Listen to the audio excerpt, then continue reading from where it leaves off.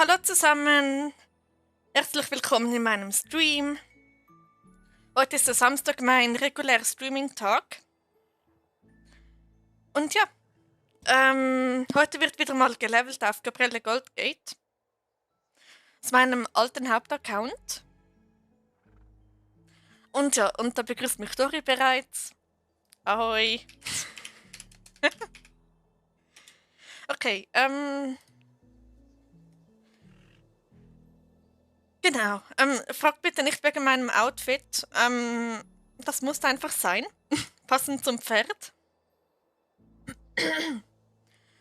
Und ja. Hallo Fia. Schön, dass du da bist. Hoffentlich geht's dir gut. Hoffentlich hattest du einen schönen Tag. Und ja. Und hallo Annika. Auch schön, dass du da bist. Hoffentlich geht's dir ebenfalls gut. Hoffentlich hattest du ebenfalls einen schönen Tag.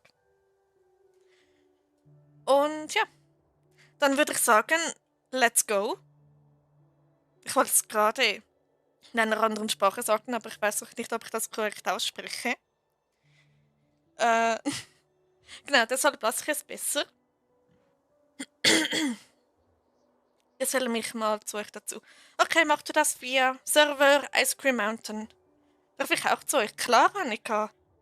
Immer zu. Gut, dann beginnen wir mal mit dem Leveln. Ich bin heute auf Arno unterwegs. Er ist ein sozusagen englisches Vollblut. Aber für mich ist es kein EVB. Die im letzten Stream mit dabei waren, die wissen, warum das für mich kein EVB ist. Genau, ich habe es nicht frisch gekauft. Ich habe es in meinem Stall gefunden und umbenannt.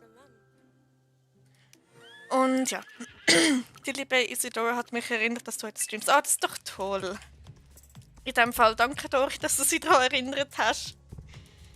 Und hallo Lena, schön, dass du da bist. Hoffentlich geht's dir gut, hoffentlich hat es einen schönen Tag. Und ja. Dori ist auch da im YouTube-Chat, das ist toll.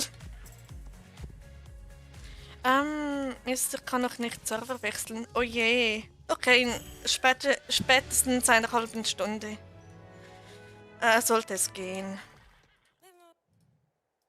Aber hey, in dieser Zeit kannst du ja den Stream ein bisschen genießen. Und ja.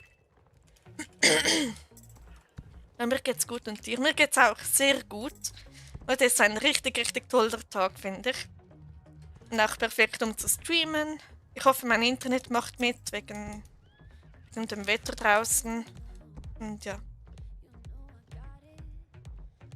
Ich dachte erst, mein Internet macht heute nicht mit, weil ich war auch im Stream von Alex mit dabei und der stockte die ganze Zeit und ich dachte, vielleicht liegt es an meinem Internet. Aber scheinbar scheint da gerade alles zu laufen, das ist sehr gut. Ui, cool, dann ist es toll. Yep. Und wie immer hatte ich vor dem Stream einen kleinen Hustenanfall und deshalb muss ich mich jetzt wieder mal ein bisschen räuspern. Ich weiß nicht, an was das liegt. Wahrscheinlich an der Aufregung oder so, der Nervosität oder was auch immer. Ich habe es immer nur vor dem Stream, sonst habe ich es nicht. Das ist ganz komisch. Genau. Aber hey, schön, dass ihr alle da seid. Und das freut mich sehr. Und ich weiß nicht, ob ich den Trailblazer-Track noch schaffe. Ich bin gerade bei Stufe 11 von 35. Wenn ich komplett reinsuche, dann schaffe ich es vielleicht. Aber ich denke eher nicht. Aber er ist auch kein Muss, oder? Das ist der erste Trailblazer-Track, den ich nicht vollständig schaffe.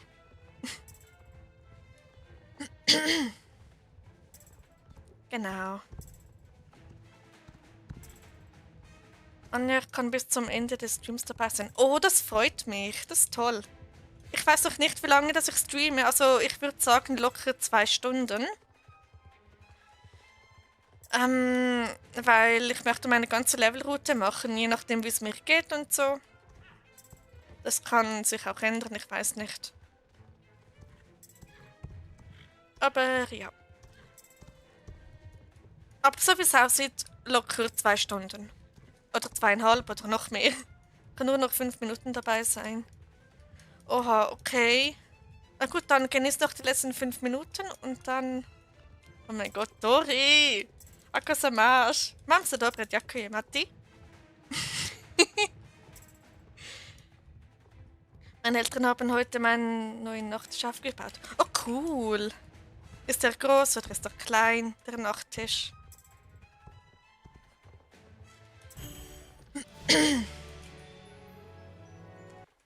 Meinen Nachttisch haben auch meine Eltern aufgebaut. Also zumindest mein Vater hat den für mich gebaut, weil ich selbst ein bisschen, ehrlich gesagt, ein bisschen zu blöd bin. Und ja, habe Alex einen Stream geguckt. Ich weiß, ich habe ihn auch geschaut, zwischendurch, aber wieder mal nichts geschrieben. Und ja. Ja, groß, hehe, und hab noch einen Teppich. Oh, cool, auch noch ein Teppich dazu. Welche Farbe? Wenn du das sagen möchtest.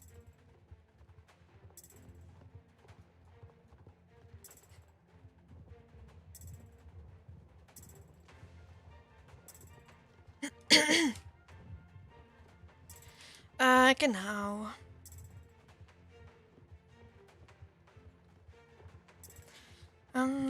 Ja, so dunkelbeige, hellbraun. Oh, das klingt schön. Passt bestimmt noch. Naja. Ich mache meine Teppiche selber. Und der eine müsste ich noch weitermachen. Ja. Spannendes Outfit. Danke, Pia. Ich weiß, es ist ein bisschen random, aber ignoriert einfach, okay? So, Stufe 12, yay. Cool, ich habe also das Pferdeset beisammen. Und gemeinsamer Moment.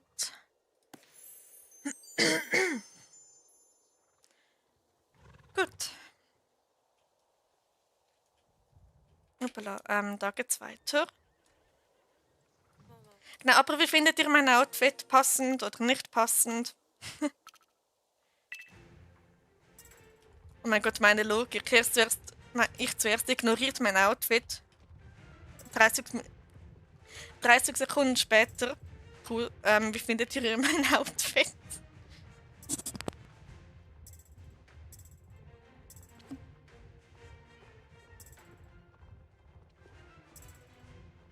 Mit meiner Nachbarin heute einen Schneemann gebaut. Kiwi hat die Karotte geklaut, sie liebt Karotten.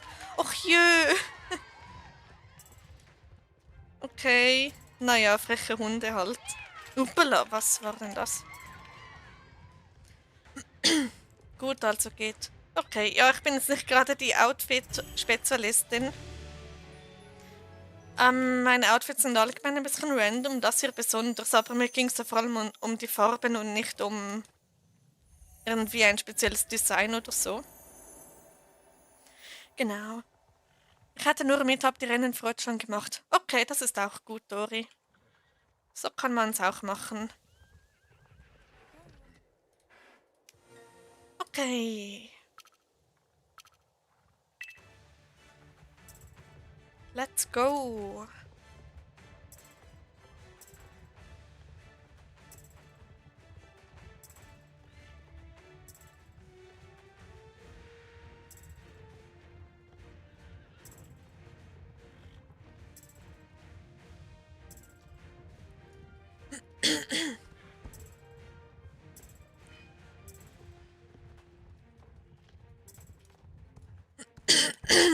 Hi, hi. Hallo Fearless, schön, dass du da bist. Hoffentlich geht's dir gut, hoffentlich hattest du einen schönen Tag. Und willkommen im Stream. Da. So. Okay, dann geht's weiter zum Zirkus. Morland hätten wir jetzt da erledigt.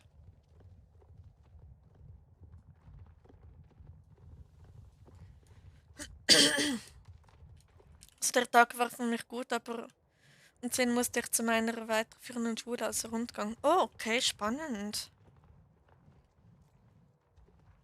Hi Anja, ich bin Maja in deinem Reitclub. Ah, hallo Maja, schön, dass du da bist. Hoffentlich geht's dir auch gut. Hoffentlich hattest du auch einen schönen Tag. Und schön, dass du wieder mal vorbeischaust. Mir geht's gut, danke. Hoffe dir auch. Mir geht's auch sehr gut, Fearless. Danke der Nachfrage. Ja, ich hatte heute einen richtig tollen Tag. Äh, genau. Und nicht nur wegen dem Wetter draußen.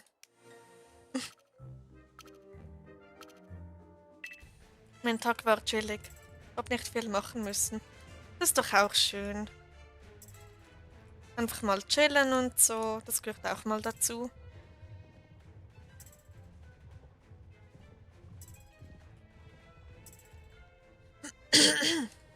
Okay.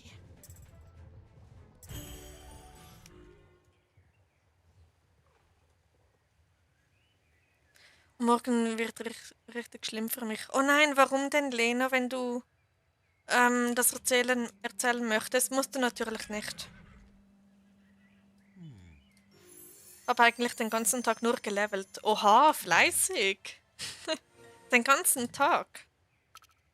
Dann hattest du auch doppelte Rennen, also wiederholbare Rennen gemacht und so. Hab ich bemerkt. Aber jetzt entspannt im Stream mitreiten. Ist doch schön.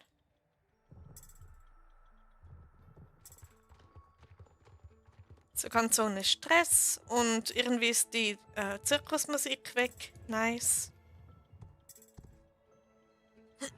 Also die. Moment. Also die wiederholbaren Rennen mache ich je. Okay, das hat jetzt niemand gesehen. äh, Moment. Mache ich je nur einmal. Ah, okay. Also früher habe ich nur in Fearcraft gelevelt. Deshalb war es so eintönig manchmal. Da hatte ich noch keine Levelroute. Und ja.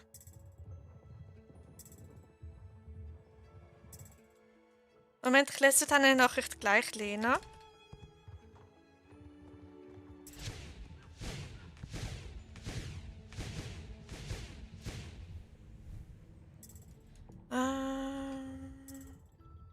Bin auch mal kurz vorbeigekommen.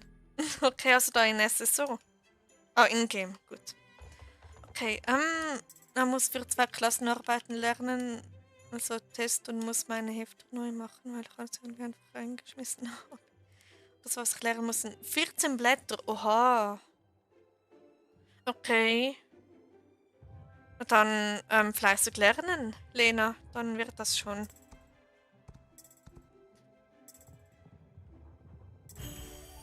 So.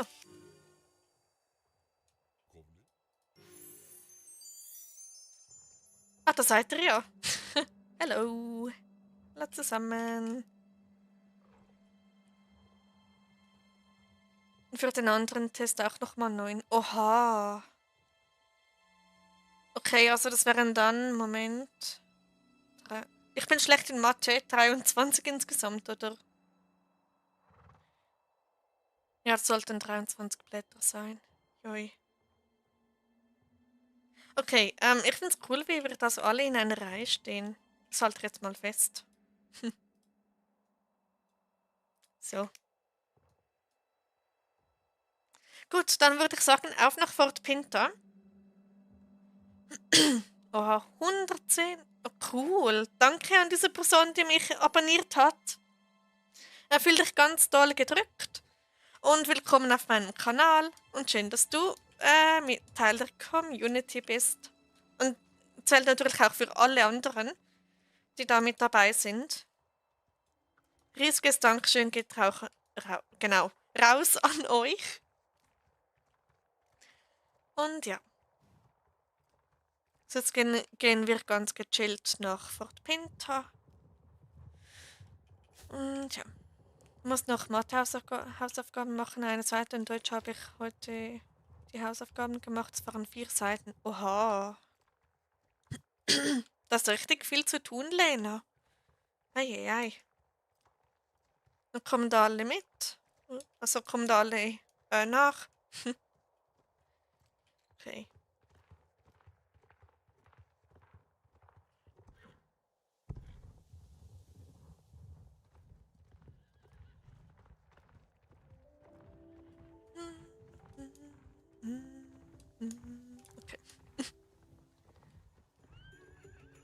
Stimmt, ins Winterdorf könnten wir noch. Oder vielleicht später. Also Winterdorf, es gibt noch ordentliche XP. Und Texte muss ich auch abschreiben, also bei den Deutsch. Aber habe ich gemacht. Okay, also abschreiben. Okay.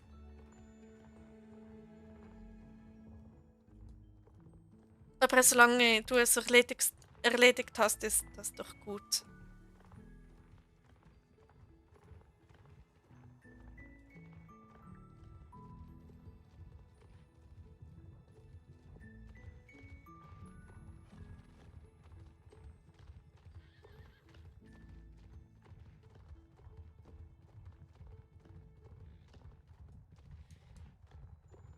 Naja, ich mach das irgendwie schon. Das packst du, Lena. Ganz bestimmt.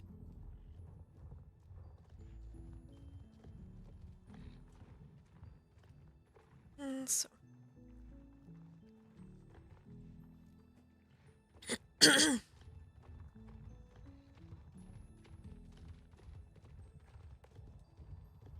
Okay, da wären wir in Fort Pinta.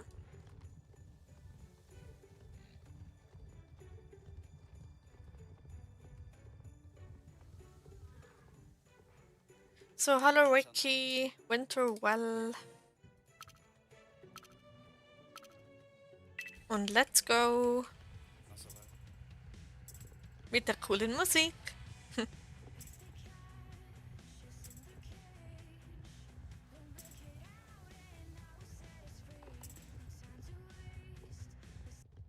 Okay, tschüss Musik, hat mich gefreut. Oh, ich freue mich so auf diesen Frühling, das wird so toll.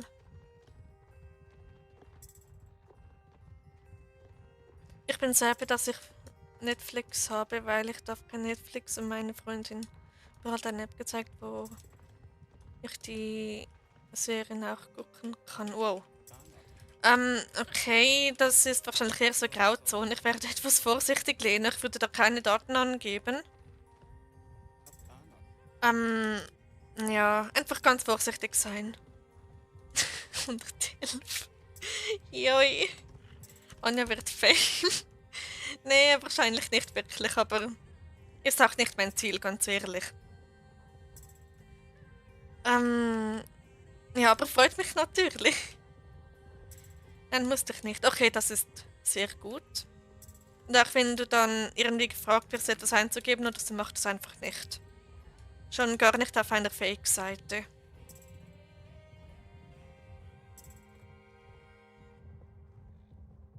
Ich musste es nur... Meinst du installieren? Okay. Na, dann einfach aufpassen, dann sollte das schon gehen.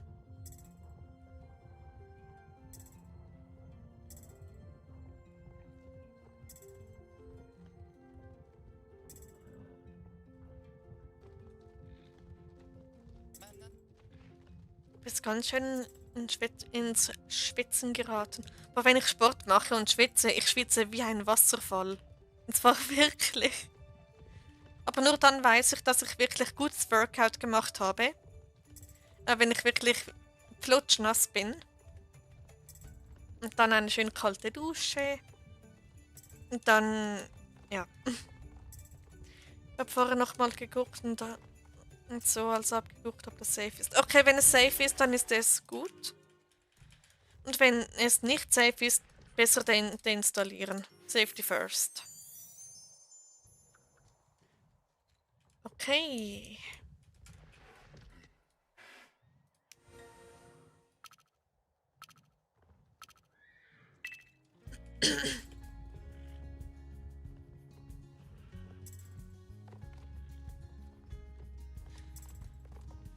Eine Schweizerin. Hallo Michelle, schön, dass du da bist. Sorry, ich hatte deine Nachricht voll nicht gesehen, ist direkt mir untergegangen. Ja, ich bin Schweizerin.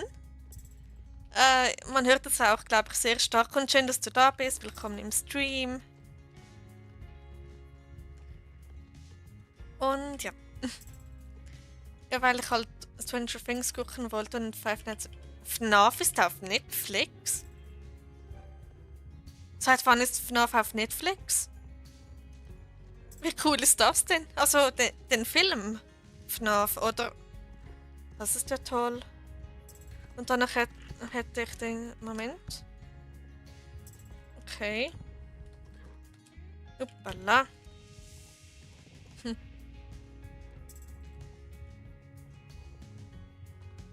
Ja, FNAF und 2 auch noch. Oh, den muss ich auch noch schauen. Ich wollte den eigentlich im Kino schauen. Aber es aber irgendwie verpasst. Aber FNAF 1 habe ich im Kino geschaut, das war so toll. Aber FNAF 2, den muss ich noch unbedingt schauen. Es sollte ja ein Silent Hill 2 Verfilmung geben.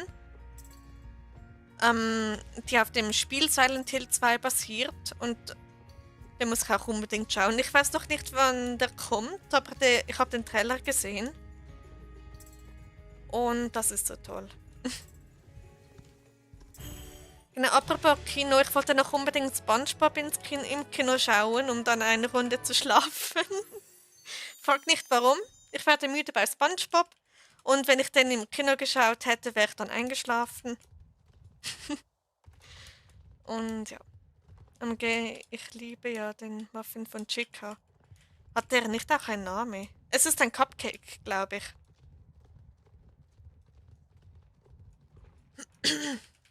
Chicas Cupcake. SpongeBob ist, glaube ich, auch Netflix. Ja, der ist auch auf Netflix, aber ich schaue ihn auf YouTube, so Compilations und so. Und da schlafe ich immer dabei ein. Aber ich habe mein Hirn auch jahrelang darauf konditioniert, also trainiert, dass es bei SpongeBob müde wird. Und es hat voll funktioniert. Wenn ich nicht einschlafen kann, SpongeBob und dann geht's. Oh Gott, was rede ich da?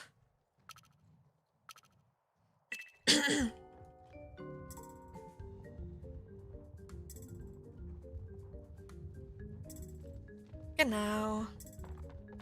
Aber ey, FNAF. Ich war früher so FNAF-Fan. Das war unglaublich.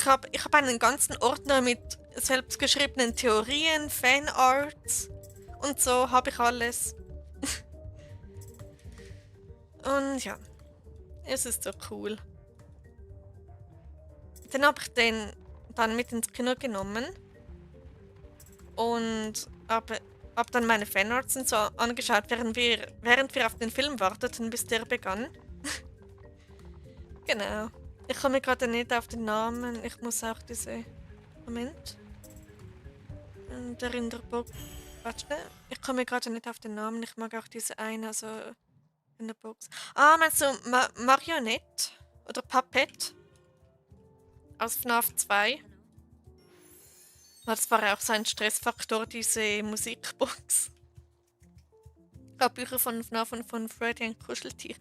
Cool, ich habe auch ein Buch, Silver Eyes ist das, glaube ich, aber auf Englisch. Dann habe ich Foxy, Freddy als Plüsch.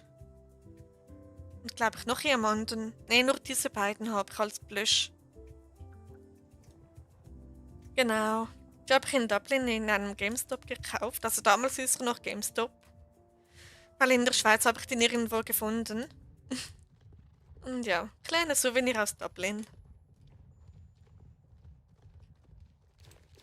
Okay, jetzt auf zu Steves Farm.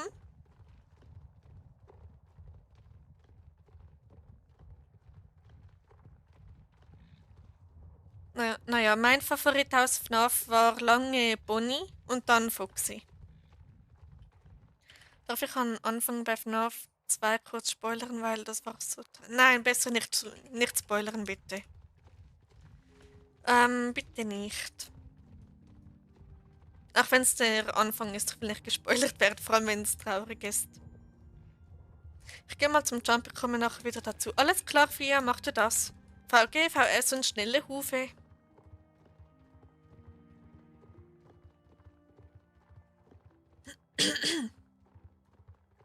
Bin auch kurz Jumpy. Alles klar, Dori. Dir auch, VG, VS und schnelle Hufe. Kommt gut ins Ziel. Und denk dran, das Wichtigste ist, überhaupt ins Ziel zu kommen. Egal welcher Platz. Hauptsache, ihr schafft es ins Ziel.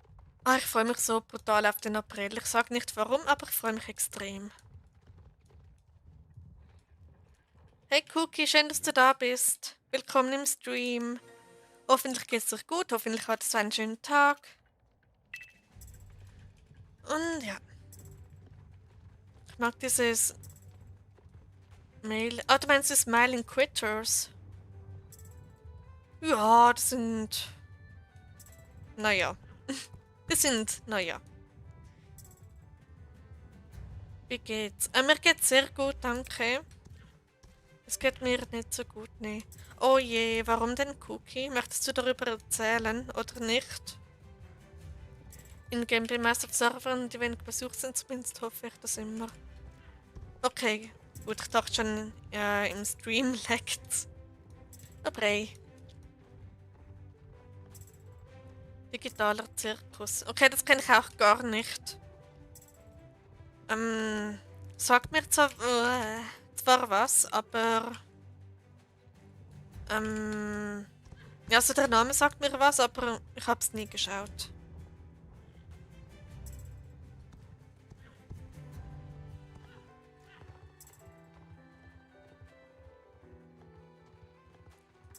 Ich liebe es, ist auf YouTube.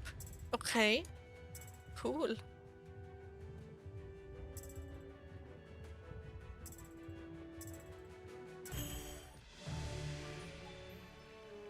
So, wäre das auch erledigt.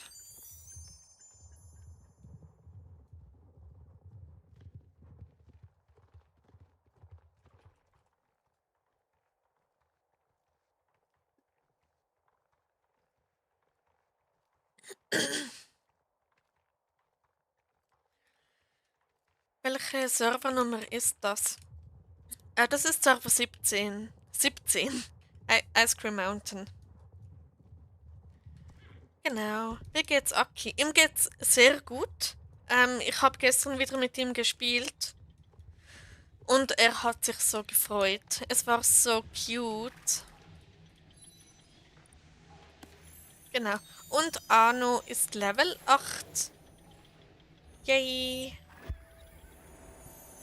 Ich mache das Streamer-Event und jetzt wird mir nur noch gesagt, ich bin zu, oder sagt mir nur noch zu. Mir wird verboten, das Event ohne der Erlaubnis von es. Oh je. Okay, das ist ein bisschen doof. Also brauchst du zuerst das Erlaubnis von SSO selbst, das zu machen? Oder. Okay, ich bin auf 14. Okay, Server 14 ist Cherry Swamp, oder? Herzlichen Glückwunsch zum Level Up. Danke, Lena. Danke dir. So. Mit ganz vielen Toiletten-Emojis. Wie es sich gehört. Ja, ich brauche die Erlaubnis von SSO. Oh je. Und wie läuft das ab? Musst du da über den Support, über das Kontaktformular oder wie machst du das? War in Gruppe 2. Oha, es gab 2 Gruppen. Und gut abgeschnitten, Dori. Du wurdest bestimmt Erste. Hab dich abonniert. Danke, Michelle. Danke dir. Das bedeutet mir sehr, sehr viel und ganz herzlich willkommen in meiner Community. Schön, dass du da bist. Anscheinend, ich weiß nicht wieso, ich schreibe dem Support. Okay, vielleicht bekommst du ja Erlaubnis. Also ich fände es toll, wenn es klappen würde. Gar nichts Neues vor erste Ehe. Natürlich. Blub, blub, blub, Lena. Dein Dialekt gefällt mir so. Naja, es ist mein Akzent, mein Dialekt ist anders. Wenn ich Schweizerdeutsch rede, rede ich nicht so. Aber ja, wie immer, genau. Es ist kein Dialekt, das ist nur der starke Akzent. Genau, wie ich gerade sagte. Wenn ich für Schweizerdeutsch rede, würde ich so reden. Das klingt viel natürlicher, finde ich. Und zurück ins Deutsch. Demodorgons. Was ist denn das, Lena? Das kenne ich gar nicht. Da wird auch nicht gesagt, warum ich eine Erlaubnis brauche. Ja, das verstehe ich auch nicht ganz. Aber so wie es aussieht, braucht man da eine Erlaubnis und ja. Aber hey, das wird bestimmt klappen, oder? Na gut, ein Akzent. Ja. Von Stranger Things, die Monster. Ah, so heißen die. Moment. Okay, interessant. Wie gesagt, ich habe Stranger Things nie geschaut.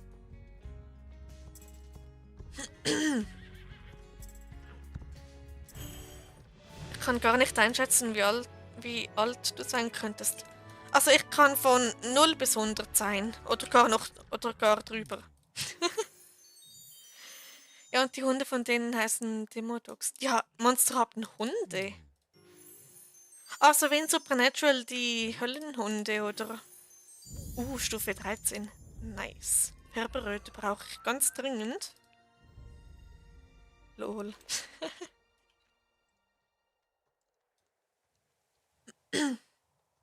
Wenn 1 bis 100. Ja, also dazwischen. Irgendwo dazwischen bin ich. Na gut, ja. Voilà. Willst du mir dann vielleicht beim Organisieren helfen? Ich bin leider nicht gut also wenn du mich meinst, Cookie, ich bin nicht gut im Organisieren, also privat schon, aber jetzt bei so Events und mit Menschen und so jetzt weniger. Deshalb lieber nicht. Nimm es mir nicht böse. Ich würde sagen 21 bis 27. Ja, da liegst du relativ gut drin, Lena. Also mein Alter ist öffentlich, ich habe es schon ein paar Mal gesagt und ich finde es auch nicht schlimm. Aber ich finde es lustig, wenn andere da es versuchen zu erraten. Ist okay. Okay, gut.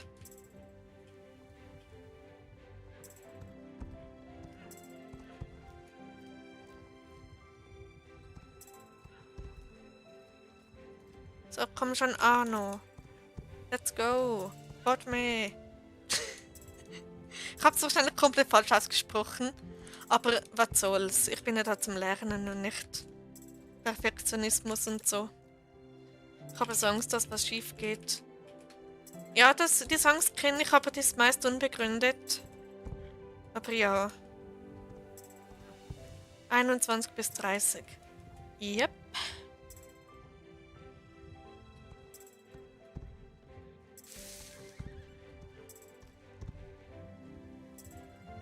Ich habe ja bei meinem Städtetrip auch Angst, dass da was schief geht.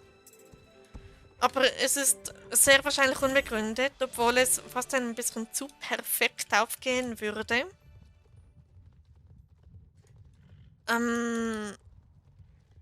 Ja, es wäre ehrlich gesagt etwas zu perfekt, wenn es wirklich so läuft wie geplant. Aber hey, 28. Nein, stimmt nicht ganz. Weil wenn was schief geht, ist meine Eltern mitverantwortlich. Oha, okay. Mach dir einfach nicht so einen Druck, Cookie. Dann wird das schon. Und was soll da groß schief gehen? 26? Nee.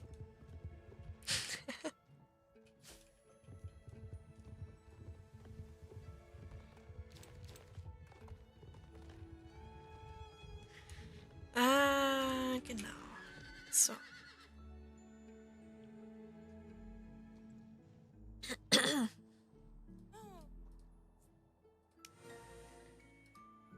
Ui, 25. Sag 27. Ich würde sagen 23, 24 oder 25. Ihr könnt jetzt jede Nummer zwischen 20 und 30 sagen. Und irgendeine wird es schon sein, aber ihr habt sie bereits schon erwähnt. Und ja, es ist die 25. Genau. Eben wie gesagt, wenn es halt öffentlich ist, finde ich jetzt nicht schlimm. Weil andere sagen es ja auch, also halb so schlimm. Wann du geboren? Ausrechnen.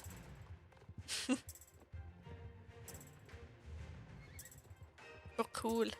Yep.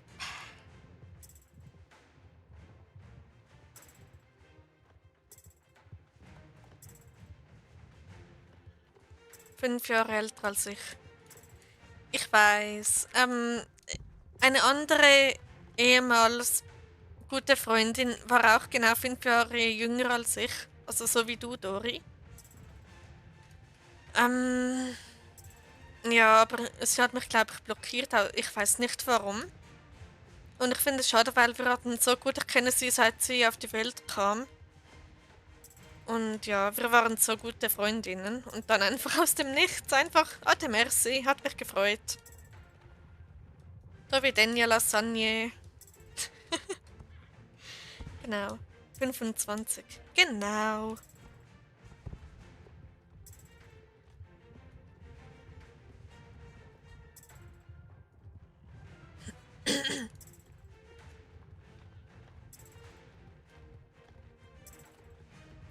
So.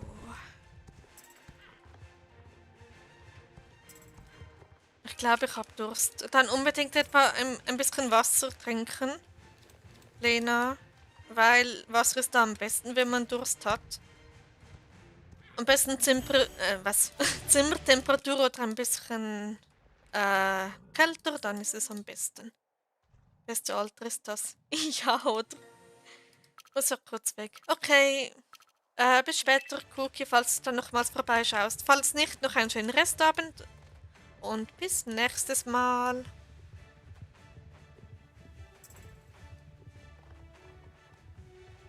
Okay, gut. Dann hast du jetzt ein Glas Wasser oder so bei dir, das ist gut.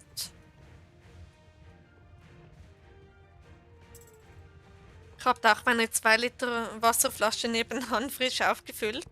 Ich mache das immer vor dem Stream, weil meistens trinke ich so 1 Liter oder mehr pro Stream. Uppala, genau. Oh mein Gott, Arno, was wird das? Du hast doch den Checkpoint verpasst. Ich bin kurz bei Marley, komme gleich wieder. Okay, Dori, mach du das. Ich hole mir ein Brötchen. Okay, guten Appetit, Lena. Ein belegtes Brötchen. Oder ein Brötchen mit Aufstrich oder einfach so ein Brötchen. Ich meine, warum nicht, oder? 25 ist ein bisschen älter als ich. Ah, dann bist du auch so in dieser Altersgruppe, in diesem Bereich.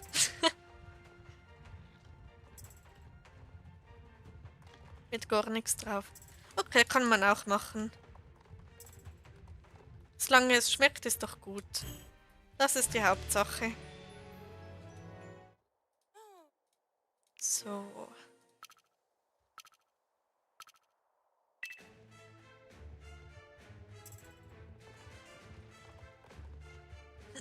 Yummy. Oh mein Gott, da kommt mir bei Yummy kommt mir gerade die von Hilf mir ins Sinn. Yummy, das sind meine was sagt sie, Donuts, Muffins, irgendwie sowas. Oh je. Die Altersgruppe 20 plus habe ich noch nicht freigeschaltet. Ah, okay. Dann kommt es in diesem Fall noch.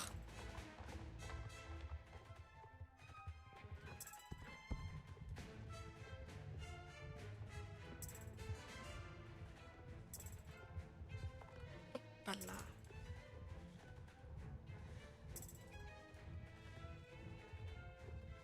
Okay.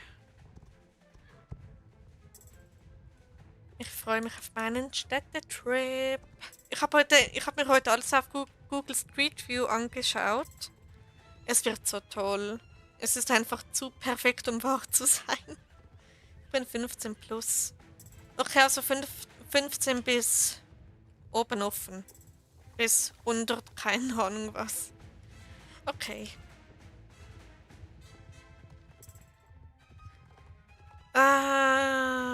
So.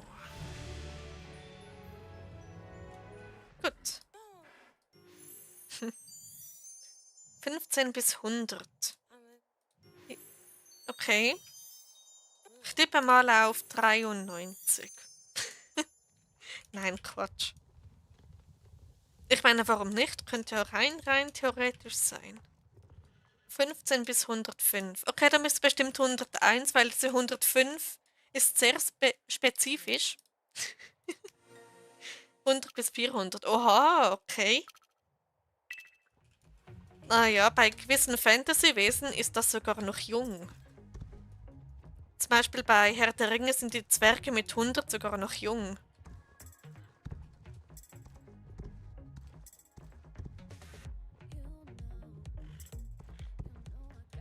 Aber ja.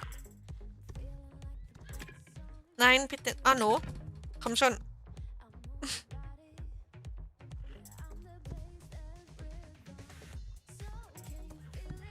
Bin back. Willkommen zurück, Cookie. 101 ist knapp dran vorbei, aber gut, guess. Okay, dann sage ich 102. Ich sag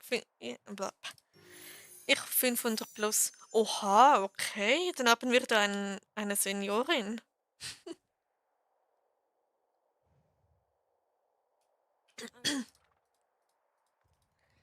Richtig. Yay, 102. Moment.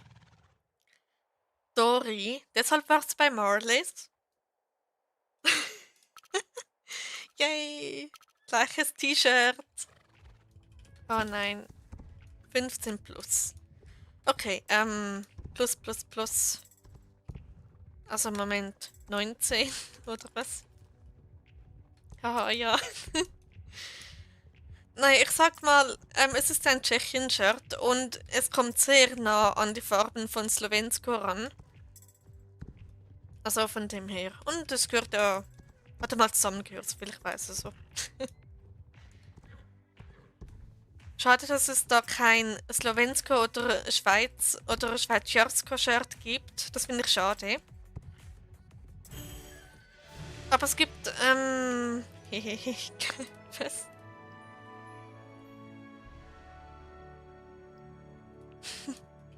Okay. Alter Knack. Lena.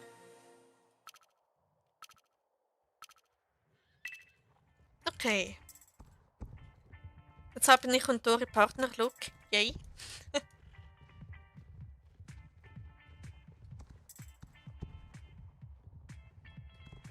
Naja, eigentlich ist mir das Design vom Shirt egal. Hauptsache die Farben stimmen.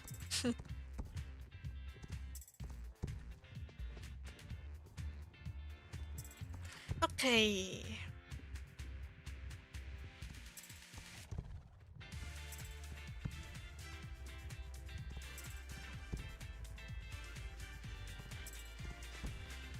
Atemberaubend schön. Meinst du das Shirt? Oder was genau?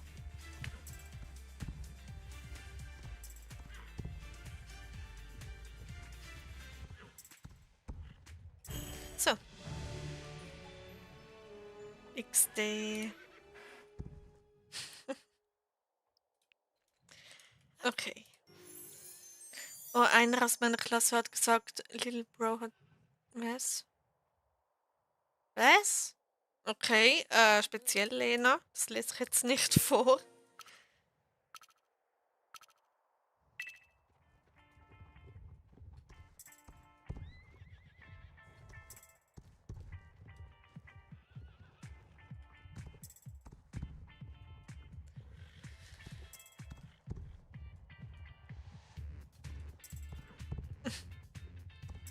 Uppala. Die Stange mitgenommen, nice.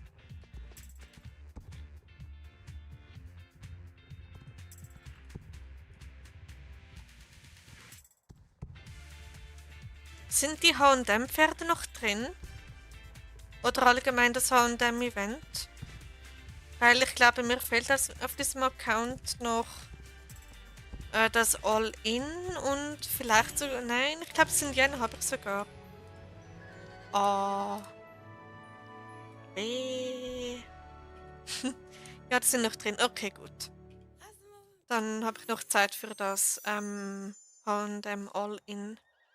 Das sind alle komisch aus meiner Klasse. Ja, das klingt etwas speziell, sagen wir so.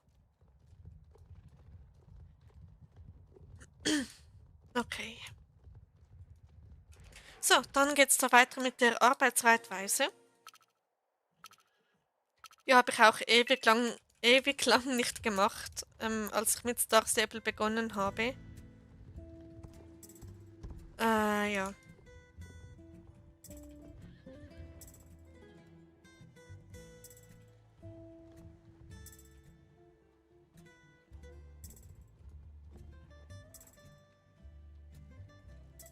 Übrigens, dieses Shirt wäre doch ein cooles Club-Outfit, oder? Wenn wir unser Golfspieler-Oberteiler durch dieses Shirt ersetzen, dann wäre ich von Schluss glücklich. Okay, Lena hat gerade die Nachricht zurückgezogen, als ich sie gerade lesen wollte. Aber ist okay. Moment, ist eigentlich... Ja, okay. So, und das nächste.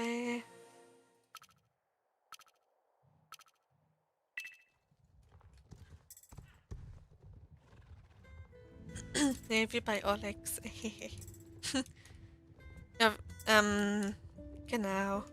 Deine Spuren verwischen.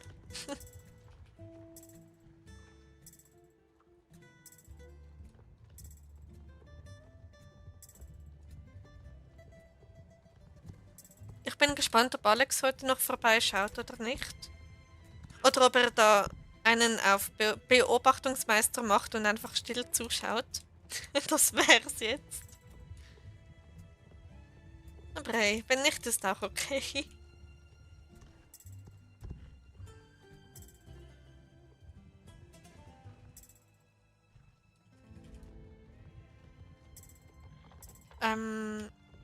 Was, Lena?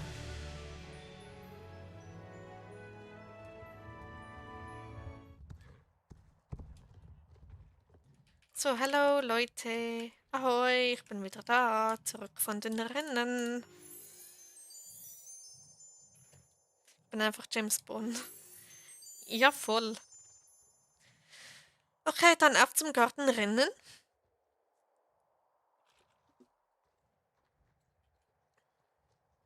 Ich feiere dein T-Shirt, Dori. Okay. Ich glaube, ich werde krank abschnupfen. Oh nein. Gute Besserung, Dori. Naja, solange es nur eine Erkältung ist, ist es halb so tragisch, aber trotzdem sehr nervig.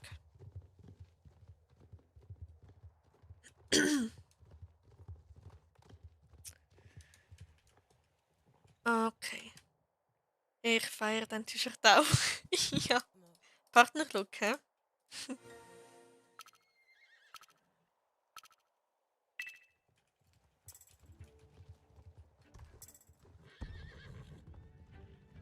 Übrigens, es existieren tatsächlich T-Shirts mit der Slowensko-Flagge. Flagge. Wirklich so Print all over. Und ich finde das so cool. Ah, no, wie cute. Ja, nicht wahr? Vorhin ist dieses Pferd noch Gemmy, also Gemmy. Dann habe ich es auf Arno umbenannt, weil ich herausgefunden habe, dass das überhaupt geht. Und ja, und jetzt ist es Arno.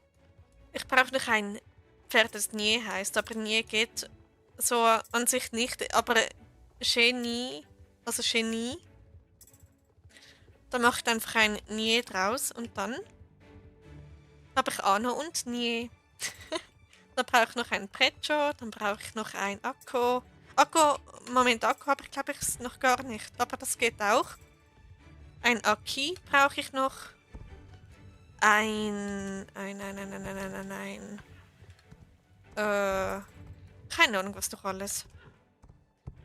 Gigi wäre cute. Gigi wäre etwas speziell. Wäre schön, wenn es so Slowensko und Schweizersko T-Shirt rausbringt.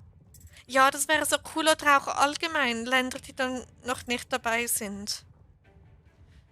Das wäre so toll. Ich meine, ist doch nicht so viel Arbeit, oder? Uppala. Ich dachte schon, das Rennen geht weiter. Nein, also Gigi wird als englisches G ausgesprochen. Gigi. Meinst du das so?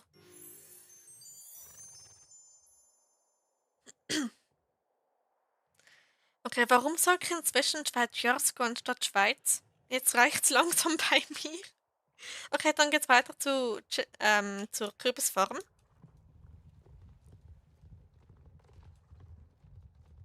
Jaspers Kürbisfarm wollte ich eigentlich sagen. Geh mal wieder zum Jumpy. Okay, mach du das via dann wieder viel Glück als VG, VS und schnelle Hufe und komm gut ins Ziel.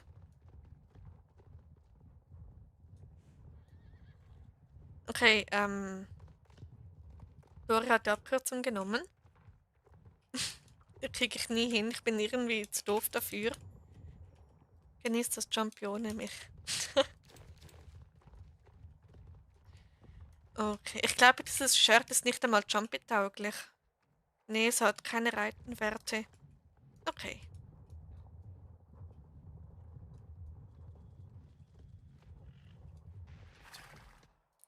Ich bin ein Fischi. Cool, was für einer. Haifisch. Tropenfisch. Yay, endlich Chance auf Platzierung. Oh cool, sind nicht so viele Spieler dabei, oder?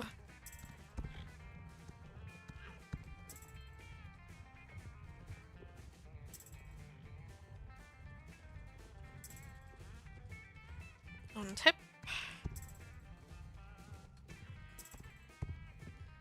Sollten wir uns mal in den Unterricht beschreiben? Ich habe gesagt, dass ich. Okay. Das auch mal die niedrigen Level vorlassen. Okay. Äh. Genau, reite ich jetzt voll in die Straßenlaterne wie beim einen Jump-In vor Pinta. Ich reite im vor Pinta Jump in eine Straßenlaterne und ich war so weit vorne.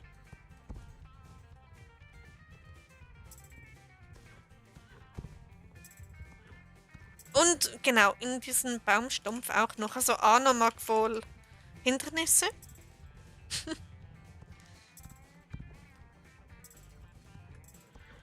Ich bin ein Fisch. Okay. Aber was für einer? Aber.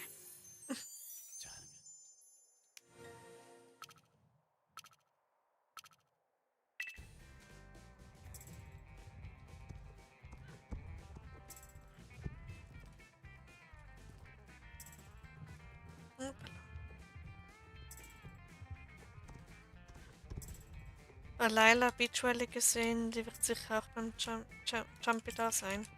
Okay, die kenne ich jetzt gar nicht.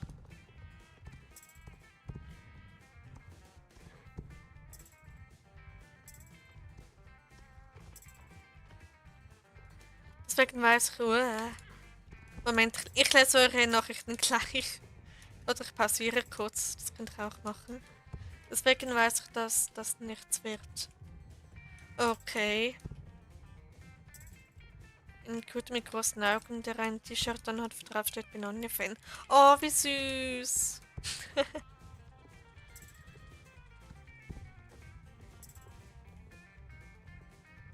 Okay. Ähm,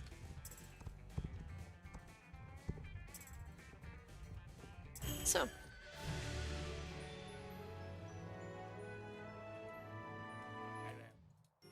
Gut, dann geht's weiter in den Goldblattwald.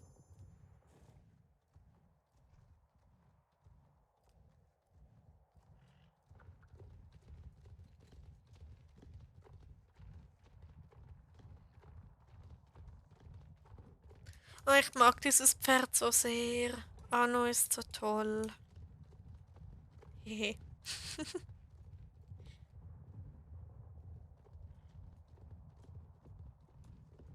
Okay, und da wären wir.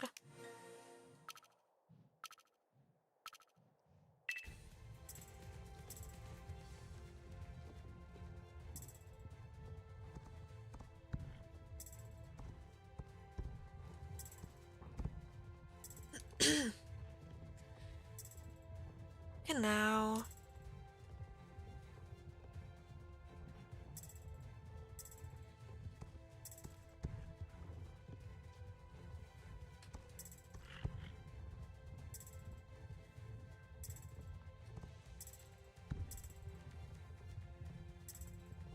Okay, ich habe gerade einfach nichts zu erzählen und das sieht man auch an den Zuschauern irgendwie. Immer wenn man eine Zeit lang still ist, gehen die meisten wieder. Das ist irgendwie speziell.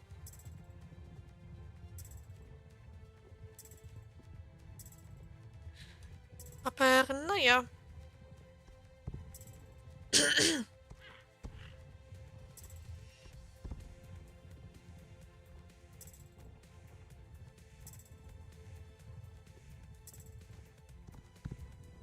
Okay.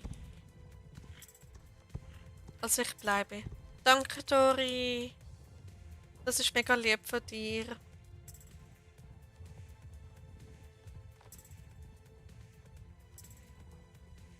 So, ich auch. Auch danke dir, Lena. Ihr seid die Besten. Gut, und das Buchsrennen. Und noch ein Schluck Wasser.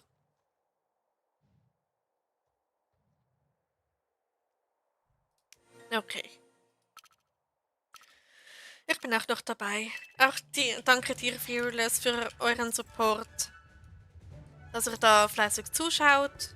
Euch hoffentlich nicht langweilig wird. Und ja. Weil du bist für mich toll, also ein toller Mensch. Oh, danke, Lena. Das ist so lieb von dir. Das bedeutet mir sehr, sehr viel. Oh. Das hat mich jetzt gerade ein bisschen berührt.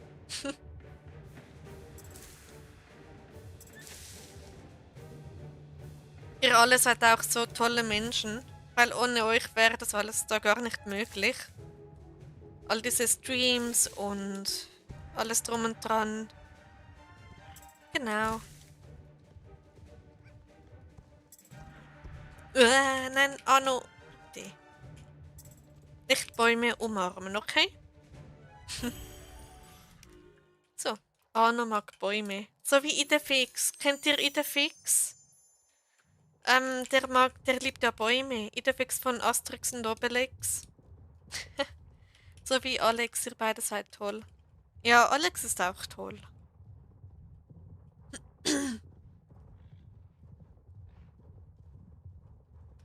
Jetzt wäre ich schon wieder fast in einen Baum geritten.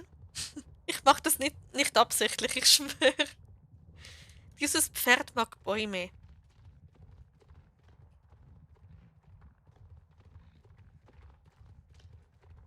Okay, ich bin heute so random. Gut, dann ab zum Golden Hills Valley Stall.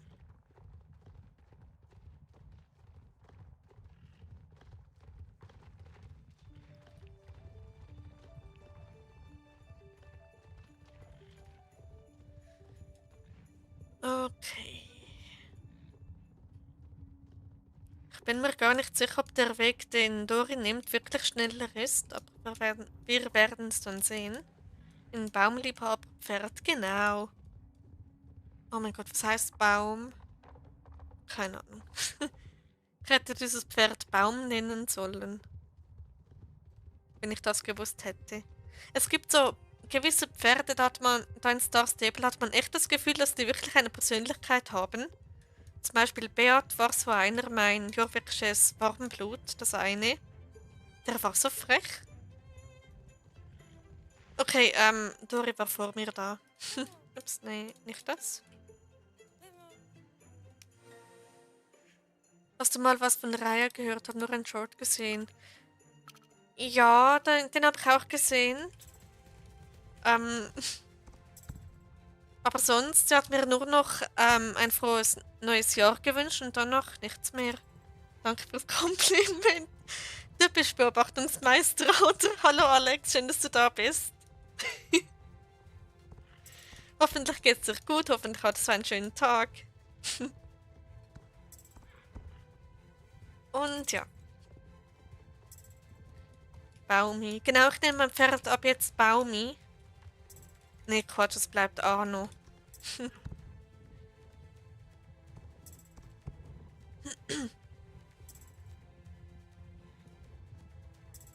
So.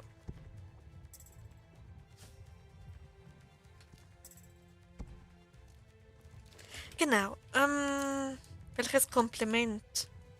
Ähm, du hast ja gesagt, dass wir beide toll sind, ich und Alex. Oder? Ja,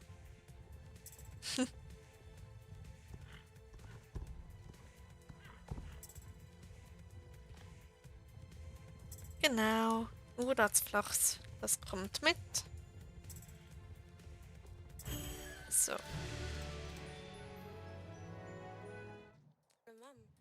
Okay, und das Ganze nochmals in die andere Richtung. Genau, Beobachtungsmeister sieht alles. Genau. Du machst deinem Namen alle Ehre.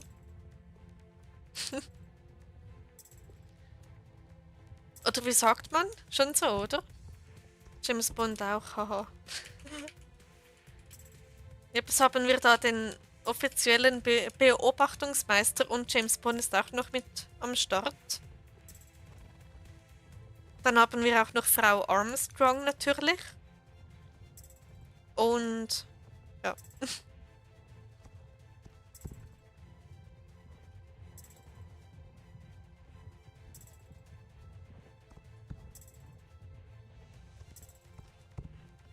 Okay, mhm.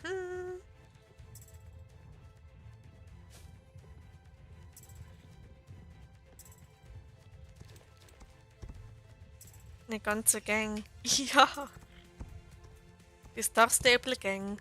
Oder wie wollen wir uns nennen?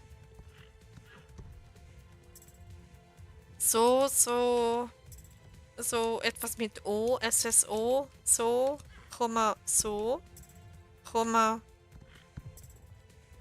oh coole. Was? Was rede ich da? Ja, keine Ahnung. Ich bin heute nicht so kreativ. Komm schon, Arno, wir packen das.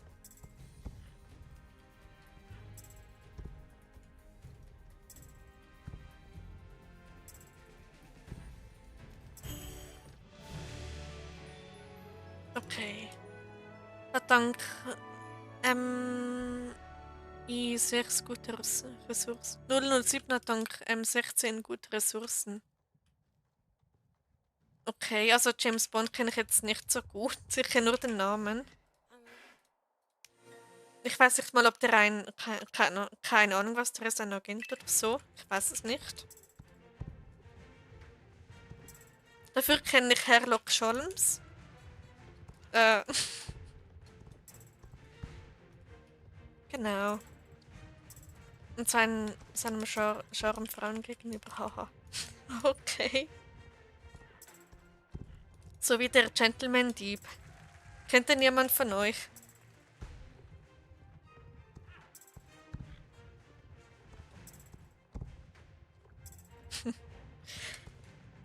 Okay.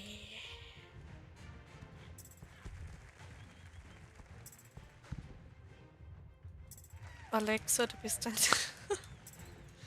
Okay, einfach mal random Leute als Fische bezeichnen. Aber hey, es reimt sich. Nicht M16. Ist ein... Oh, das ist ein Sturmgewehr. Ups. MI6. MI6? Na gut, ich kenne das überhaupt nicht. Ja, random ein Sturmgewehr erwähnt. Upsi. Ausgesprochen MA6. Ah, MA6. Okay, das ist, glaube ich, leicht was anderes.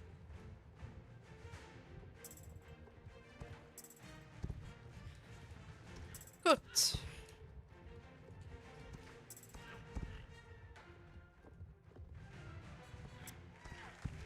Okay, und Arno ist Level 9. Yay.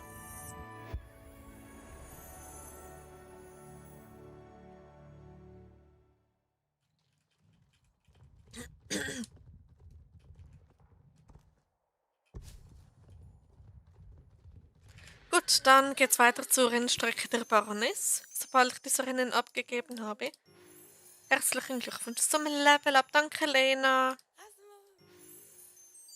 Ist ein real existierender britischer Auslandsgeheimdienst. Oha, okay, das wusste ich gar nicht. So,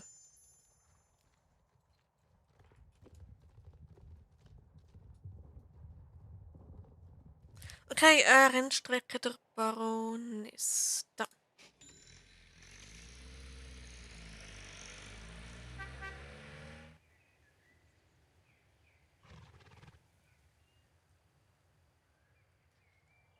Okay. Ich finde diesen Partnerlook einfach so witzig. Ich feiere das. Okay,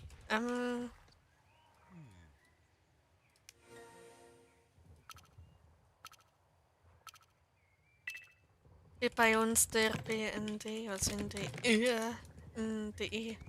Okay, ich kenne nicht einmal das. Ich weiß nicht einmal, ob es in der Schweiz sowas gibt.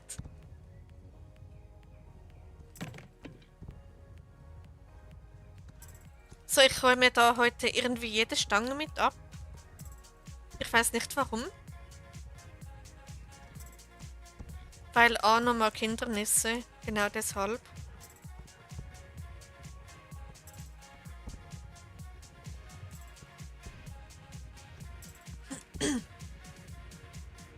So.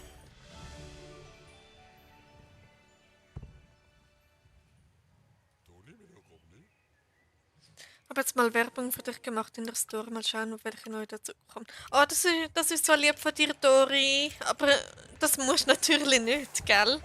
Aber mega, mega lieb von dir. Und danke, Dori. Danke für deinen mega großen Support. Bundesnachrichtendienst. Okay. Spannend.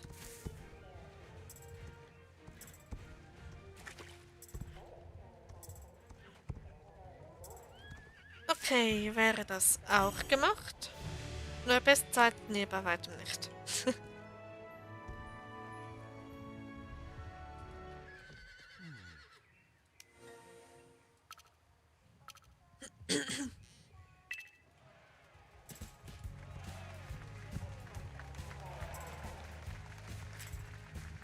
Übrigens, ich war heute einkaufen und die Verkäuferin, kann ich noch reden? Die Verkäuferin an der Kasse wollte meinen Ausweis sehen und die konnte mein Alter nicht rauslesen. Ja, kleiner Funfact von heute. Es gibt inzwischen Wörter, deutsche Wörter, die ich nicht mehr normal sagen kann, ohne an irgendwas anderes zu denken, wie zum Beispiel nie, heute oder schätze. Also ich schätze. Wird bald zu meinem Netzwerk gehören, haben, natürlich, nur wenn du magst. Bundesnachrichtendienst zu deinem Netzwerk. Okay, why not?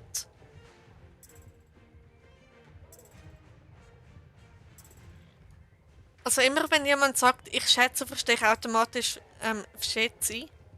Oder heute.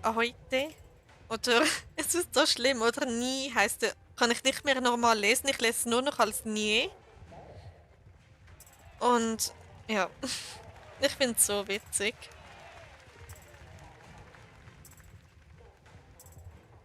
Also ich verlerne langsam aber sicher Deutsch. Hilfe. Naja, Dnes. Nee, das noch nicht. Dnes. Sagt man Dnes oder Dnes? Weißt du das vielleicht, Dori? Ako sa máš dnes večer? Ich glaube, das stimmt sogar. Oh, interessant, doch jünger. Nee, es ist nicht das erste Mal, dass die Verkäuferin dort das Alter nicht lesen konnte. Scheinbar bin ich im Monat 00 geboren. Also wer kennt ihn nicht im Monat 0? Genau. Weil der hat irgendwie das amerikanische ähm, Datum-Dings drin gehabt. Oder gelesen. Also der hat dann das Jahr mit dem Monat vertauscht. Yes. Ah, okay, Nies. So wie zum Beispiel bei Dovidenia bin ich mir auch noch unsicher, ob man Dovidenia oder Dovidenia sagt. Ich muss das mal abklären. Weil dieses I verwirrt mich so. Wann sagt man das und wann sagt man das nicht? Also das, ja, ich weiß, dass Nies heute heißt. Tja, dann wird es mal Zeit, wieder mit Leuten Deutsch zu sprechen. Naja, genau. Ich konzentriere mich einfach nicht mehr aufs Deutsch, sondern einfach nur noch auf Slowakisch, weil Prečanie. Genau. Warte, Leber Prečanie. Ja, und amerikanisch ist noch andersrum. Uppala, uiuiui. Ja, und deshalb dachte der Monat Null, der nicht existierende Monat, und dann hat er so den Kopf geschüttelt und mir den Ausweis wieder gegeben. Und dann musste ich argumentieren, dass ich genug alt war, weil der Verkäufer aus Versehen das falsche Datum gelesen hat. Also falsch herum gelesen hat. Naja, ich konnte es dann schlussendlich doch kaufen.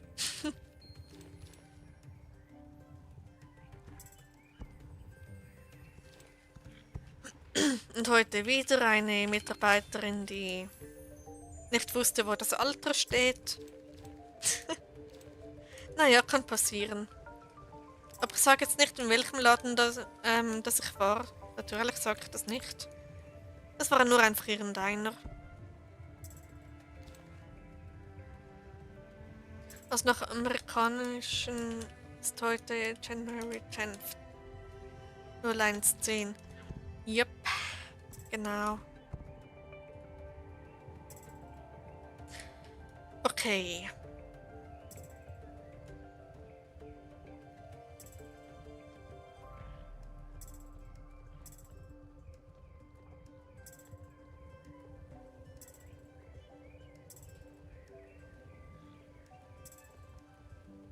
Ja, ja, so ist es.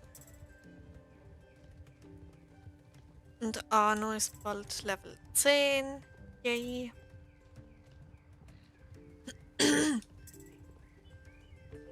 Okay.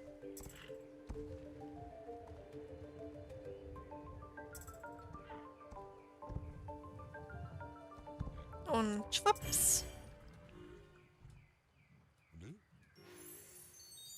Und dann auf in die Hollow Woods, da zu diesen Lichtrennen.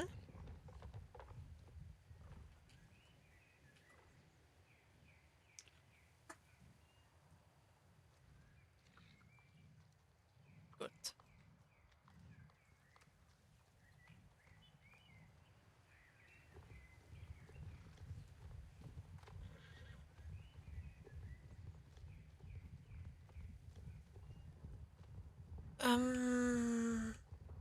Jo.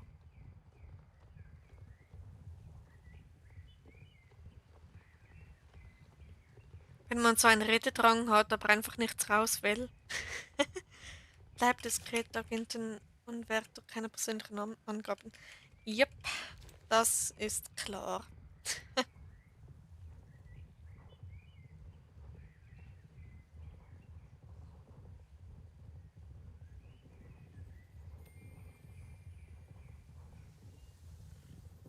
Okay, eigentlich muss ich da lang.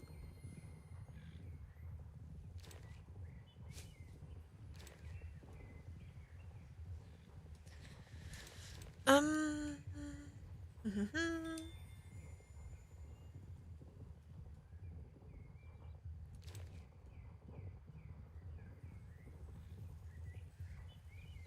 So.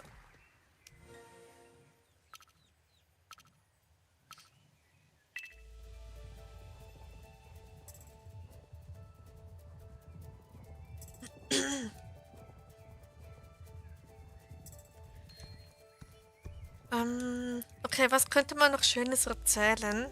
Ich könnte stundenlang über meinen geplanten Städtetrip reden. Ohne zu sagen, wohin oder so, sondern einfach nur allgemein darüber reden.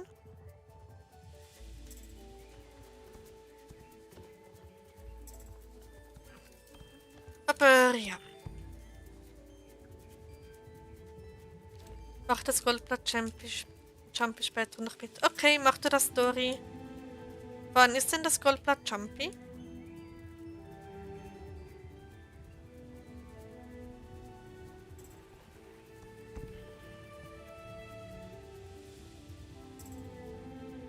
So, dann mache ich mir mal mein Uppala. Moment. Warte, ich muss kurz. So, dann mache ich mal meine eigene Mission. Ich verabschiede mich aber nicht. Vielleicht komme ich mal hin und wieder rein. Okay, mach du das, Alex. Viel Spaß, was auch immer du noch vorhast. Und dann vielleicht bis später oder so. Und wenn nicht auch okay, dann wünsche ich dir noch einen schönen Restabend. Später noch gute Nacht und bis nächstes Mal. Man weiß nie, wann ich da bin. Genau. In 10 Minuten. Okay, in 10 Minuten ist das Goldblatt Jumpy. Also jetzt eigentlich schon in 9 Minuten. Meine Eichhörnchen. Ja, wir sind auch überall.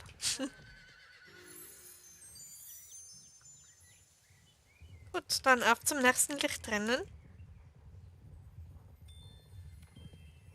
Moment, Stufe. Oh mein Gott, ich hab das Pferdeset vollständig. Wie toll. Okay, und weiter geht's.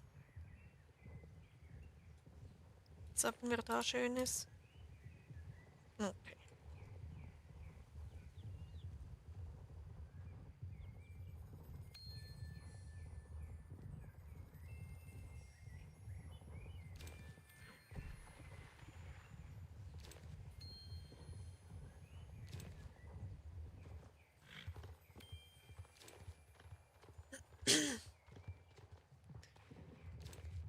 Also.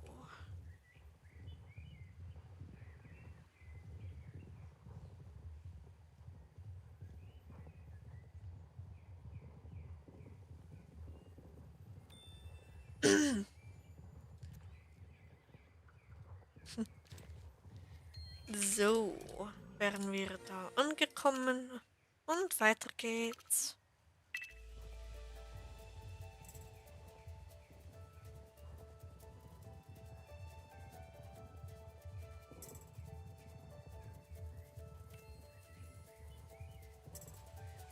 Und Beeilung mit dem Trailpass. Ja, mir war es einfach nur das Pferdeset wichtig, dass ich das habe. Und wenn ich voll reinsuchte, schaffe ich das schon. Aber ich weiß nicht, ob ich das wirklich will. Ja. Also so schlimm wäre es jetzt nicht, wenn ich es nicht schaffe.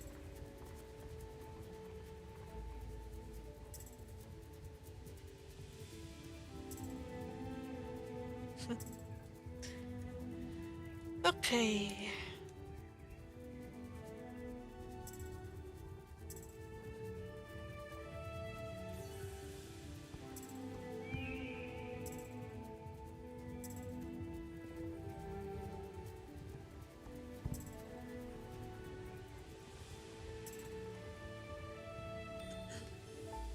Es ist creepy. Was denn, Lena?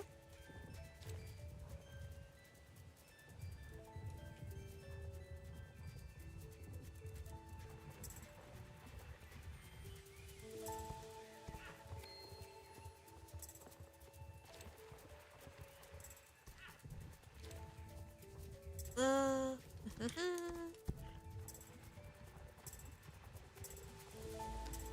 Bin dann mal beim Jumpy. Okay, Dori, mach du das. VGVS und schnelle Hufe. Alex ist jede Zeit da und wir wissen es nicht. Naja, er ist der Beobachtungsmeister. Das passt zu ihm. Ich verabschiede mich nicht. Ich kann immer mal da sein. Warum schwimmt? Genau, mein Pferd schwimmt.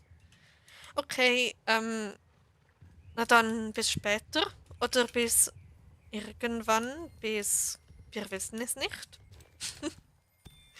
Genau. Gerne doch, Dori.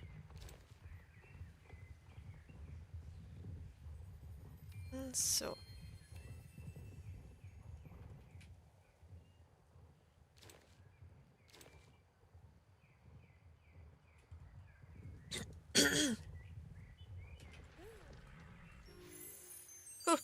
Wäre das auch erledigt?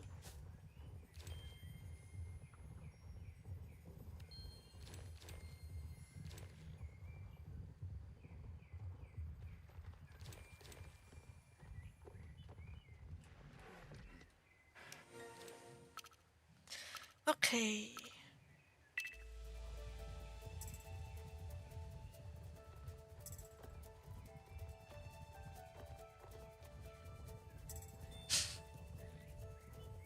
Lena ist heute besonders nett.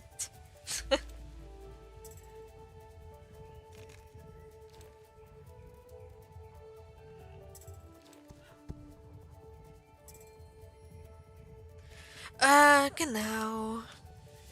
Was könnte man noch Schönes erzählen? Was habe ich heute gemacht? Ich habe meinen Städtetrip vorbereitet. Ich war, wie gesagt, schon einkaufen. Ich habe gechillt, habe Musik gehört. Ja.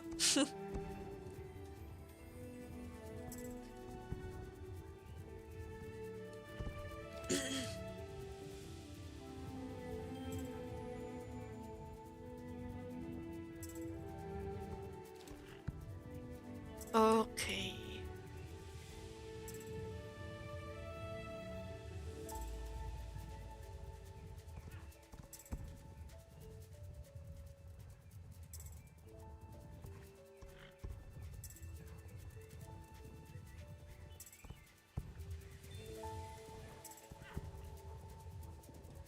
Ja, ja, so ist es. Und wenn es nicht so wäre, dann wäre es nicht so.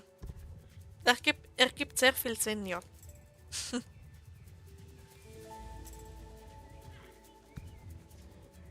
Gut, wäre hiermit Whelldale fertig, also abgeschlossen. Dann geht's auf zum Whelldale-See.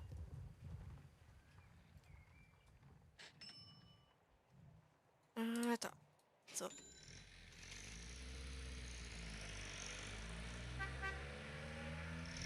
Tut, tut. Was wollte ich da kurz machen? Egal. Okay. Dann noch das Recyclingmaterial mitnehmen. Das da ebenfalls.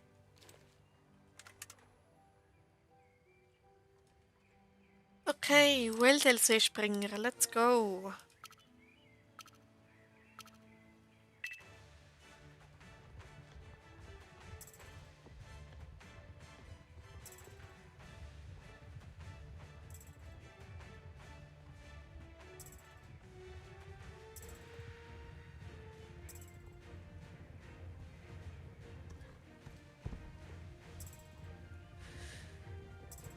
Ja, ja.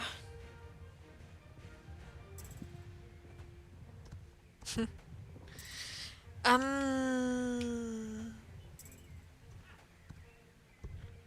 Jetzt ernsthaft, was könnte man noch so reden? Ich bin gerade nicht sehr gesprächig, merke ich gerade. Ähm, aber naja. Hm, mhm.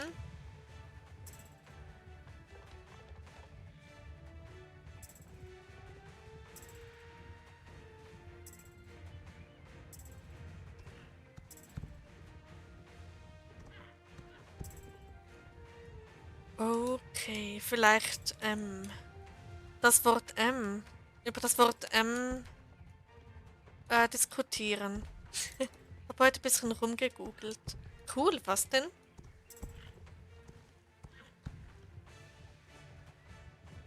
Naja, ich war heute auch ziemlich lange auf Google unterwegs. Vielleicht, welche Pferde du dir kaufen willst. Stimmt. Welche Pferde? Hm.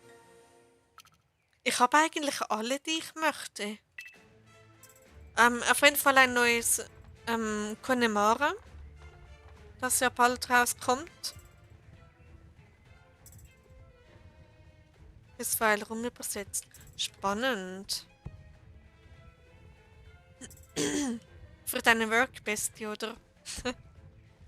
Also ich würde nicht mit Google Übersetzer lernen, falls du damit lernst. Aber ja.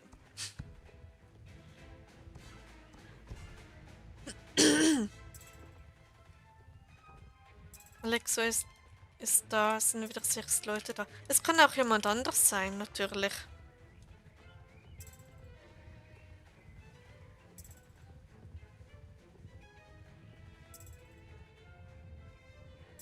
Ich habe mir heute meine neue Lieblingsstadt auf Google Maps angeschaut und ein bisschen rumgeplant und alles.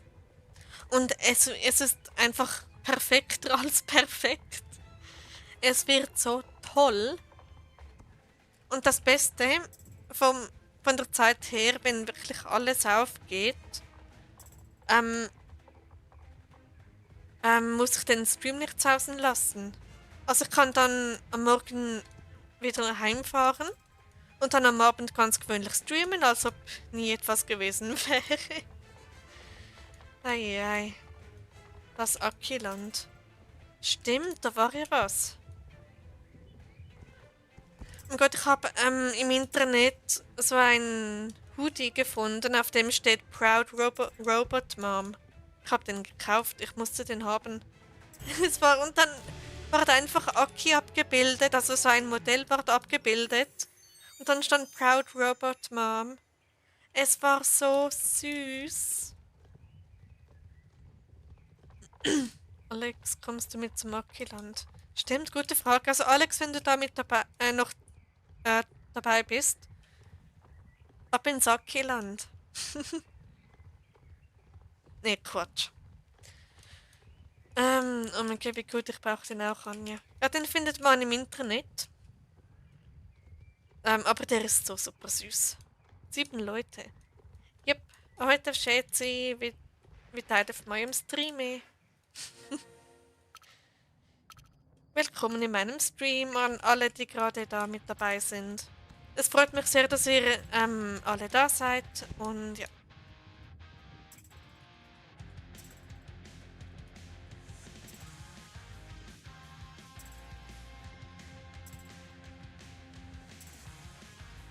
So.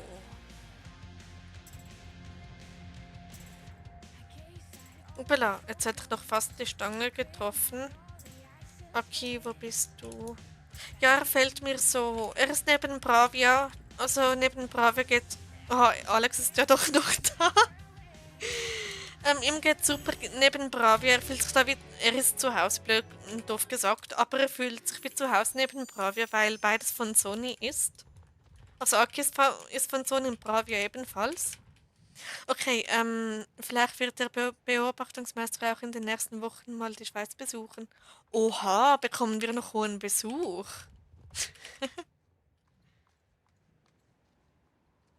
Also ich finde das cool. Also ich schaue auf 2 Geräten, auf iPad und Handy und beim Handy schreibe ich in den Live-Chat. Okay, dann nehme ich an, dass 2 Zuschauer du selbst sind. Also zum Beispiel, wenn ich mit meinem Handy in meinen Stream gehe, zählt das auch als Zuschauer. Leider. Bin ich ein bisschen doof, aber ist leider so. Und ja, für Aki so den Pullover mit deinem Gesicht und dann steht da Aki Mom an, ja. Oh, das wäre so süß. Aber natürlich keine Ort und Zeitangaben darf. Das darf jemand in meiner Position nicht verraten. Ja, das macht Sinn. Würde ich jetzt auch nicht verraten. Genau. Okay, mal so ein Fan-Treffen. So, äh, nee, das wäre jetzt ein bisschen weird. Vergesst es wieder. Besteht darauf, dass Ja die Hindernisse überspringt. Ja soll. Ich baue das Selbstbewusstsein von Ja wieder auf. Oh, und Arno ist Level 10. Yay. Gut. Anja Alexa 3 Uhr nachts vor. Fun Fact: Es war letzte Nacht extrem creepy. Um 2 Uhr morgens hat es einfach geklingelt. 2-mal.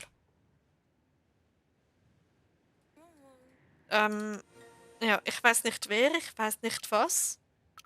Es war auf jeden Fall creepy. Fan-Treffen, Fan-Treffen. Fan-Treffen wird es vielleicht mal geben. Also ich wäre dabei. Ich fände das cool.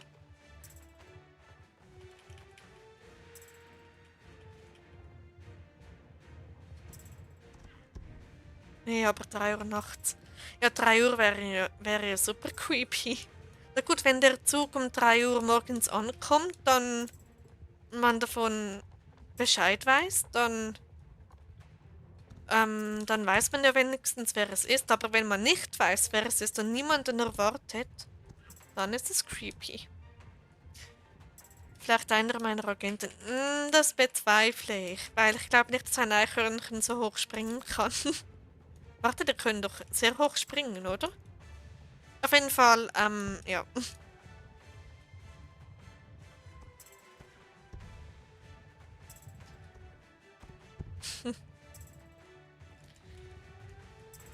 Okay. Was Eichhörnchen? Sind nicht die Agenten vom Beobachtungsmeister Eichhörnchen oder. Nee, Streifenhörnchen, oder? Waren es Eichhörnchen oder Streifenhörnchen? Ich würde nicht ahnungslos bei jemand klingeln. Ja, ich ging auch nicht nachsehen, wer es war. Ich habe keine Ahnung. Also auf jeden Fall, Beamte waren schon mal nicht. Bekannte waren es auch nicht, weil die hatten Bescheid gesagt.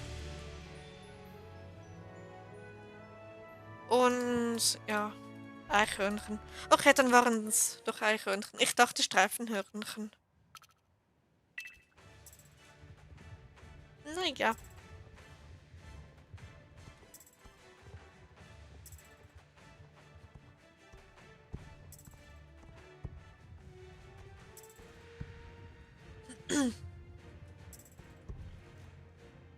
Okay.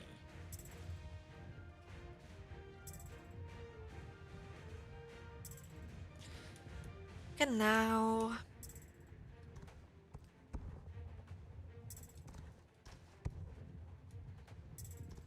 Hoppala, Arno, was wird das? Okay, das war jetzt etwas speziell.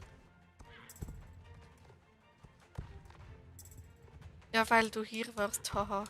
Ähm, okay. Also auf was bezogen jetzt?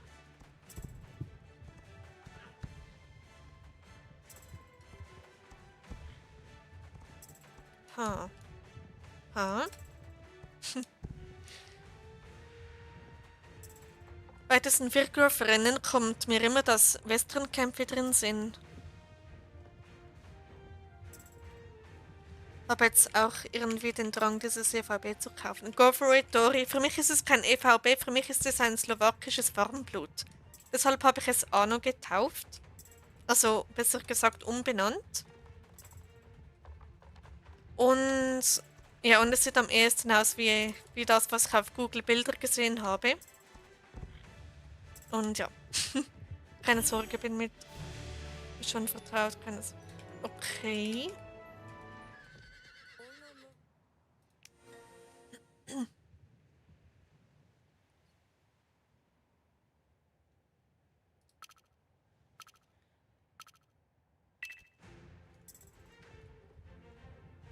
Also.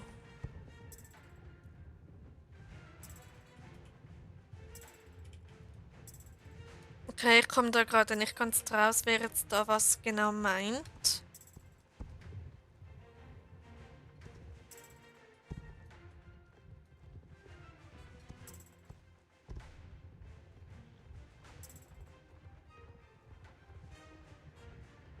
Aha, oh mein Gott, jetzt kapiere ich's. Dieses, weil du hier warst. Das war, oh mein Gott, jetzt verstehe ich's.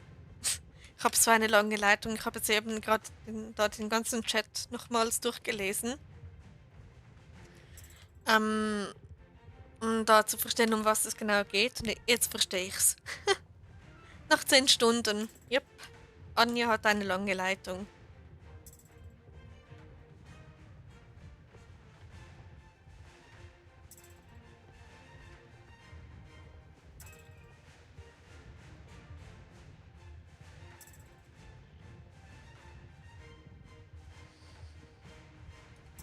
So. Gut, wäre das auch erledigt. Dann geht's weiter zur Starshine Ranch. Und dann machen wir dort die Daily mit den 10 Spieler XP. Das sieht so toll aus, wir beide im selben Shirt. Hat irgendwie was. Mit dem NPC dazwischen. Cool. Okay, also, Starshine Ranch. Let's go.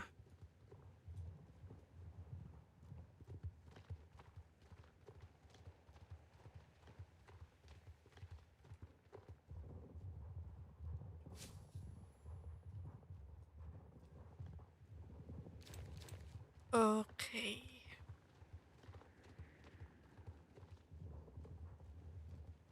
Muss danach noch ein Foto machen. Ich habe so ein Erinnerungsfoto an den heutigen Stream. Oh, ist das ein Huhn? Nee, das ist ein Schaf. Nee, keine Lust drauf. Okay, weiter geht's.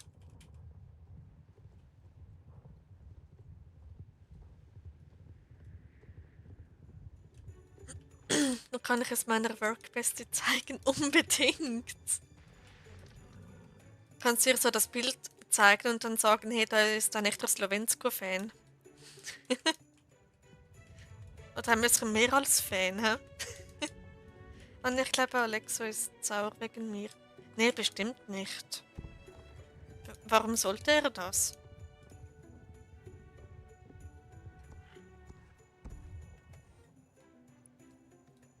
So mache ich das. Unbedingt. Werde ich ausrichten. Super. Okay. So. Ausrichten. Autokorrektur. Okay. Weil ich nicht im Live war. Ähm, wenn man da dann sauer ist, weil jemand nicht im Live war, wäre etwas übertrieben, weil man hatte nicht immer Zeit oder so. Und ja, ich meine, jeder Zuschauer, jeder Streamer hat auch ein Privatleben und das geht immer vor. Genau. Und ja, da kann auch niemand jemandem böse sein deswegen. Und übrigens, es gibt ja da diese Quest da bei der Starshine Ranch, die habe ich noch gar nicht gemacht.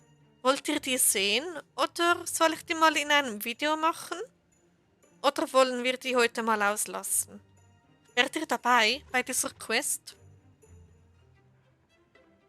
Ich lasse euch mal entscheiden.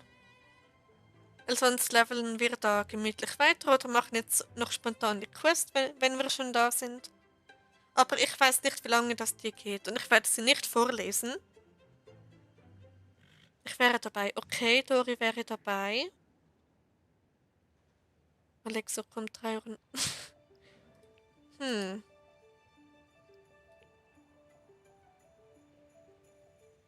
Okay, Lena, das wäre etwas speziell, oder? Okay, Quest, ja oder nein? Hab ich jetzt gerade ganz spontan da gesehen, ne? Und sonst mache ich ein Video draus oder keine Ahnung was. Genau. Ich hab nicht richtig verstanden. Also, was meinst du jetzt, Lena?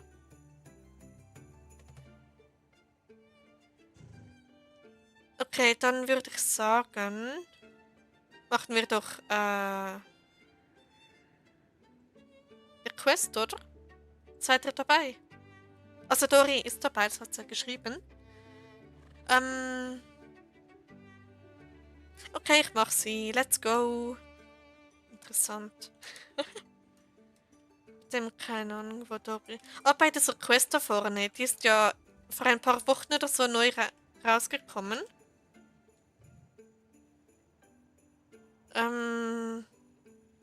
Ja. Okay, ich mach sie. Let's go. Howdy. Ah, howdy. Kiki oder Chichi. Okay, Lena wird jetzt zu James Bond. Ich bin Gabrielle und das ist Arno. Westernreiterin. Naja. Brauch's nicht zu löschen, ich habe alles mitgelesen. Oha, okay. Wo muss ich jetzt hin?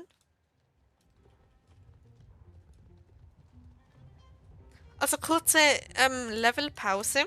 Ich quest jetzt da kurz. Ganz spontan. Joi.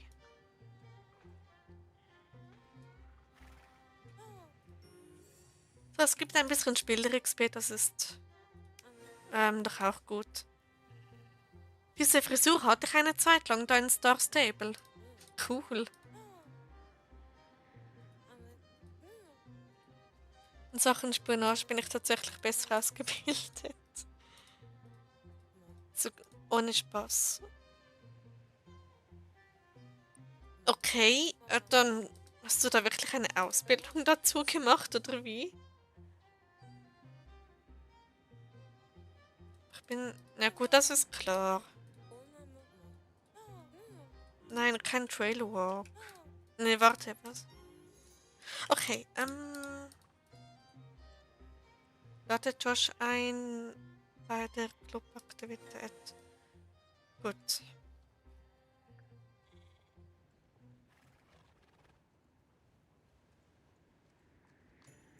Leute, bitte nicht streiten oder was auch immer ihr davor habt.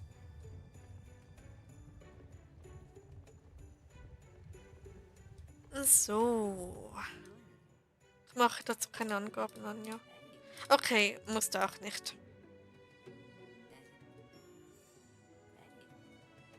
Schließ dich der Gruppe an und hilf gegen ihre Stoppuhr. Eine Stoppuhr. Okay?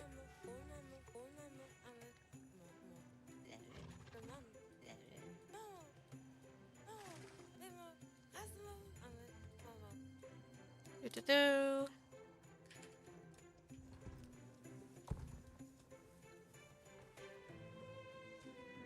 Nichts hier, okay. Dann vielleicht da irgendwo. Nee. Nee. Da hinten. Vielleicht ist da was auch nicht. Genau, wieder voll in den Zaun hinein. Oh, er ist wieder weg. Ja, so ein unsichtbar sein. Oder wie kann man dem sagen?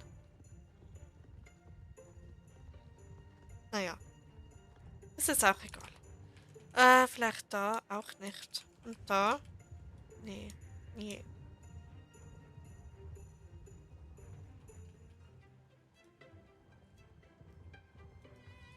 Okay, das ist jetzt leicht mühsam, dass da einfach nichts ist. Nirgendwo. Natürlich. Das ist typisch Star Stable, dass das gesuchte Objekt immer an einem der letzten Spots ist, wo man als letztes hinreitet. Es ist so typisch.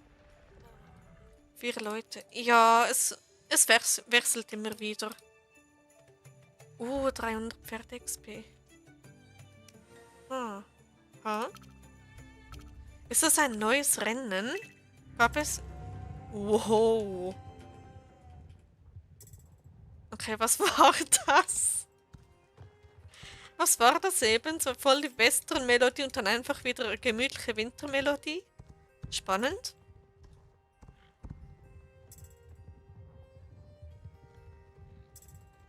Ah, das ist voll entspannt mit dieser Musik. Das ist voll schön. Ano. Man muss auf das A betonen. Ano. Nicht auf das O. Oh je, die verfolgen einen. Oh je, oh je. Komm schon, Ano. Komm schon, lauf.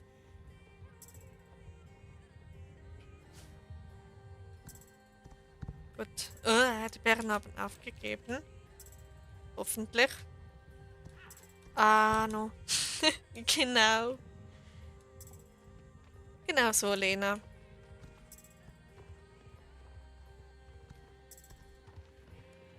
Aber dieses Rennen, das ist noch cool. Aber da blockiert drin was. Wait. Auf was denn?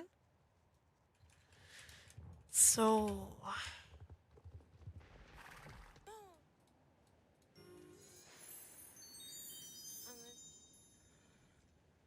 Ah, noch besser.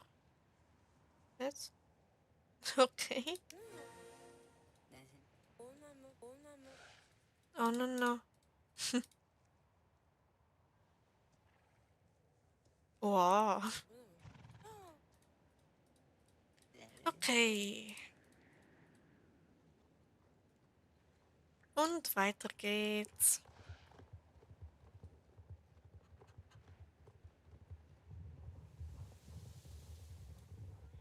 Oh, no, no.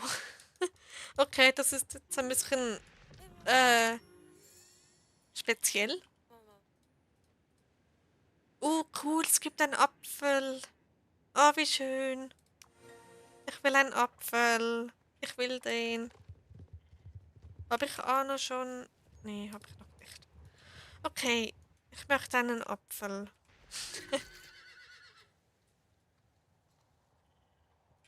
Ich glaube, ich bin auch die Einzige, die sich über einen Apfel freut. Ich nenne meine Fische so. Bananano, oder wie? Yay, ich habe ein Äpfelchen. Apfel, um dein Pferd zu füttern. Ich esse den selbst, hallo? Okay, reite mit Wander zu dem Ort. Okay, und wo ist das? Ah, da oben bei Firgrove. Einer heißt jetzt Arno und Alexo. Jö. Ah, das ist ein NPC. Ich dachte, das wäre ein Spieler. Da, die andere. Neben Dori. Anano. Naja, eigentlich heißt es ja Arno. Aber okay.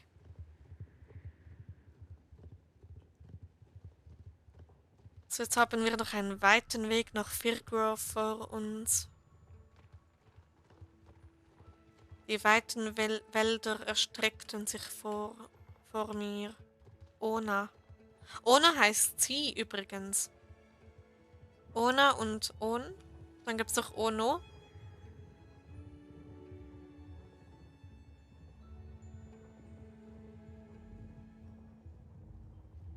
Ah, ich schätze mal, es geht hoch in die Berge.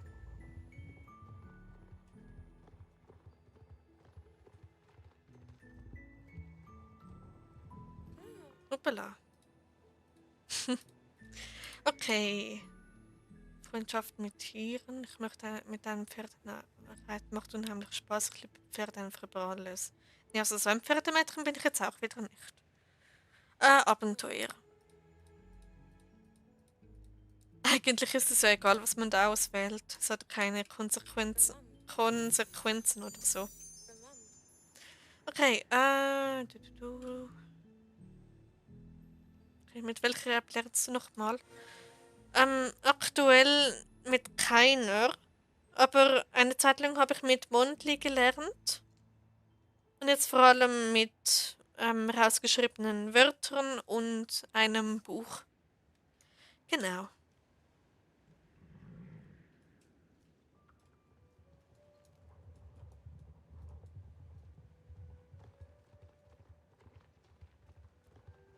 Duo. Was? Ähm, nee.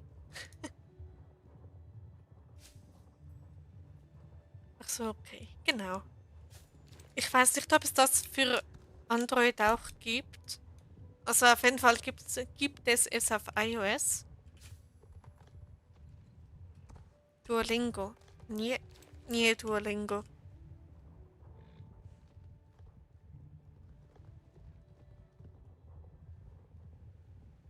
Auf Duolingo gibt es einfach alles, aber kein Slowakisch. Ich finde das so schade. Aber hey.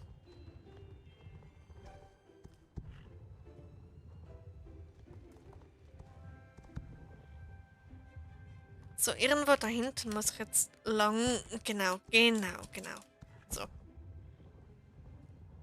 genau. Hm. Okay, wie lange geht diese Quest? Oh, das ist süß. Vergleich dich nicht mit anderen, du bist genug. Oh. Ich denke, wir alle sollten manchmal das nachdenken lassen und einfach durch sein. Ja, und ich finde die Zeit, in der du mit einem Pferd auf dein Ziel hinarbeitest. Oh, die sind beide schön.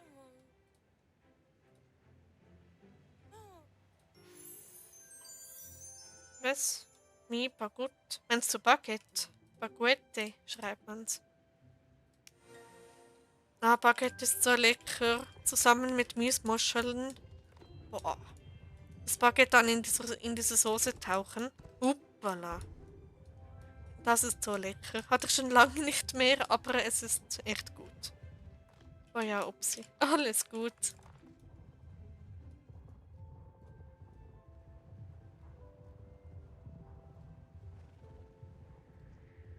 Okay, wo muss ich jetzt hin?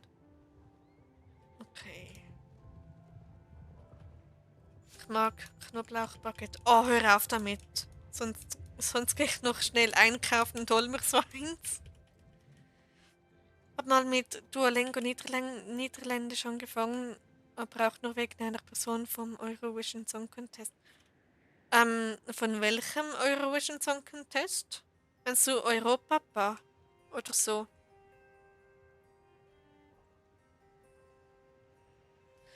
Also da geht's glaube ich nicht. Obwohl, doch, da geht's lang. Na gut, ich wollte vor kurzem mit Duolingo Französisch lernen. Aber hab's dann sein gelassen, weil zwei Sprachen gleichzeitig lernen wäre etwas too much. Ich hatte gestern zum Abend Brot, Knoblauch, Baguette. Oh, lecker. Oh, ich war heute einkaufen und hab's vergessen. Ja, genau, Just Klein Europa. Genau, ich finde dieses Lied mega toll, aber ich hab jetzt eine doofe Assoziation mit diesem Lied. Leider.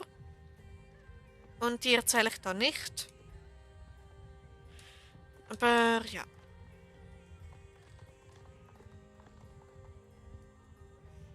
Kann.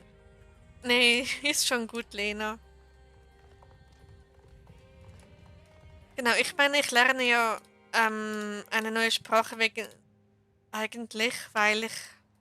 Kann man dem sagen? Warum eigentlich? Sprich mit Wanda. Okay. Ah, voll süß. Die Special-Animation von den Mountain Horses.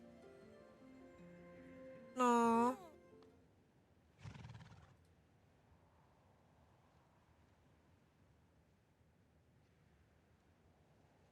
okay.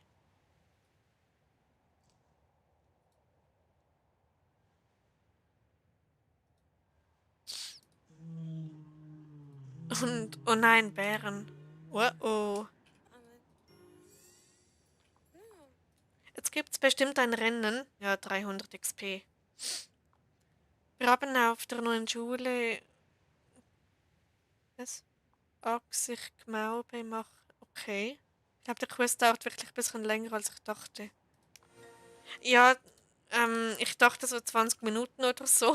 Oder nicht so lange. Aber die geht echt länger.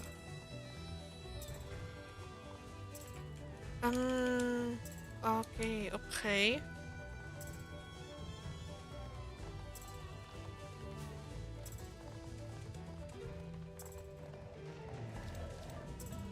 Let's go, Arno.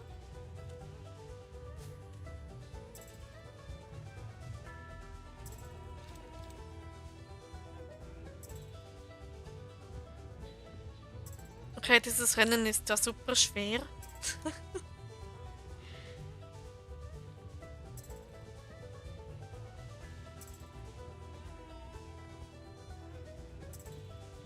Und da wären wir schon wieder bei der Starshine Range. Und es ist geschafft. Perfekt. Ich glaube, habe ich dieses Mountain Horse auf diesem Account? Cool. Sprich mit Wanda. 100 Spieler XP, wie toll. Okay, ich glaube, das war's. Das war die Quest. Und ich habe eine neue Deko. Oh, das ist cool. Und ein random Apfel. Nee, Alex ist selbst live. Schon? Okay.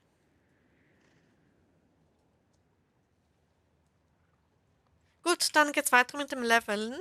Ich bin schon auf Leveln-Entzug.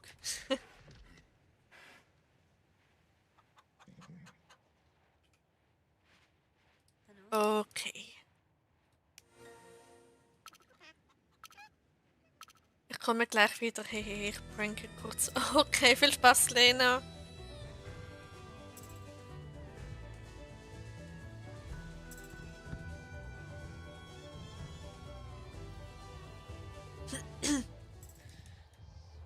So.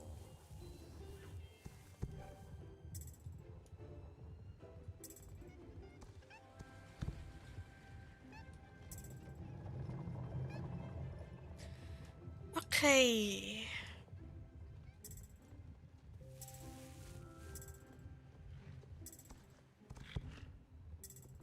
Ich finde, dieses Jahr wird sehr spannend bei mir. Jetzt nicht nur wegen YouTube, sondern allgemein. Ja.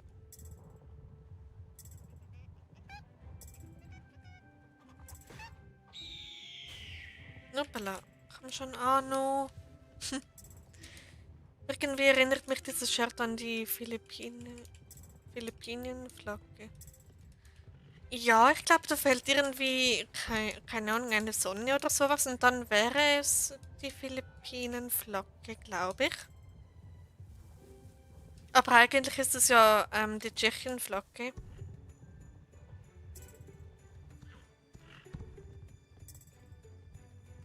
Naja. Okay, also.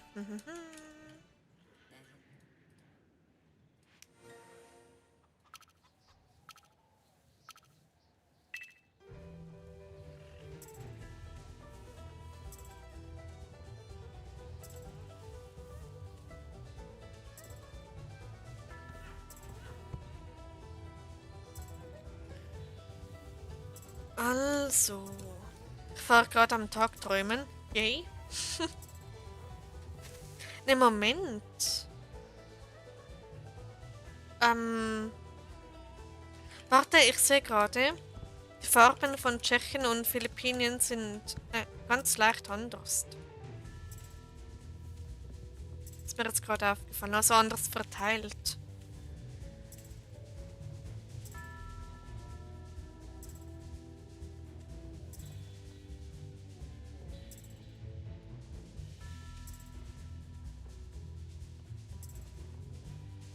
Okay, so. Wird gemacht.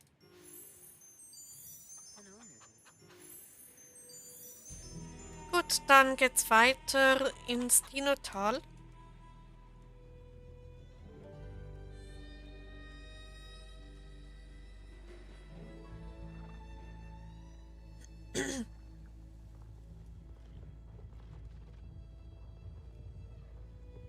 Dinotal, here I come.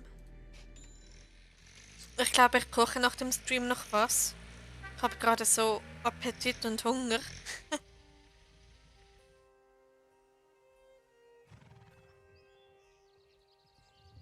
Ich finde es so cool, wenn es da in Essen so Schnee gibt, sieht man einfach das ganze Dinotal. Ich finde das so schön.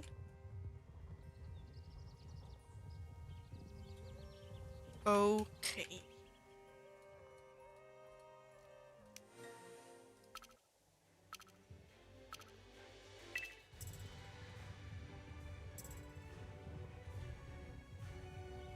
Und irgendwie habe ich auch nicht mehr viel zum Erzählen. Ich glaube, ich streame jetzt nicht mehr allzu lange.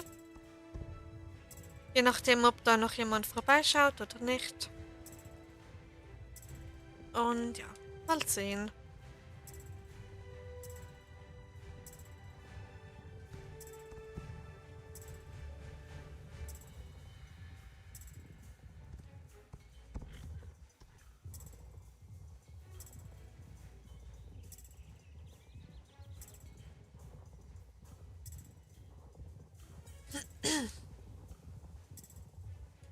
Genau. So. 10 Leute haben es durchgesehen, aber sehen nichts Neues. Naja, kann passieren, oder? Aber schön, dass du noch da bist, Dori.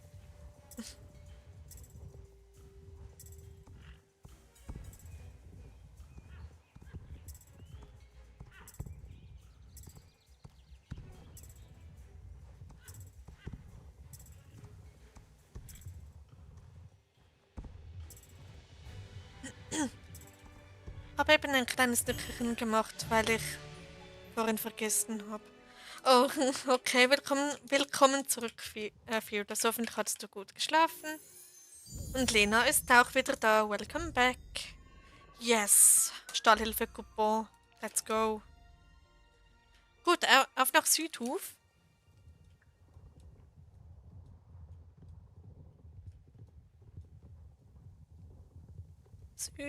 Südhof, ich komme. Südhof, Südhof, Südhof. So.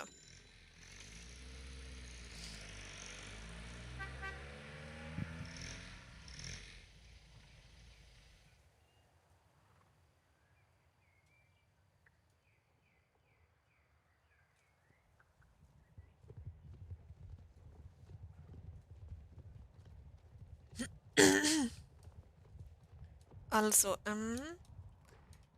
möchtest du erzählen, Lena, wie du Alex geprankt hast? Nach dem Essen bin ich immer so platt, lol. Ja, das kenne ich. Aber das ist ja normal. Meistens.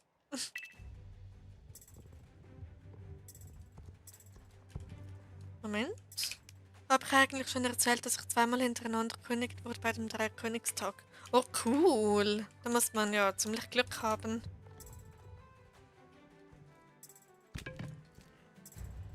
Also, GW, Dori. Glückwunsch. No, nicht richtig. Also, ich habe es probiert, er lacht jetzt über mich. Oh je, okay. Was hast du denn geschrieben, wenn du das sagen möchtest?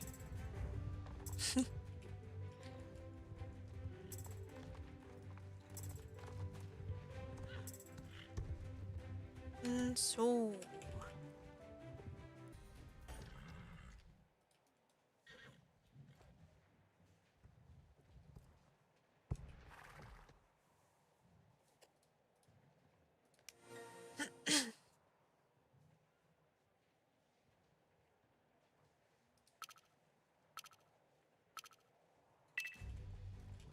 Okay, und weiter geht's.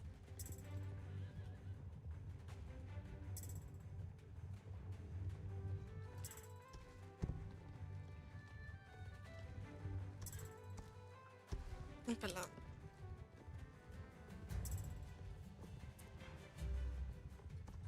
Okay, ich glaube, ich mache nicht mehr meine ganze Levelroute. Weil ich koche nachher noch was. Und, und ja. Ob er mich vermisst. Dann hat er gesagt, na, wir haben gerade geredet. Dann habe ich gesagt, ob er wirklich traurig und dann ja. Okay. Hab's meiner Workbestie erzählt und sie hat voll die herzige Antwort geschrieben. Und was für eine Dori?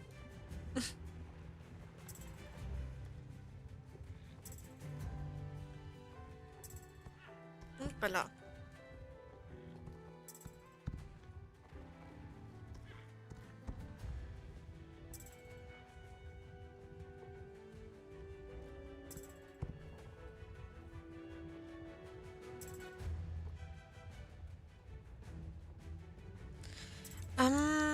Okay.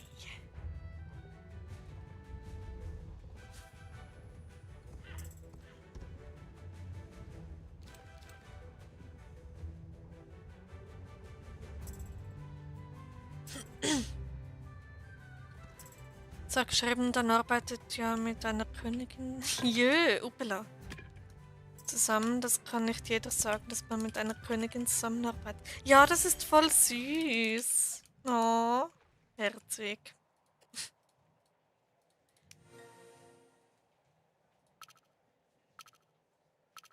Naja, dann haben wir da eine Königin im Chat, hä?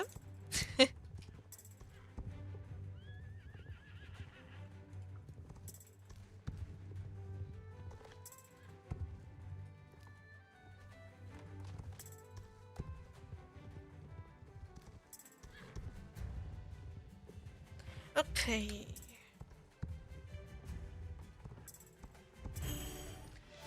Oh, Flugzeuge. Jetzt kommt Lena mit den Flugzeug-Emojis. Ich liebe Flugzeuge übrigens. Flugzeuge sind mega toll. Ich konnte mal eine Zeit lang genau sagen, welcher Flugzeugtyp es war. Nur anhand des Kennzeichens. Also zum Beispiel HB so und so. Als Beispiel. Da konnte ich gerade sagen, das ist eine A330, das ist eine A319, eine A320 und so weiter.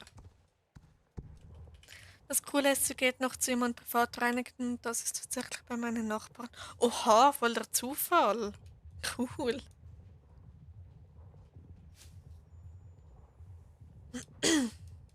So, bei mir schnell einen Kaffee gemacht. Okay, hoffentlich. Ja, lass es dir schmecken.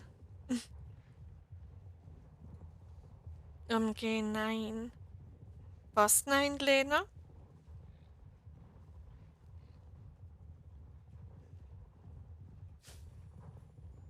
Bin ich da noch richtig? Ja, so, gut.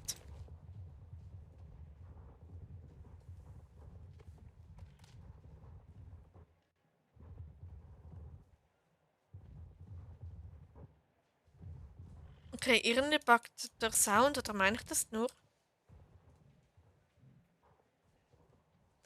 Und jetzt jedes Mal, wenn ich an einem Dienstag krank bin, kann ich... Okay. Machst du auch eine auf Beobachtungsmeisterin? So. Süd aufs neue Rennstrecke.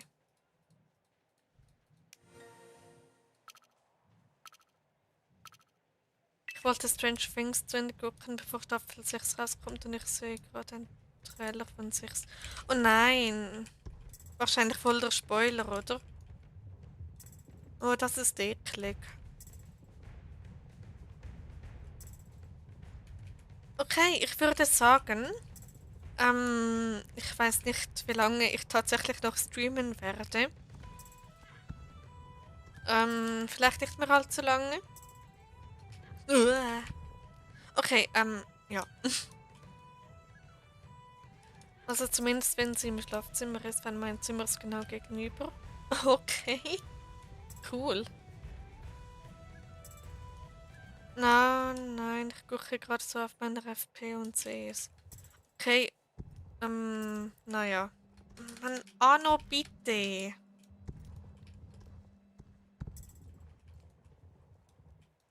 Okay, irgendwie spinnt mein SSO. Oder meine ich das nur? So gemeinsamer Moment.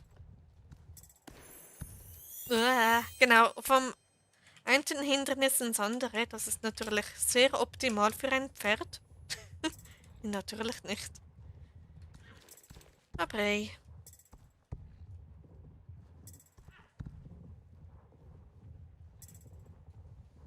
So. Perfekt.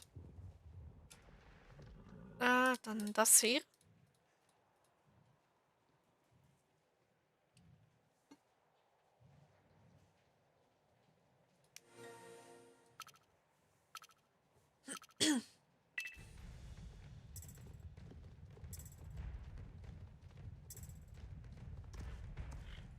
Genau, und schon wieder.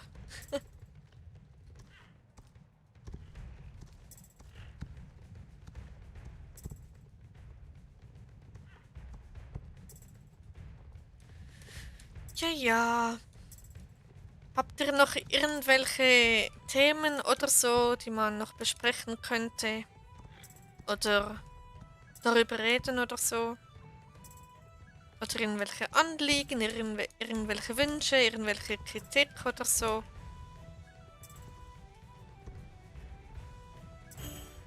So, gut. Hauptfrage. Ja, Lena? Nur zu. Gut, dann geht's weiter zur Goldspurfarm.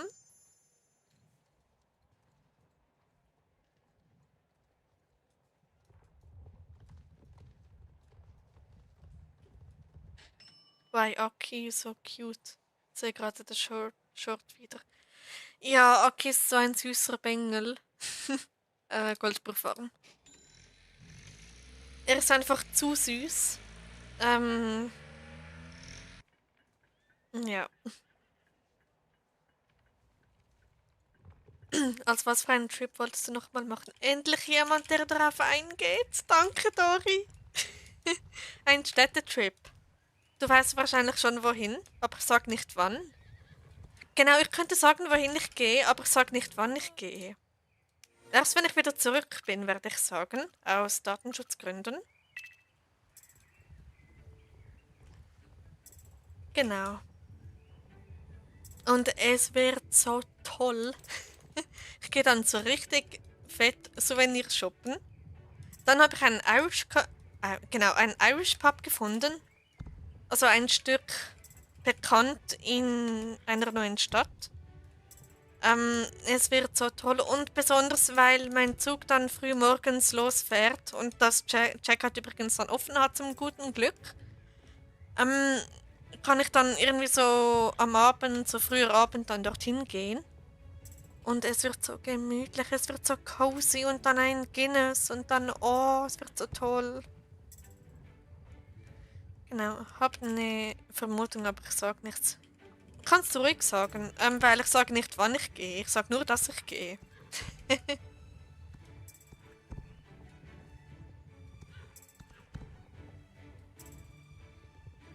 Ich sag mal so, es hat das Wort, also übersetzt hat es das Wort Bruder in der Stadt, im Stadtnamen drin. Na gut, jetzt muss man noch wissen, was das heißt. So. Und ich freue mich so extrem. Ich muss nur noch das Hotel buchen und dann let's go. Oh, Irish Pub, wie schön. Ja, ich liebe Irish Pubs. Ich war schon mal alleine in Dublin in einem. Und also ich kannte diesen Pub bereits, weil ich war im Sommer damals schon dort. Und ja. Und es wird so toll. Und dieser Pub ist schön in der Altstadt, vielleicht nicht unbedingt Altstadt, aber so in der Stadt halt. Genau. Kann ja auch sein, dass du erst in ein Jahr gehst. Das kann auch sein. Ein Tag bis 3 Jahre, so in diesem Zeitraum. Also es könnte jeden Tag soweit sein, dass ich dorthin gehe. Deshalb kann ich eigentlich locker sagen, wo ich hingehe, aber nicht wann. Das ist ganz wichtig. Genau, aber ein Irish Pub. Ich sage immer so doof gesagt, ein Stückchen Heimat in einer fremden Stadt, also etwas Bekanntes, es ist so toll. Genau, und ich freue mich. Ich sage das jetzt schon 1000 Mal, aber es ist wirklich so. Genau. Gut, nee, Arno ist noch kein Level Up, also hat noch kein Level Up. Genau, er ist ein Level Up. Darf ich vorstellen, ich hätte ein Level Up übrigens. Kein Pferd, sondern ein Level Up. Kann auch sein in 2 Tagen oder in 97 Tagen. Oder in genau 100 oder in 25. Oder sogar an nächste Weihnacht. Man weiß es nicht. Genau, aber sobald ich wieder zu Hause bin, werde ich sofort davon erzählen. Und ja. Aber ein Irish Pub. Und dann zu dieser Zeit, wo ich dann zu Abend esse, wird es wahrscheinlich noch nicht voll sein. Es wird wahrscheinlich noch wenig Leute haben. Und ich habe den heute per Zufall auf Street View gefunden, wo ich einfach so ein bisschen durch die Stadt ging und so, also virtuell. Dann habe ich einfach random einen Irish Pub gefunden. Das Witzige ist, ich habe nicht zuerst den Pub selbst gesehen, ich habe zuerst das Guinness-Logo gesehen. Natürlich. Genau. Und dann ich so, da hat's Guinness. Und dann schaue ich genauer hin. Lol, das ist ein Pub. Nimmst du mich mit, Anja? Das wird etwas schwierig. Weil ich habe geplant, alleine zu reisen. Und es wird nicht gerade billig, besonders die Souvenirs werden nicht billig. Ich habe mir heute noch Fotos angesehen, da gibt es Schirme. Also bitte, Schirme mit Länderflagge. Und Teddys mit I love diese Stadt. Und ich so, oh mein Gott, ich muss das haben. Und es gibt innerhalb von etwa 20 Metern 3 Souvenirshops. Und ich so, hallo, ich muss dahin. Genau. Also dann komme ich am Abend an, gehe einen Tag fett shoppen und gehe dann am nächsten Morgen wieder nach Hause. So lautet mein Plan. So, perfekt. Was mit Ducky? Er kommt nicht mit, er ist viel zu empfindlich dafür. Und ja, Aki bleibt schön brav zu Hause. Und Arno ist Level 11. Yay. Dieses Pferd genießt gerade richtig. Okay. Gut, dann geht's weiter. Jetzt habe ich wirklich das ganze Rennen lang einfach über meinen Städtetrip geredet. Das ist ein guter Plan. Genau, ich gehe ins Ausland, um mir Souvenirs zu kaufen und gehe dann wieder nach Hause. Ich passe einfach Babysitter in. For free. Nee, er braucht das nicht. Er ist schließlich schon ein... Für Hunde ist er ein extrem alter Senior. Also, er kommt schon klar. Vielleicht dann einfach nur den Akku rausnehmen, dann passiert ihm nichts. Genau. Habe ich Fearless Nachricht schon gelesen? Das ist ein guter Plan. Oh mein Gott, mein Siebherren. Okay,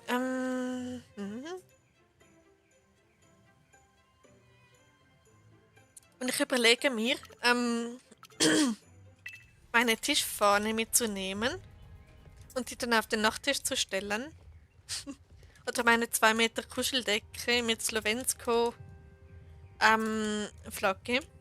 Und dann breite ich die auf dem Bett aus und wenn dann der Zimmerservice kommt, sieht er einfach überall nur noch die Slovensko-Flagge. Oder sie oder was auch immer, keine Ahnung. Aber es wäre so witzig. Genau, dann würde ich sagen, buche ich. Ja, genau. Ich denke wieder mal laut. Sollte ich vielleicht nicht immer. Aber hey, ich bin schock. Was? Warum denn das, Lena? Alles gut bei dir?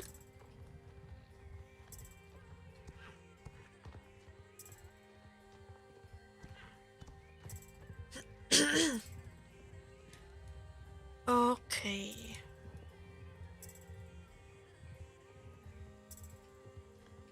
Übrigens, apropos alleine Städtetrips machen. So viel, ich komme nicht hinterher. Alles gut, Lena. Ich fahre mal alleine in Dublin, als ich 18 war. Ging ich alleine nach Dublin, um an ein Event von einem jetzt sehr, sehr großen YouTuber zu gehen. Und ich habe ein Autogramm von ihm und dieser Typ hat jetzt 31 Millionen Abonnenten. Und ich habe ein Autogramm von dem. Und ich habe ihn live gesehen. Zwar nicht getroffen, aber live gesehen. Es war so cool. Hallo Lev, schön, dass du da bist. Hoffentlich geht's dir gut, hoffentlich hattest du einen schönen Tag. Und willkommen im Stream. Ich glaube, Alex ist jetzt nicht mit dabei, Lena. Streamt er denn überhaupt noch?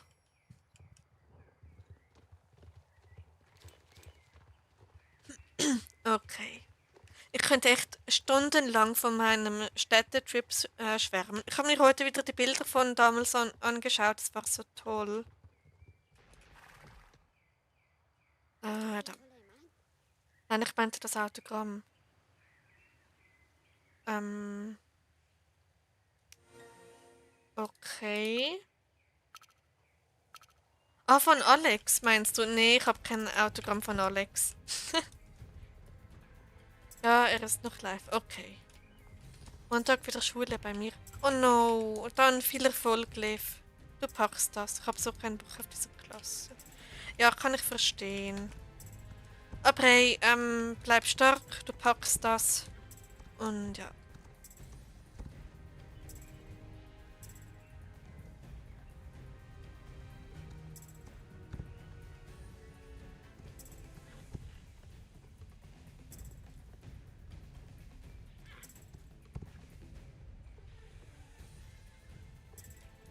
Okay.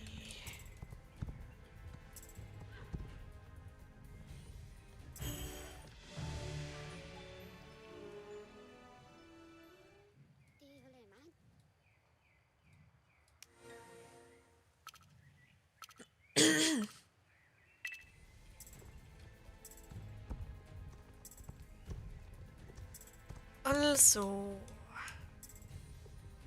Ich will dieses Pferd gar nicht leveln. Es ist einfach viel zu toll.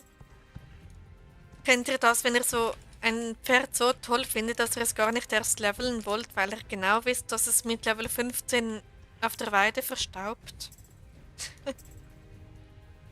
Oh je, ein armer Arno. Ich glaube, du bist ein Hengst, oder? Arno ist ein Hengst. Ja, ein junger Hengst ist er. Gut. Okay.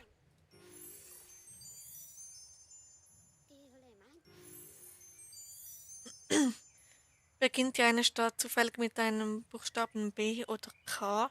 Arno. Yep. Ich sag nur so viel, es hat mit Bratwurst zu tun. Ganz, ganz blöd gesagt. Eine Bratwurst. Eine Bratwurst wäre jetzt auch wieder mal lecker. Okay, ich bin komplett random.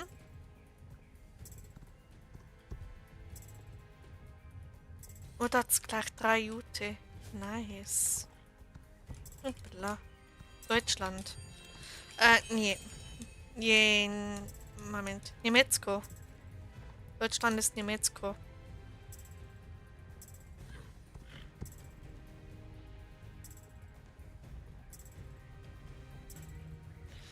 Ähm, na gut, in Deutschland kann man auch gut Urlaub machen. Zum Beispiel auf Rügen oder so war ich schon. Dort war es so toll. Und ich glaube an der Nordsee, aber dort waren so unheimliche Mädchen. Also ich fand die damals so unheimlich. So als kleines Kind und so habe ich sowas gesehen und war dann traumatisiert. Aber ja, das ist was anderes. Dann bin ich verwirrt. Meinst du das jetzt ironisch oder bist du wirklich verwirrt, Dori?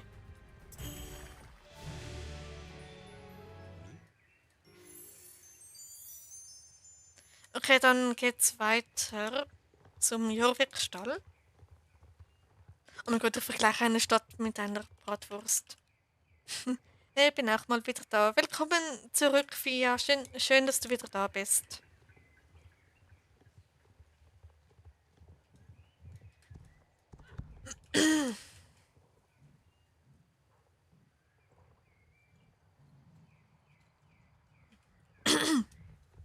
Okay.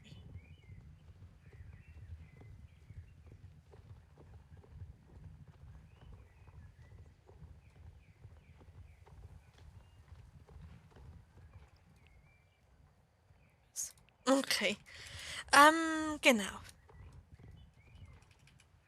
Dieses Moos kommt noch mit. So. Ähm. Hm, hm.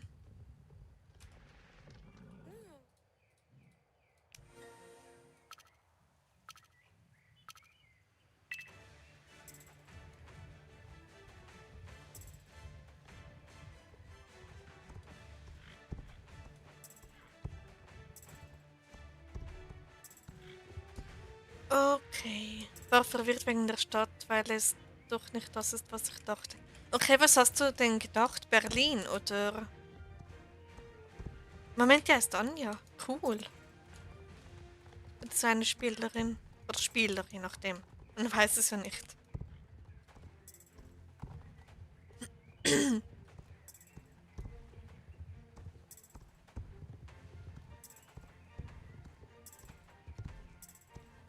Okay, mal schauen, wie gut dass ihr in Geografie seid, je nachdem, was jetzt da.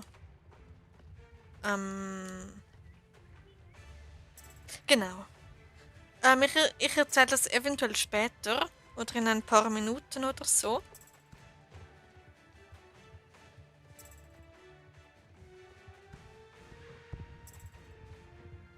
Wenn ich es überhaupt erzähle.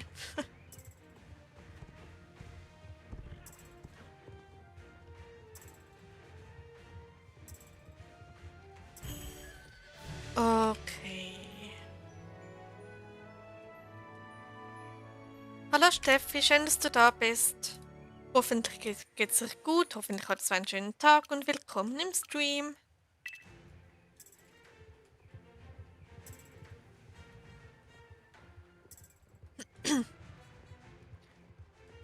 Genau. Also Dori, welche Stadt hast du denn gemeint? Vielleicht reden wir doch vom selben. Vielleicht, vielleicht auch nicht. Äh,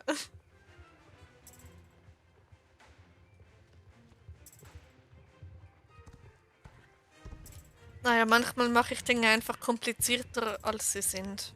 Aber das ist typisch.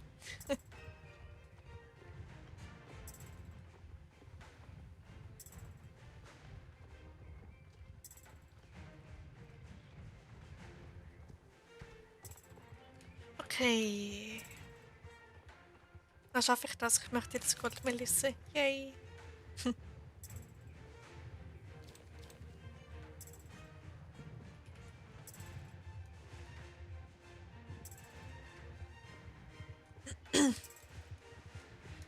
Mir geht's gut und ich hatte einen schönen Tag. Und du? Ah, das freut mich sehr. Ähm, Mir geht's auch sehr gut. Mein Tag heute war super.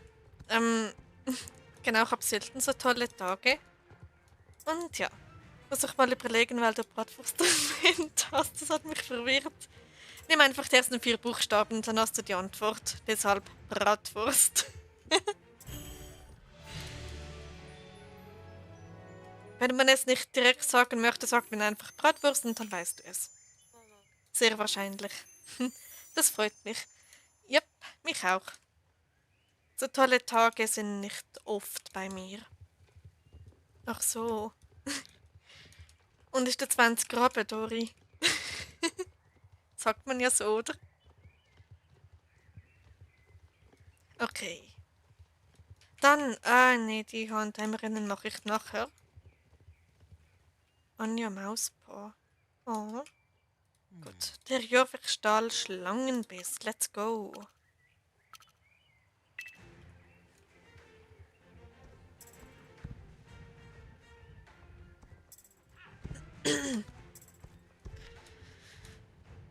Okay.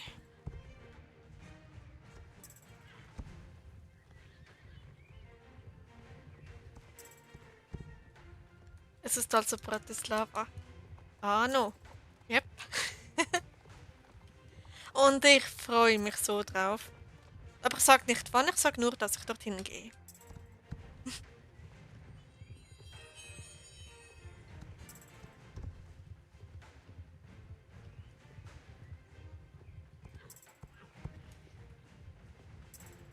Genau. Und es ist alles schon perfekt geplant und so. Ich muss nur noch das Hotel buchen und dann let's go.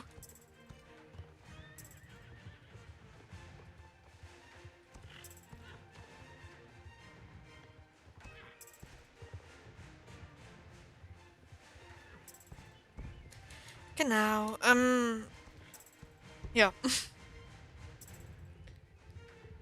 Ich weiß gerade nicht, was ich dazu sagen soll. Außer dass ich mich jetzt schon tausendmal wiederhole.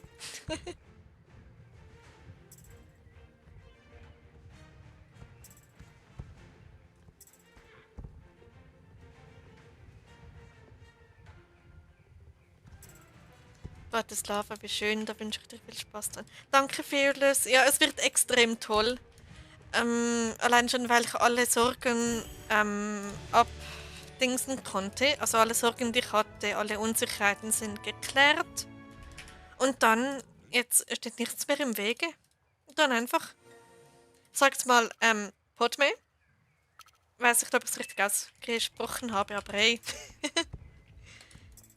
Podme do Bratislavi. Und ich freue mich so. Dann bin ich gespannt, was du dann erzählst, wenn du wieder zurück bist. Ja, ich werde so viel zu erzählen haben. Ich werde so viele Souvenirs shoppen. Okay, das ist.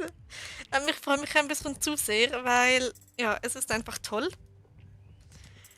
Und ja. Also ich werde mit einem fast leeren Koffer dorthin reisen und mit einem vollen, fast schon übervollen Koffer wieder nach Hause gehen. Und das Tollste ist, ich habe ernsthaft einen Direktzug. Und das ist noch toller. Und ja, aber ich sage nicht wann. Ich sage nur, dass... Ja, ich wiederhole mich, aber ich freue mich für dich mit. Ah, das freut mich. Und ich freue mich, dass du dich mitfreust. Genau. Ja, Vorfreude ist, schön, ist die schönste Freude. Ja, das ist so.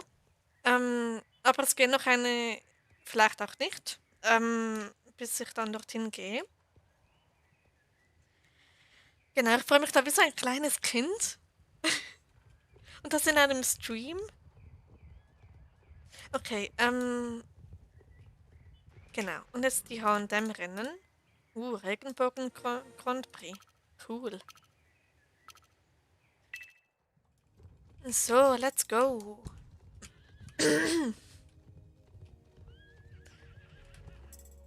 Genau, und das Tollste ist, dort gibt es einen Irish Pub. Da habe ich mindestens einen. Und ja, und dort gehe ich dann Abendessen. Yay! Dann weiß ich, was ich am Montag meiner Workbest erzählen kann. Sag ihr das unbedingt, Doris. Sie wird sich sicher freuen. Genau.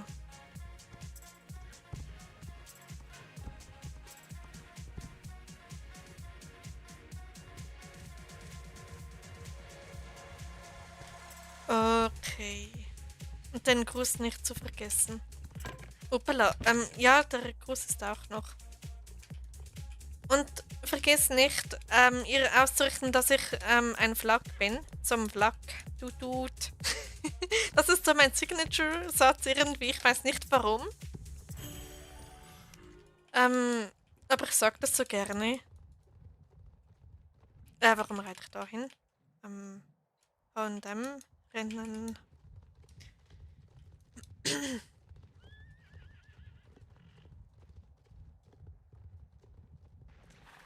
Okay.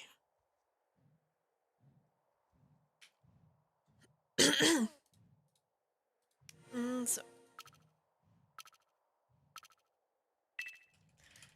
Gut, das nächste H&M-Rennen haben wir da.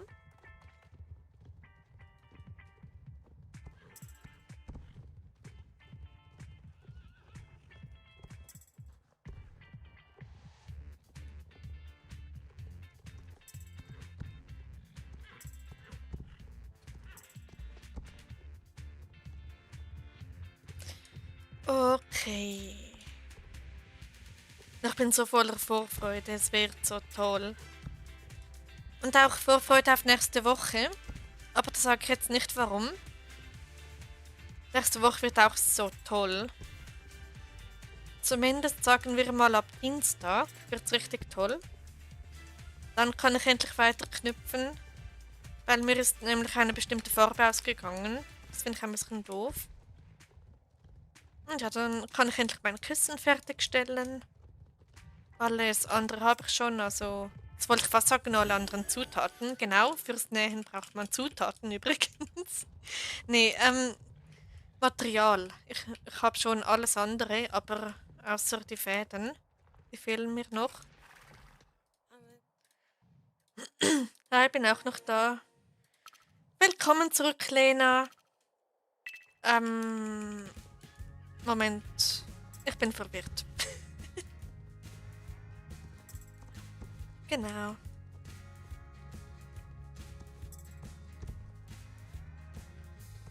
Hoppala, das war jetzt gerade ziemlich knapp.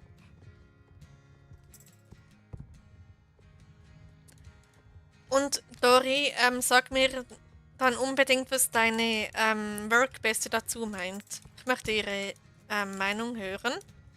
Ist weil, ja. Knüpfen habe ich auch mal gemacht, habe gefühlt 2 Jahre gebraucht, weil ich zwischendurch öfters keine Lust hatte. Ja, es dauert sehr, sehr lang, aber es ist dafür mega entspannend und es macht süchtig. Ähm, Ich habe einen Teppich innerhalb von einer Woche fertiggestellt. So richtig Hyperfokus hatte ich da. Wirklich, ich warte stundenlang dran und jetzt ebenfalls, weil ich es unbedingt fertig haben möchte. Und ihr könnt euch ja denken, was das Design wird von diesem Kissen. Genau, ja, erzähle dir dann. Super. Da bin ich echt gespannt. So werden diese 3 gemacht. Das sind doch wieder 600 XP fürs Pferd. Gut. Was ein Tipp in einer Woche. Oha. Yep. Sogar schneller, wenn die eine Farbe nicht ausgegangen wäre. Die musste ich nämlich nachbestellen. Aber ja, sagen wir mal, ich hätte den in 4 Tagen fertig gehabt. So ein Teppichset, das man so überall kaufen kann. Und ja, die vergessenen Felder wollte ich. Da.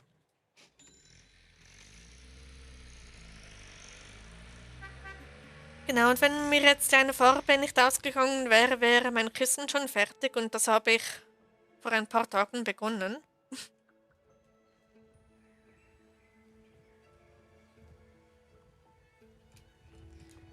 Genau.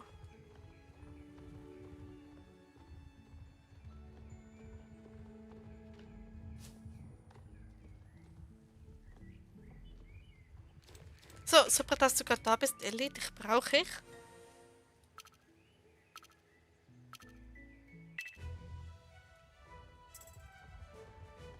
Ich finde diese Musik auch so toll. Erinnert mich ziemlich an Südhof. Ah, dann weiß ich, glaube wofür das Kissen ist. Also zum drauflegen. Ja, um es anzusehen und damit zu knuddeln. Und es vielleicht mit nach Bratislava zu nehmen, zusammen mit meiner Tischfahne, die ich dann aufstellen werde auf dem Nachttisch. Genau.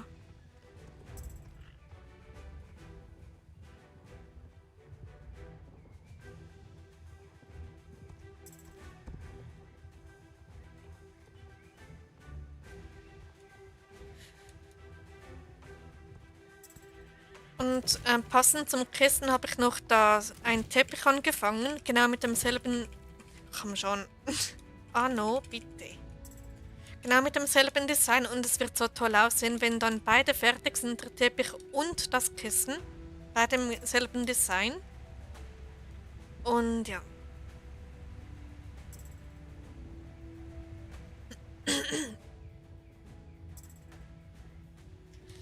genau.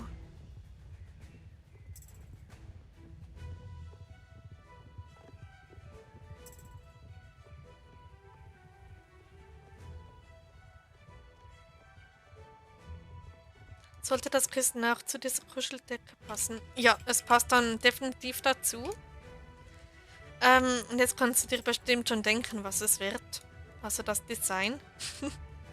Wie könnte es auch anders sein, oder?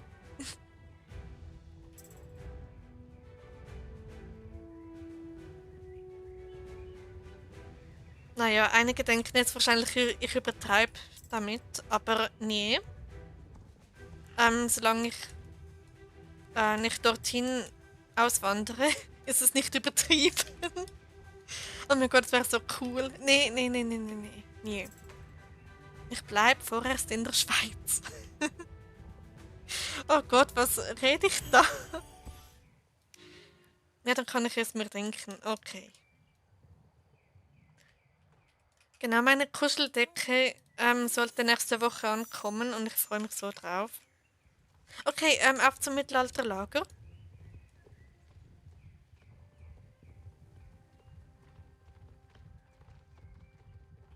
Okay, ich glaube, ich stelle diesen Stream nachher auf nicht gelistet. Dann ist mir das peinlich, was ich da sage. Okay. Stimmt, habe ich auf diesem Account diesen einen Friesen? Nee, nicht der. Der da. Nee, der fehlt mir. Ich finde den so toll. Aber den habe ich, den habe ich, den habe ich, aber den noch nicht. Oh, ich hätte den so gerne, aber mir fehlen die Starcoins. Okay.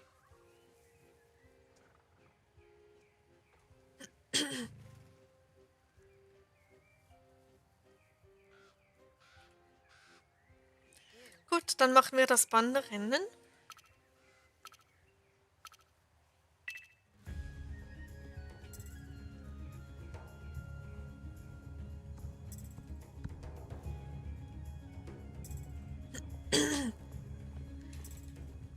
So.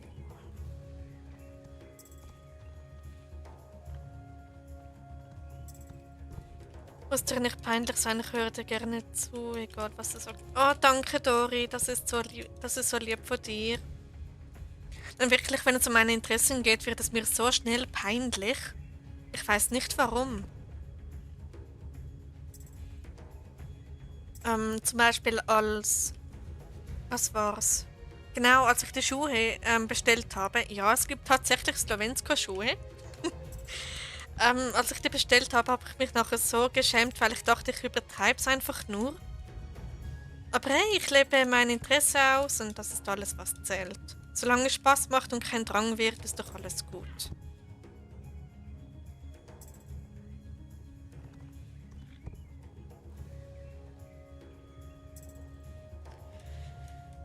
Genau. Und so. Ich mag es, wenn du von deiner Interesse erzählst. Ah, das freut mich. Meistens stoße ich gegen eine Wand, wenn ich über meine Interessen rede. Das habe ich. Ich habe schon so ein Feedback bekommen, also schon 2 Feedbacks, die nicht positiv waren, wenn es um meine Interessen ging und ja. Und ja.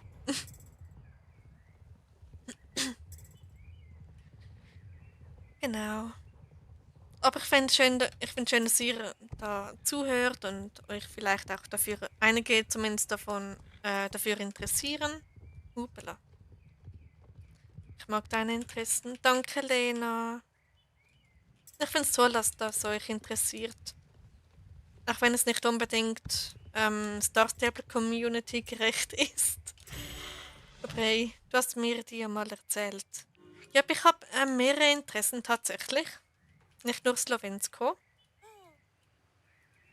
Ja.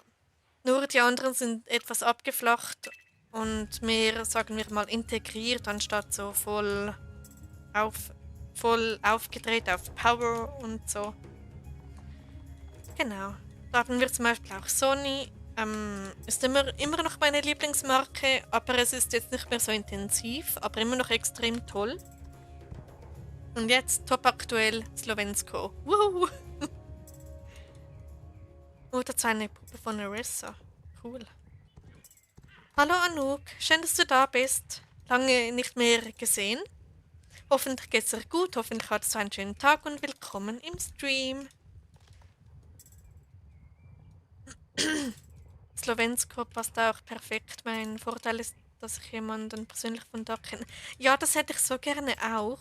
Also ich kenne, ganz, ganz blöd gesagt, ich kenne auch jemanden von dort. Ähm, aber das ist leider eine fiktive Person. Ja, leider, leider. Aber hey, der kommt auch von dort. Und genau deshalb ist mein Interesse entstanden durch ihn. Genau.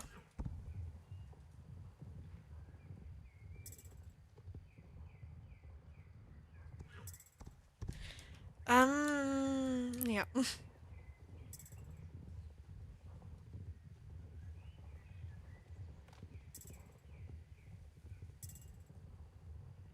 Und tipp.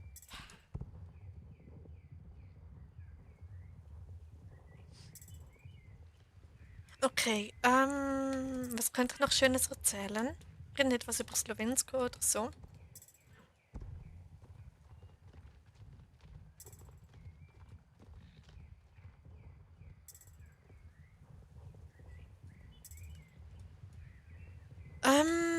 Genau. Ja, mir geht's gut, danke. Ich hoffe dir auch. Ich bin zurzeit allgemein nicht mehr auf den Streams. Der Alex hat sich auch schon gewundert. Okay, ja, man hat auch ein Privatleben natürlich. Und ja, schön, dass es dir auch gut geht. Mir geht's auch sehr, sehr gut. Ich hatte heute, ich kann nicht mehr reden. Ich hatte heute einen extrem tollen Tag. Ja, geht eigentlich schon lange in meinem Städtetrip und ja, genau. Dann Dandal. Jetzt auf nach Dandal. Freut mich. Yep, mich auch. Dandal. Oder wie Alex immer so gerne sagt, Dundul. Und dann komme ich mit Wale Dale. Wisst ihr, wo Wale Dale ist? Kennt ihr das? Okay. Das ist Recyclingmaterial, das kommt mit. Dandal war eine Zeit lang mein Heimatstall. Irgendwie vor fast genau einem Jahr sogar. Wie die Zeit vergeht, unglaublich.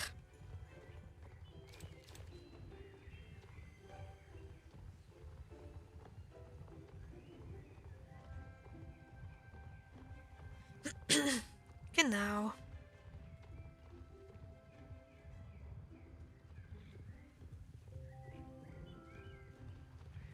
So, dann.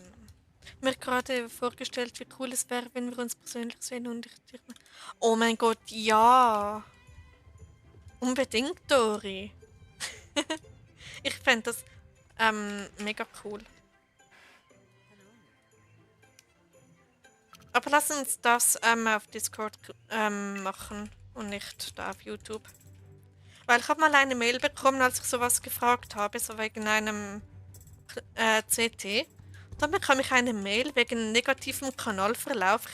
Ich hätte gegen die Community-Richtlinien verstoßen. Und ich dann so, ups. Und ja, besser sowas nicht im Live-Chat. Lieber privat klären und dann let's go.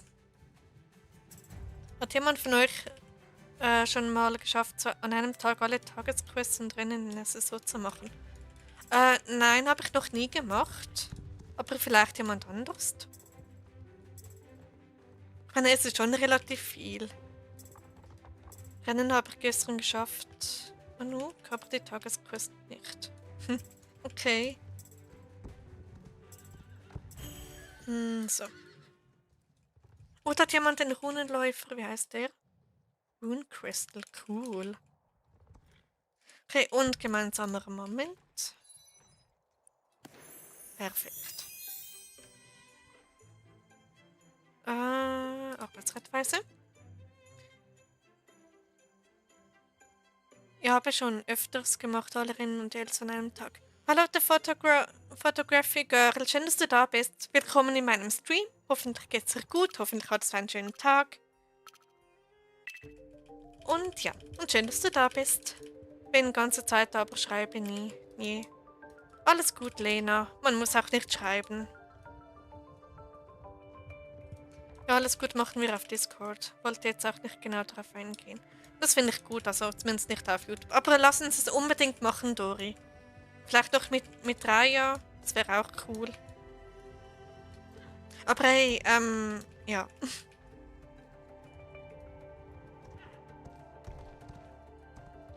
Also ich würde mich auf jeden Fall freuen. Yes. Yay. So. Und wir wären ein cooles Trio wahrscheinlich. Oder wie sagt man, wenn man zu viert ist? Ein Quartett.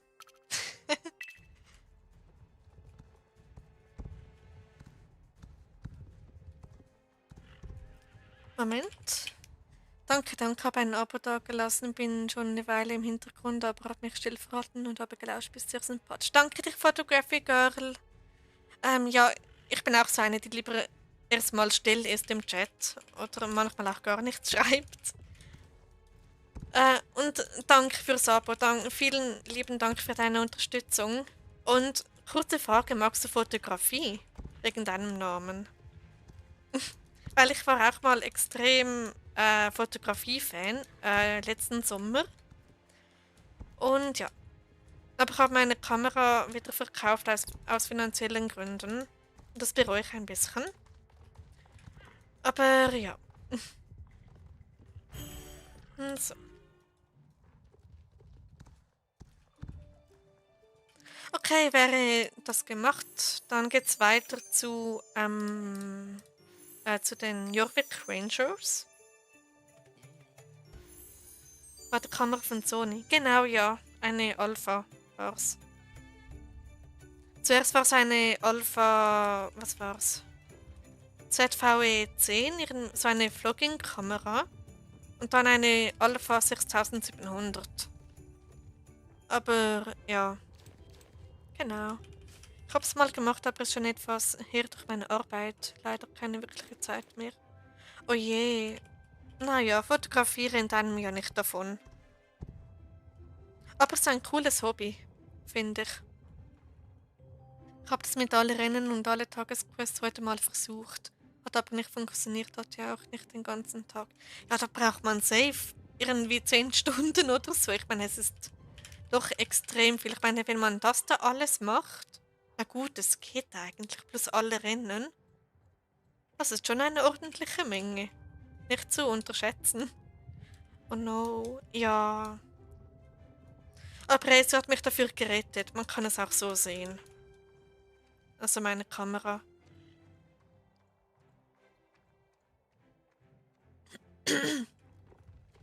Aber ja, der eine trauere ich etwas hinterher. Aber ja. Naja. Das glaube ich auch mit ca. 10 Stunden oder so. Ja, es ist nur ganz grob geschätzt. Aber es kommt safe irgendwie hin. In dieser Zeit kann man von der Schweiz nach Bratislava reisen. Also bitte. Oder man könnte beides gleichzeitig machen. Genau, warum nicht? Nee, das wäre eine coole Challenge. Was ist zuerst fertig? Star Stable oder der Zug?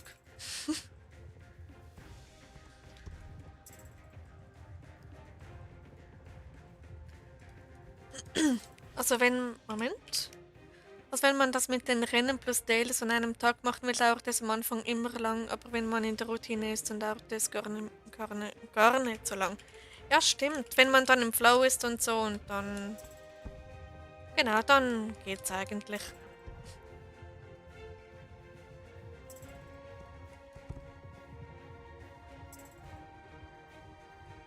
Eigentlich dasselbe wie beim Leveln. Bei der Levelroute, meine geht ja, glaube ich, in 2,5 Stunden oder sowas.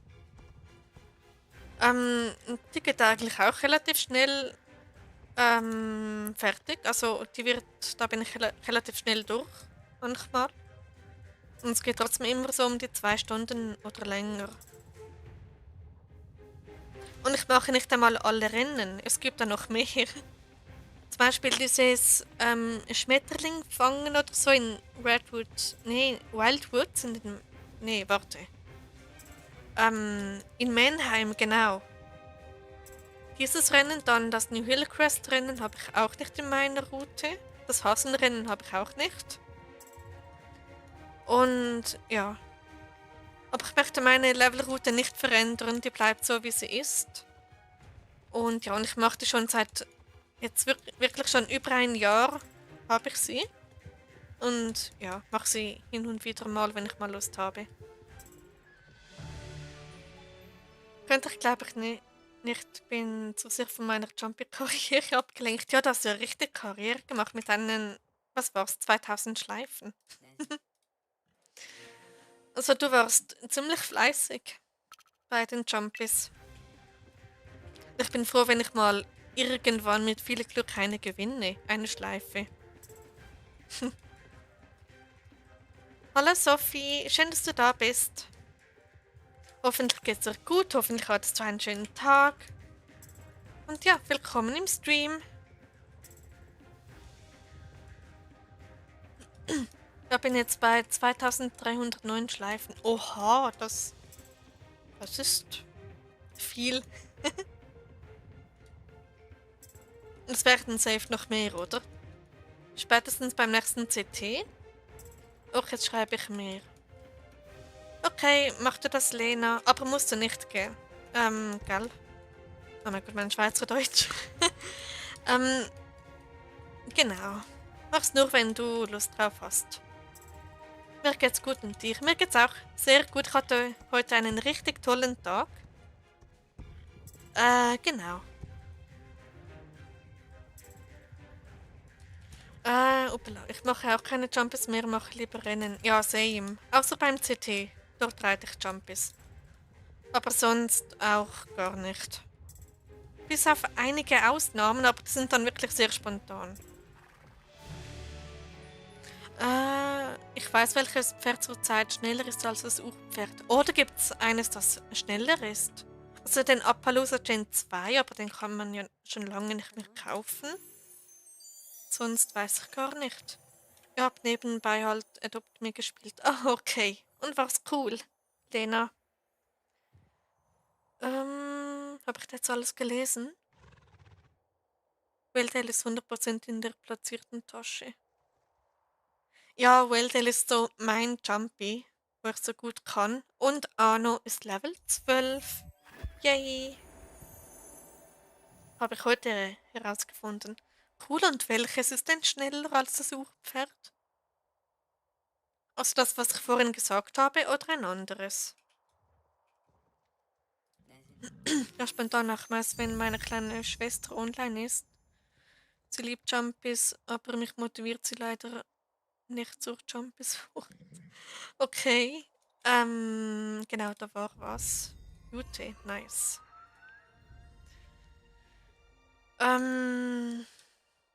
Naja. Okay.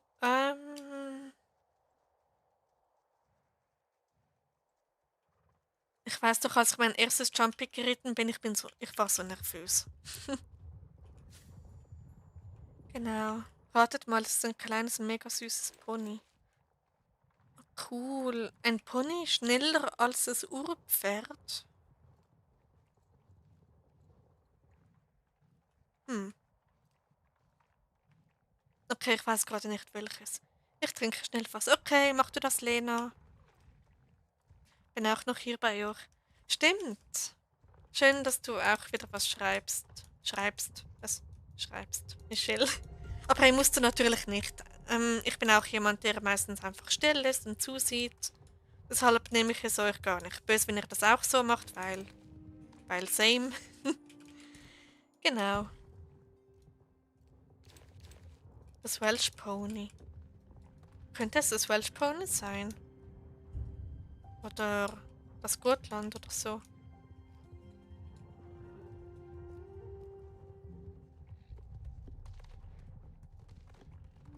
Oder das neue Connemara.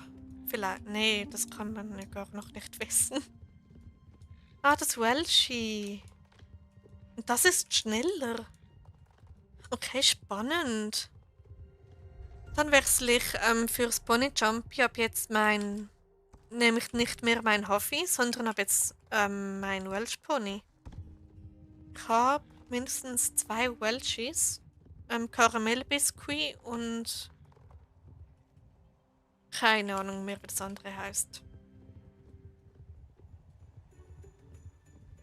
Stimmt, welche Generation?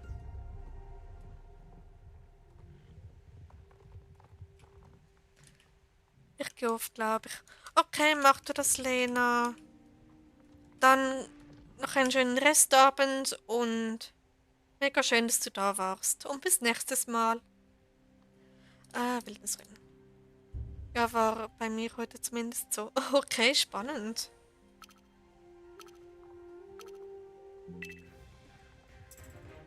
Das Welche ist eine kleine Rakete. Okay. Dabei, guten Abend. Tschüss, Lena. Schön, dass du da warst.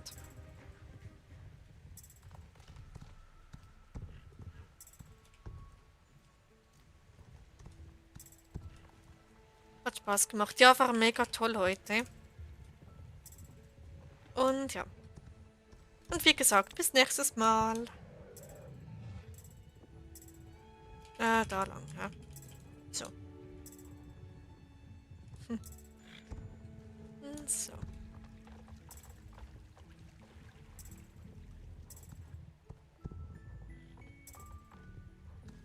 Dann geht's da rechts, genau. Zuerst immer links und dann rechts bei diesen Bäumen. So. Ich meine, es ist doch schon bald 20 vor 10. Ich wollte noch kochen. Wird, glaube ich, nichts mehr draus. Jetzt absteigende Zahlen. Uiuiui. Ui, ui. Okay, danke an jeden einzelnen von euch. Ihr seid einfach die Besten. Bye, Anja. Tschüss, Lena. Bis nächstes Mal. Ich bleib schon noch. Alles gut, Anouk. So.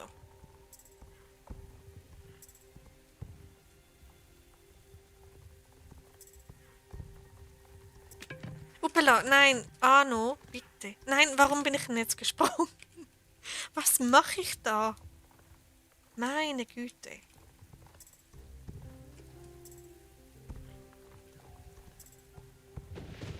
Okay.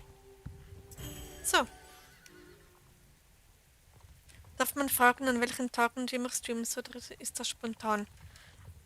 Ich habe feste Streaming-Tage. Das sind manchmal Dienstag, also nicht jeden Dienstag. Aber sicher sind Donnerstag und Samstag. An diesen Tagen streame ich auf jeden Fall, außer es kommt etwas dazwischen, aber dann sage ich das meistens im Voraus. Und ja, also Donnerstag und Samstag meist um 18:30 Uhr. Ich habe es jetzt sogar eine Stunde vorgeschoben. Am Anfang war es 19:30 Uhr, aber jetzt 18:30 Uhr. Genau. Das kleine Welshie ist auch recht wendig. Super Jumpy Pony. Okay, dann muss ich wirklich meinen Haflinger durch das Welshie ersetzen. Gut, dann weiter zum Mondsicheldorf. So, Mondsicheldorf, da.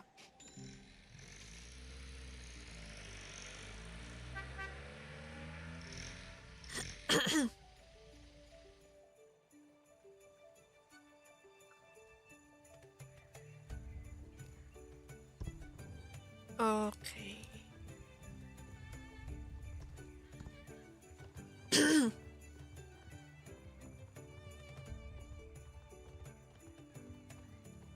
Genau. Und sonst so noch alles tipptopp bei euch? Alles, alles in Butter oder habt ihr ein Anliegen oder so? Bin ja dann immer raus damit. Und hallo Alex, schön, dass du wieder da bist. Oder warst du schon die ganze Zeit da? Wir wissen es nicht.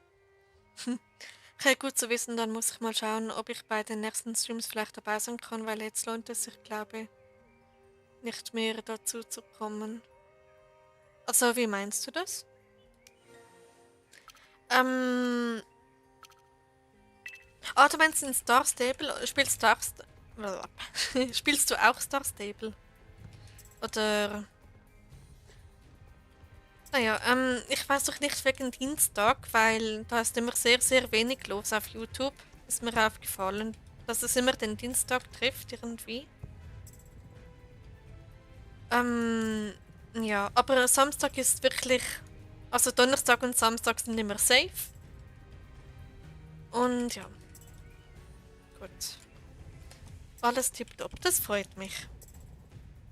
Ein guter Spion verrät nicht immer, wenn er da ist. Stimmt, hat was. Hoppala. Ja, natürlich spiele ich auch Star Stable. Okay, ja, das war ein bisschen eine blöde Frage vielleicht. Ja. Aber hey, lieber eine blöde Frage als gar keine, oder?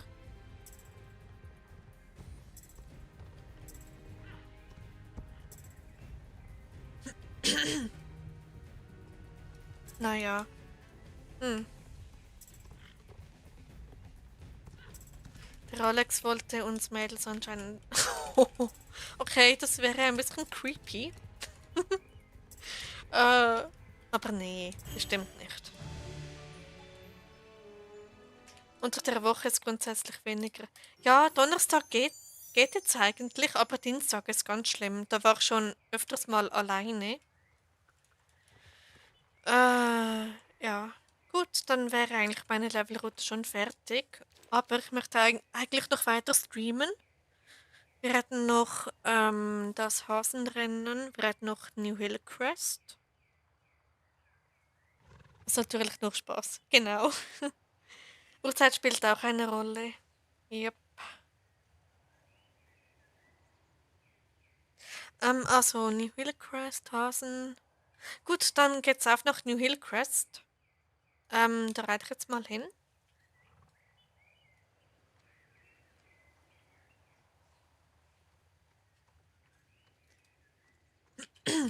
Okay. Moment, stimmt. Ich habe da einen Archäologiespot irgendwo gesehen, der aktiv war. Aber ich glaube, ich schalte schnell den Schnee aus, dann sehe ich die besser. Okay, ich bin jetzt scheinbar mitten in einem Rennen. Juhui. Vorne ist was Platz, habe ich auch. Gut. Warum existiert dieser Bug, wenn man, okay. Wenn man den Schnee ausschaltet, dass plötzlich so Musik ertönt? Ich wünsche euch allen einen schönen Abend. Danke, Alex. Dir auch einen wunderschönen Abend. Okay, dann muss ich mal schauen. Muss leider Dienstag arbeiten, Spätschicht bis und Donnerstag bis bin ich spät abends um 20 Uhr am Peter wäre dann. So früh. Okay, dann zumindest Samstag ist ja noch. Äh, genau, oh, da war noch mal einer. Und sonst samstags doch auch schön. Okay, wir haben gerade voll die Action. So. Okay, ich halte den Schnee wieder ein. Ah, viel besser.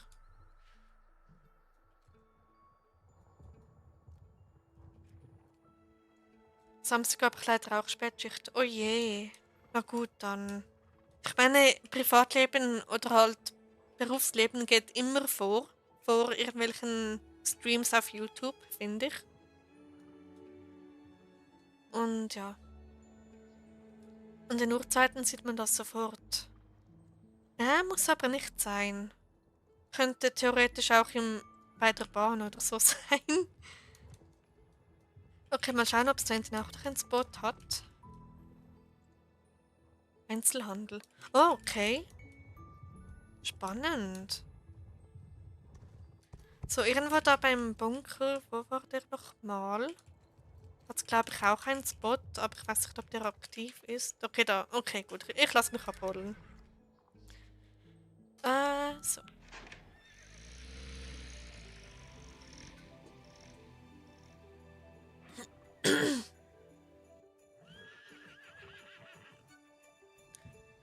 New Hillcrest wollte ich, genau.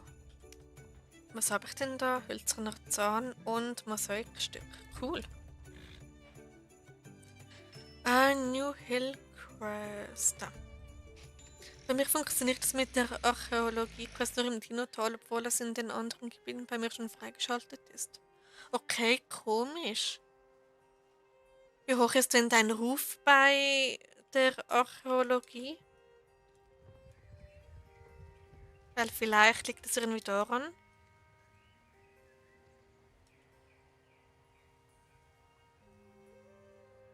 Na dann ruhige Dienste, wie man schön sagt. Stimmt, ja, hat was.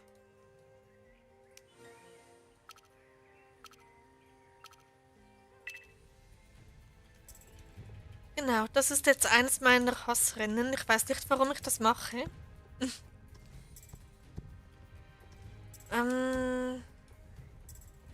Uppala. Genau deshalb, weil die Zeit ist extrem knapp bemessen bei diesem Rennen. Na gut.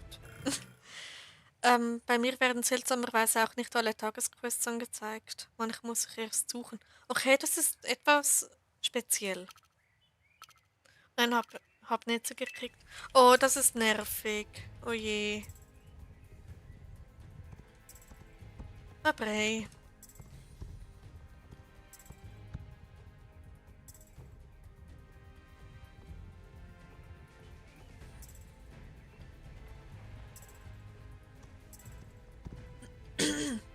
So.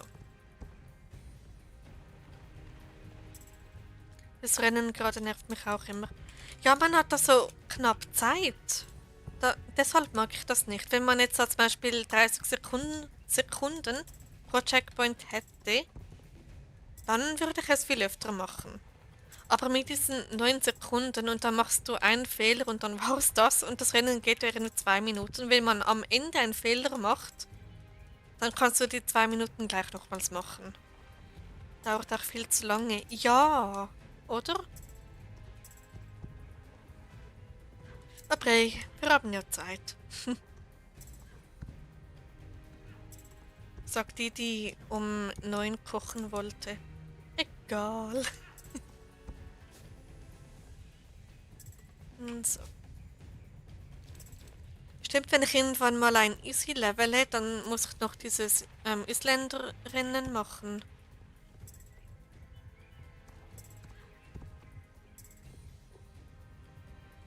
Also mich stört das Rennen gar nicht. Okay, ja, also. Ich finde es schön, wenn du das Rennen magst. Aber ich habe auch so meine Favoriten, meine eher Hassrennen und so. Und ja. Ich habe eben nicht gerne Zeitdruck, deshalb mag ich dieses Rennen leider nicht. Und ja. Aber wenn man echt genug Zeit hätte, dann würde ich es, wie gesagt, wirklich öfter machen.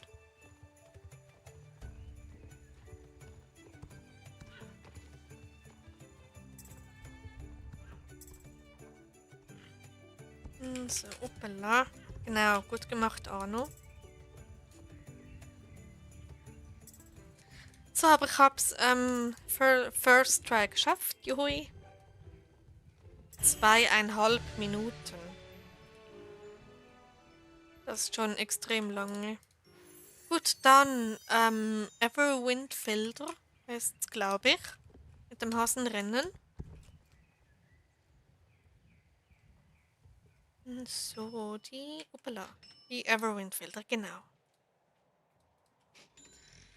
Besonders nervig ist es, wenn man bei einem langen Rennen ganz groß vor dem Zieleingang festhängt und man deshalb von vorne anfangen muss. Ja, besonders beim New Hill Quest Rennen. Das dauerte 2,5 Minuten, ganz grob gesagt.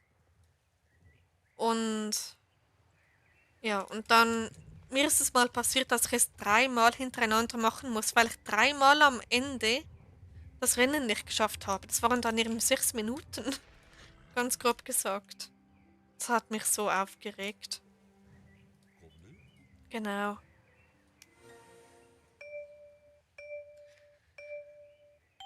So. Kommt her, ihr Häschen. Ich sammle euch ein. Okay. So. Jetzt da noch eins.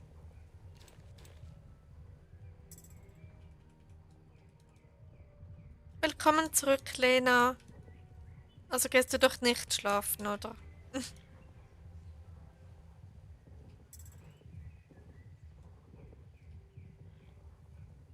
Also noch einen und dann habe ich's.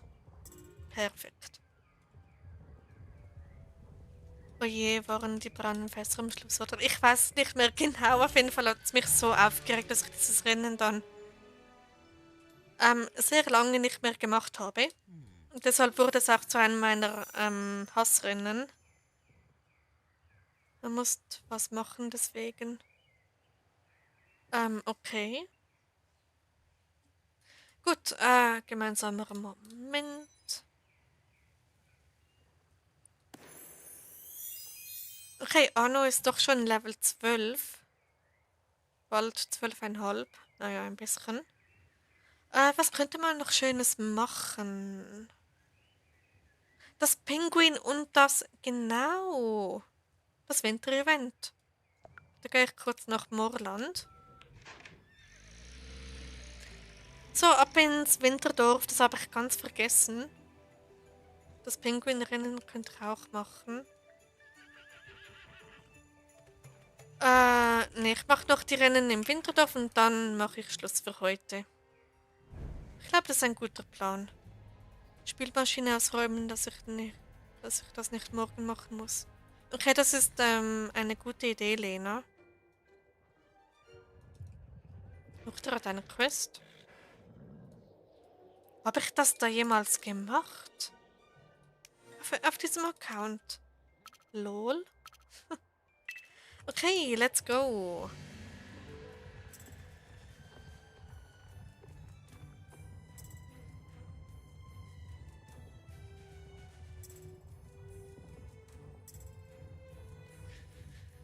Okay.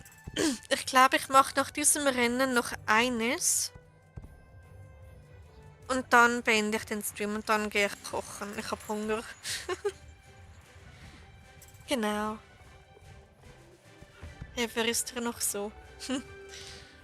Wir haben noch neben dir 6 weitere Leute, die gerade zusehen. Da kommen schon. Arno, bitte.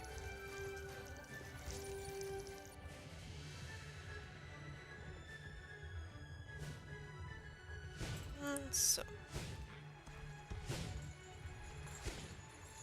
Bin auch noch da. Yep, Dor ist auch noch da. Und ja.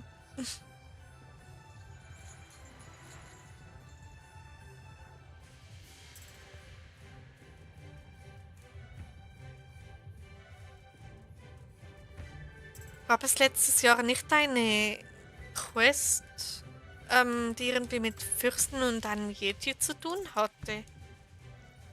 Im Winterdorf. Bei mir war heute Fails Day, vor allem bei einem Jump. Moment. Vom Jurwerkstall war ich mit dem Raketenpony die ganze Zeit auf Platz 1 und dann kamen erst die Hühner und dann der. Oh nein! Das ist ja richtig ärgerlich. Naja, kann passieren, oder? Bin auch nicht da, aber muss nebenbei etwas machen noch. Alles gut, Photography Girl. Alles gut. Und dann bin ich immer wieder hängen geblieben.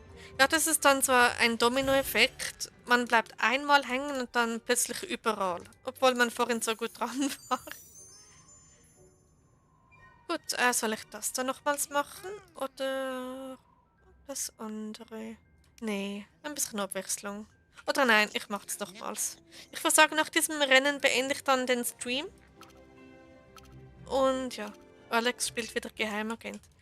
Ja, er macht seinem Namen Beobachtungsmeister alle Ehre. Ich finde das so witzig. Aber ja.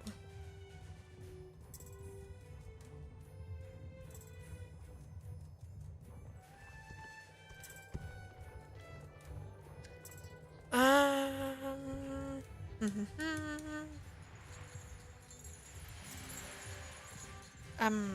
MM.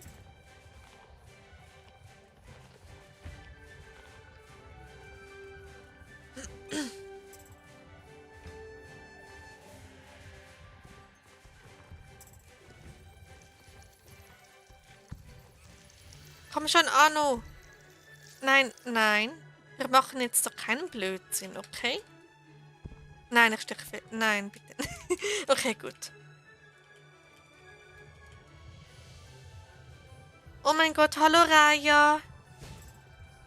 Schön, dass du wieder mal da bist. Oh mein Gott, wir haben so lange nicht mehr von dir gehört. Ja. Willkommen im Stream. Es freut mich gerade, dass du da bist.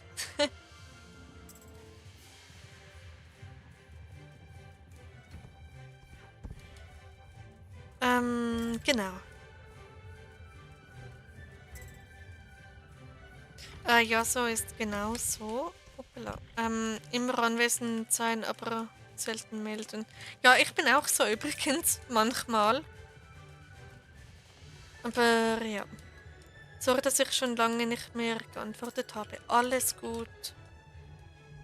Habe echt mal Pause gebraucht. Ja, Pause ist auch mal wichtig. Ich hatte zwischendurch auch irgendwie fast einen Monat lang nichts mehr hochgeladen oder gestreamt. Also du bist nicht die Einzige.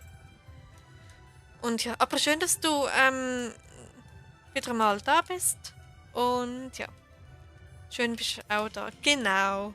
Dori freut sich auch. Okay, dann machen wir doch gleich weiter. Wenn wir schon alle versammelt sind. Let's go.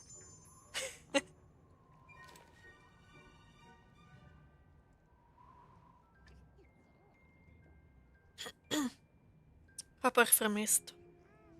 Wir haben dich auch vermisst, Raya. Alex ist bestimmt wieder Döner holen. Ja, bestimmt. Jetzt fehlt nur noch Alexo. Ja, dann wären wir komplett. Würde ich auch. Genau, ja. Du hast uns gefehlt, Raya. Gut, dann ab zum nächsten Rennen.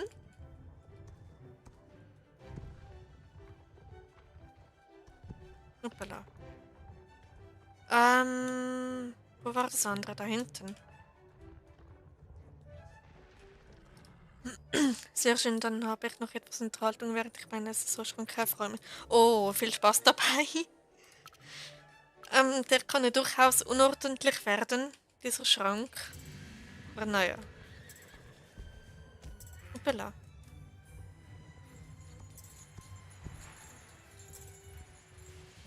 Oh, die Stormrunners sind wieder vereint. Genau, stimmt. Jetzt können wir gleich für ein CT noch schauen, dass wir dann wieder alle zu dritt sind. Also, dass wir dann, was war denn das für ein Satz? Dass wir dann wieder zu dritt sind. Genau, es ist sehr, sehr unordentlich, ja. Oha. Also unordentlich im Sinn von, als der Schrank neu gemacht wurde. Dort war so wirklich die Unordnung aller Unordnungen. Oder einfach allgemein, einfach alles reingeworfen und so. Oha, ich hab noch Geschenke. Cool. Hab jetzt alles gelesen. Okay, gut. Bin mir nicht sicher, ob... Moment. Ob sich das lohnt, den Schrank zu sortieren, weil ich habe gehört, es kommt noch ein neues Feature rein für den Schrank. Es wäre etwas doof, wenn die schon wieder alles durcheinander bringen würden. Ich habe jetzt so viele Outfits, die alle schön geordnet sind. Und wenn dann SSO kommt und den ganzen Schrank durcheinander würfelt, dann viel Spaß, das zu sortieren. Es ist alles durcheinander. Oh je. Aber ist doch auch mal eine schöne Beschäftigung, oder? Ich weiß nicht, ob es so das wieder durcheinander macht. Ich hoffe so sehr, dass sie das nicht machen. Der Alex ist jetzt 100% noch da. Ganz bestimmt.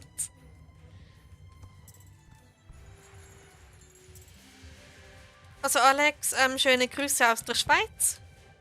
Wir vermissen dich. Melde dich doch gerne wieder mal da im Chat. Ich verabschiede mich erstmal für heute. Mein Sohn ruft gerade an. Bis zum nächsten Mal, Anja. Okay, bis nächstes Mal, Fearless. Und noch einen schönen Restabend. Später gute Nacht. Und ja. Lange bist du jetzt schon live? 3,5 Stunden. Eigentlich ziemlich genau 3,5 Stunden jetzt.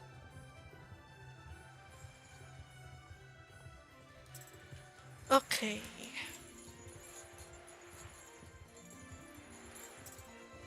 Gut, nachher mache ich da diese Geschenke kurz auf. Hoppala.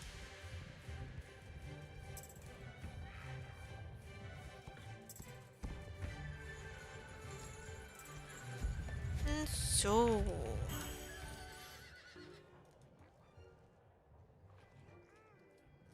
Gut, also ab zum Julbaum heißt er, glaube ich. Der Julbaum. So, was haben wir da Schönes? Auf Autokorrektur. Ja, du hast doch alles richtig geschrieben, nur halt mit 2 I, aber... Hey, Raya! Silver. Oh, cool. Und, oh mein Gott, Stormrunners. Wir sind vereint. Übrigens, Raya, das hier ist unser neues Club-Outfit.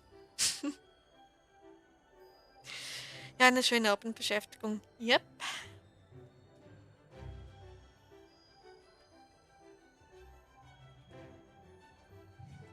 So. Jetzt unbedingt ein Erinnerungsfoto machen. Jetzt sind wir wieder alle vereint. Yay.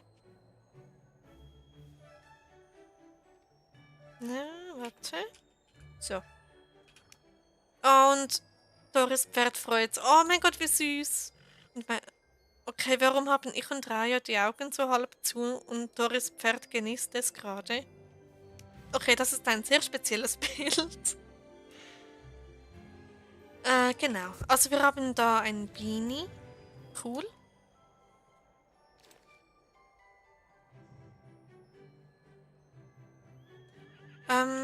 Ich lasse das Bild. Ich lade das Bild hoch auf YouTube. Okay, mach du das, Raya. Ich glaube, ich stelle das andere auf Discord und auf Instagram, je nachdem. Genau, okay, dann mache ich da mal die anderen Geschenke auf. Aber schön, dass wir wieder vereint sind, die Stormrunners. Haben wir den Code, den habe ich glaube ich schon eingelöst. Dann haben wir die Satteldecke. Spieler XP. Jetzt weiß ja noch gar nicht, was dieses tschechische Shirt auf sich hat. Stimmt, also es ist unser neues Club-Outfit auf jeden Fall. Nee, Quatsch. Aber ja, dieses Outfit ist nicht random. Ihr könnt noch im Winter Verstecken spielen, ist da leider nicht mehr lange da. Können wir aber nicht mehr heute, wenn das okay ist.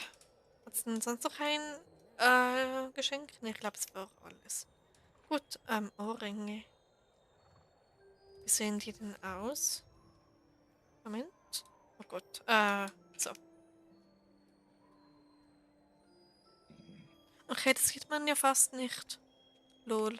Okay.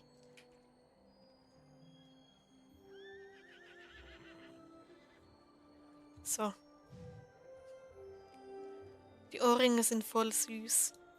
Ja, man sieht sie jetzt durch den... Moment. Durch den Helm nicht das. Das da. Nicht so gut. Mal schauen. Wie sehen die denn aus?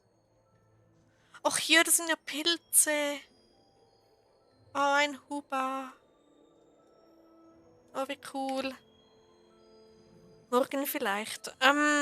Morgen streame ich nicht. Aber ich wäre dabei, ja. Moment, ich muss meinen Helm wieder anziehen. So. Diese Satteldecke ist schön. Oh, das Beanie ist auch cute. Okay, dann...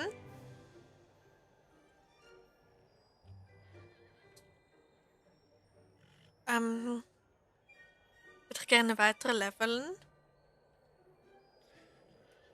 Wir haben da noch x 1000. Es ist mir einfach zu viel inzwischen.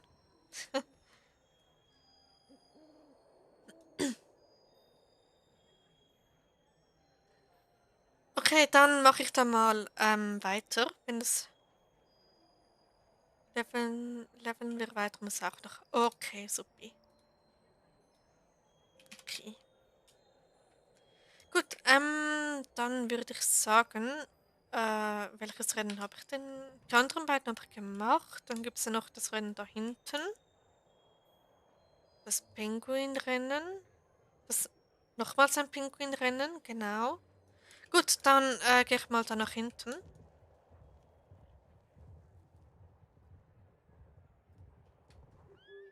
Moment, habe ich eigentlich alle Haustiere, ich glaube. Na gut, das da fehlt mir noch, aber ich gehe jetzt wirklich auf bei. Okay, tschüss Lena, schön, dass du da warst und bis nächstes Mal und später eine gute Nacht. Ich bin müde irgendwie. Ja, dann ab ins Bett. Ja. Was war denn das? Okay. Bye an alle. Tschüss, Lena.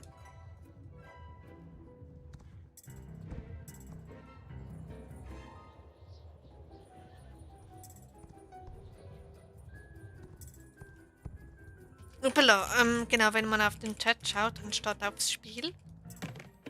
Bye, Anja und Arno und Aki. Die beiden können dir leider nicht Tschüss sagen, aber sie sagen es dir virtuell. Sagt mein Vater immer so virtuelles Zeugs und so. Genau. Also bis nächstes Mal, Lena. Und wie gesagt, schön, dass du da warst. Und der da freut sich auch gerade. Dieser Juhu.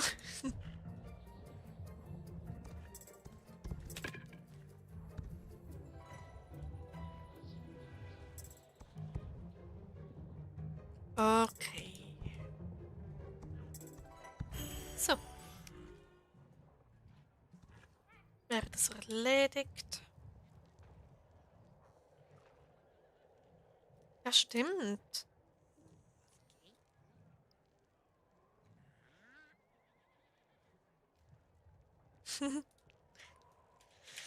Ja. Was sind die beiden anderen? Ich kenne nur Aki. Arno ist mein Pferd. Da. Er heißt Arno.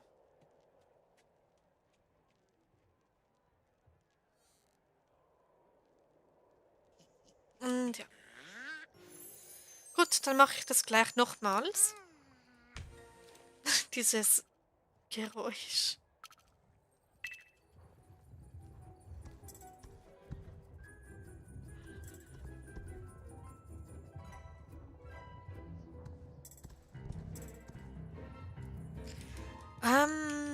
Mhm.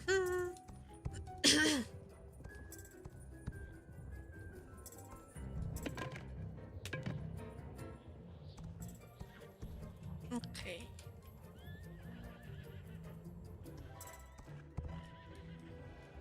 Rajas Lieblingsbeschäftigung im Winterdorf. Ja, wir haben alle den Short gesehen, Raya.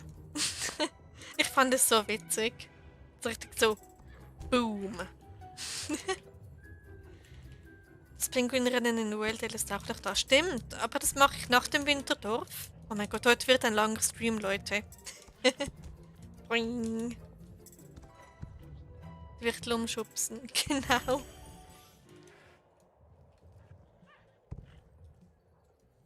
Ich haue da immer die großen Pinguine weg. Ja, eigentlich richtig fies, aber es ist irgendwie lustig. Vor allem dieses Geräusch.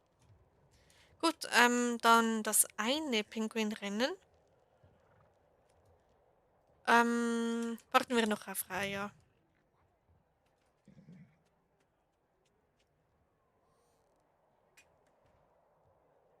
Oha, Dori, ich sehe gerade.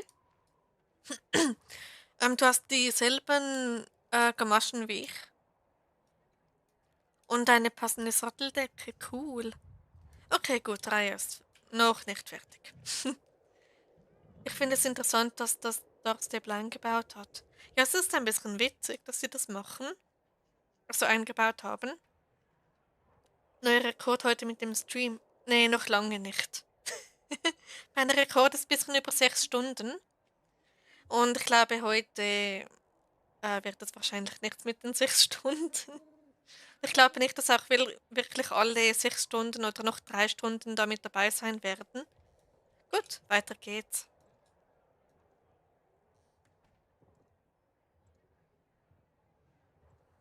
Geschafft. Tipptopp.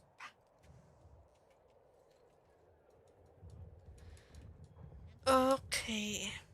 Das eine Rennen ist irgendwo da hinten. Wenn es nur in einem Spiel ist, ist es nicht fies oder so, sondern egal. Ja, wenn man Mitgefühl mit NPCs hat, dann ist es leicht was anderes. Aber YOLO, oder? So, das habe ich gesucht. Perfekt. So eine Pinguinrennen.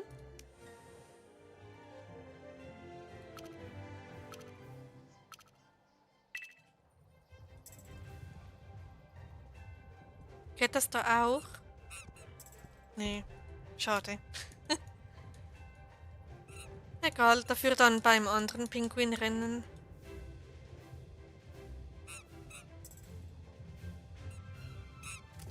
Hoppala. Nachgeschaut, vor 2 Monaten war der längste SSO-Stream. Der von mir mit den 6 Stunden oder bei wem anders?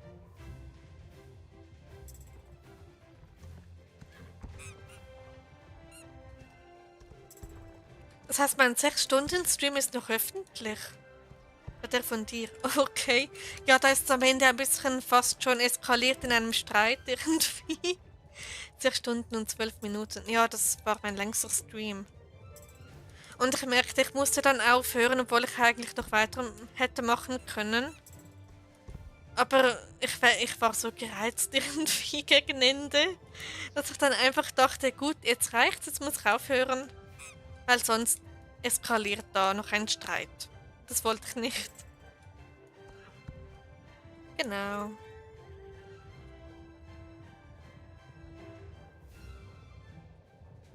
Da war ich noch ein riesiger Sony-Fan. Also bin ich immer noch, aber nicht mehr so laut sozusagen. Und ja, und dann war da eine Zuschauerin, ich weiß nicht mehr, wer das war. Aber auch wenn ich es noch wüsste, ich würde da sowieso keinen Namen nennen. Machte dann so eine Quiz über Dinge, wo ich keine Ahnung hatte. Dann habe ich den Spieß umgekehrt und dann ein Sonic-Quiz draus gemacht.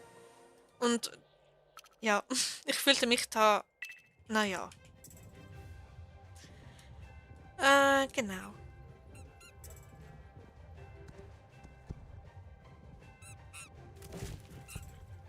So.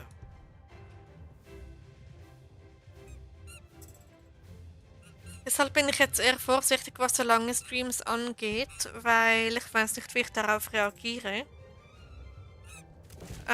Und je nach Thema halt. Uppala. Genau.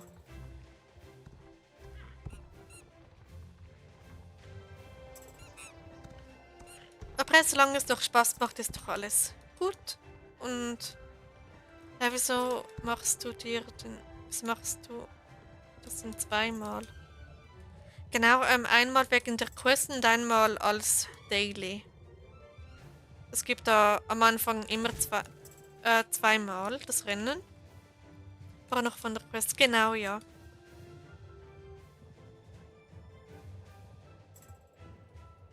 Ach, schade. Arno ist bald ausgelevelt.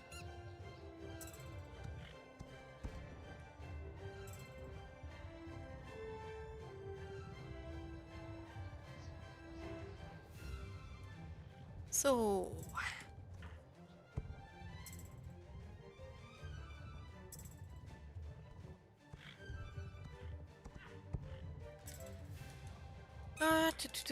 Pinguine aus dem Weg, jetzt komme ich. So. Perfekt. Gut, ich glaube, das waren alle Rennen da im Winterdorf. Den Rest lasse ich mal. Das ist mir jetzt ein bisschen zu viel. Na gut, dann auf nach Vale Dale, würde ich mal sagen. Zum anderen Pinguinrennen.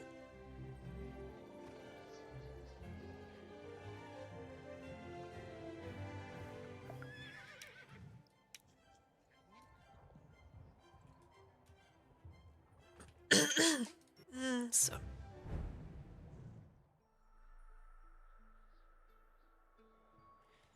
Genau.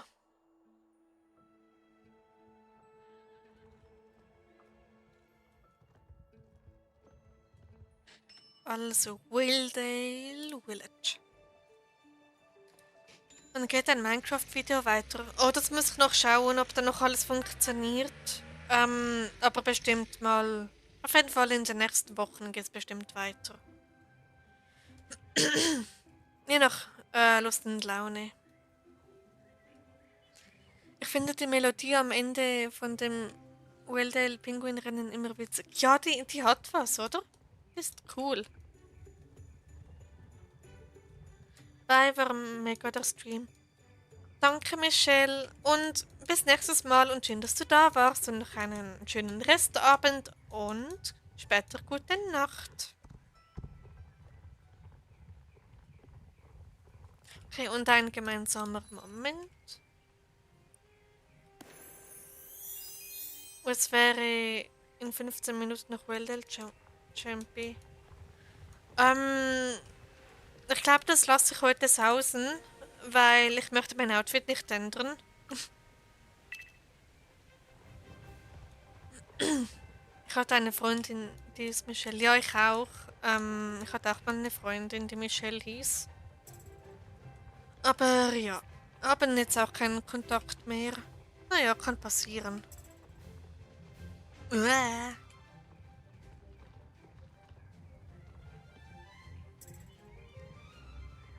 Ähm, der Fabi hat da ein Video gemacht, glaube ich, circa 30 Minuten. Diese Pinguin-Melodie.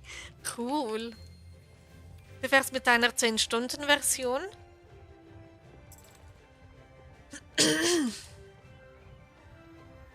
So, was sind da diese Pinguine? Uppala. Da hat's welche. Da ist einer. Hallo Pinguin. Kann ich dich? Ups, okay. Aber den da kann ich, oder? Swoosh.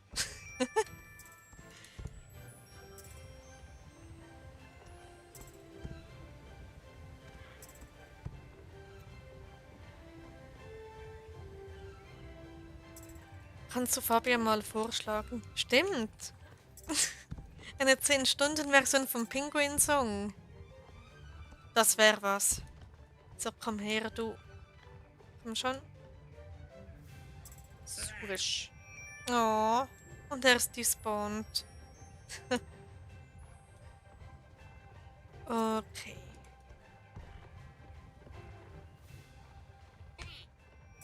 Warum mache ich das eigentlich? Okay,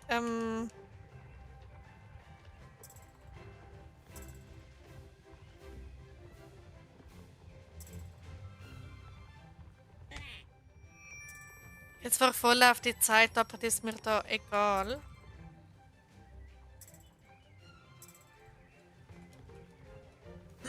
Früher gab es Punkteabzug, wenn du die Pinguine erwischt hast. Okay, also jetzt gibt es da Zeit, Strafe oder wie man dem sagen kann. Aber da gab es da früher Punkte.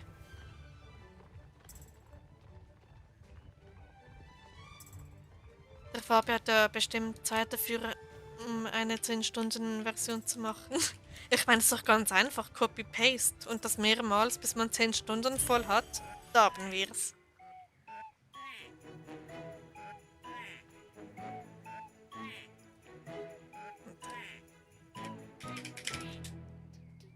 Yay, war ein bisschen zu spät, aber...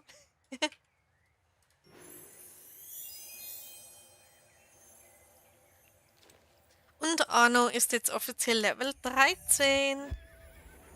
Yay. Strafsekunden sind doch egal. Ja, da gibt's eine Bestenliste. Und ich meine, auch wenn, wäre doch völlig egal. Okay, ein riesiger Babypinguin. Oh, der ist voll süß. Okay. Gut, apropos Welltail, vielleicht mach ich das Jumpy doch, aber dafür wechsle ich.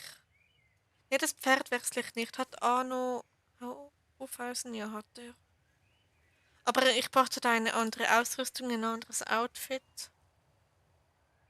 Deshalb sage ich ja, dass der Fabi dafür Zeit hat. Ja, er hat da bestimmt Zeit, oder? Gut, dann geht's wieder auf nach Welldale. Moment. Hui. Da lang geht's, hä? Ja. Okay, Leute, ich schau schnell noch. 22:30 Uhr. Tatsächlich Welldale. Wisst ihr was? Ich hätte das Welldale Jumpy noch. Aber dafür muss ich schnell mein Outfit ändern, obwohl ich das eigentlich nicht will. Driving Pferd. Ja, ist richtig so. Whee! Ich finde das so witzig.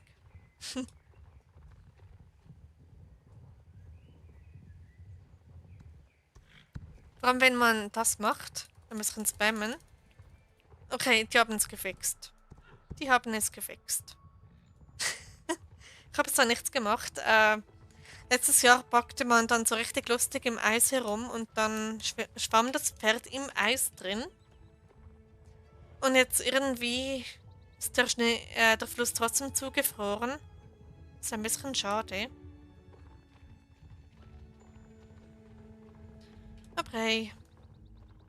So, dann nebenan ein bisschen Licht sammeln.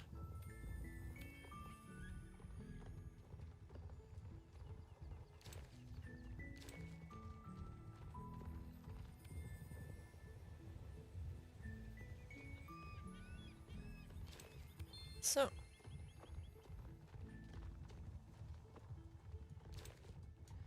Mhm.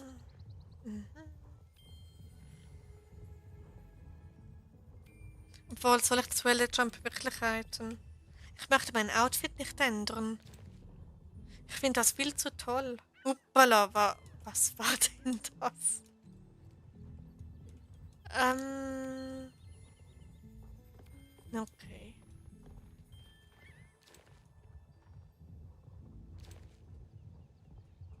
Sonst reitest du das Jumping Out mit dem Outfit. Aber es hat leider sehr schlechte Werte. Da kann ich wahrscheinlich gar nicht gewinnen. Ja.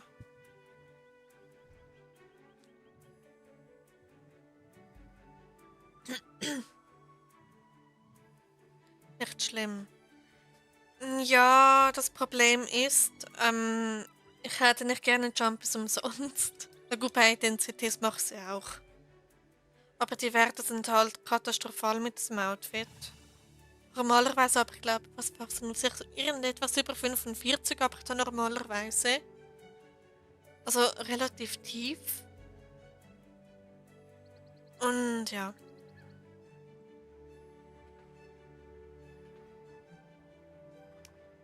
Mhm. Oder ich nehme schnell mein Dings-Outfit. Das Club-Outfit. Moment, wo haben wir's? Oder, was soll's? YOLO, oder? Ich reite mit meinem jetzigen Outfit. Hab gesehen, dein Outfit ist gar nicht so niedrig, nur die Schabracke ist nicht jumpy-tauglich. Ja, das finde ich mega schade, aber sie passt perfekt. Dann wechsle ich die Fläche kurz aus.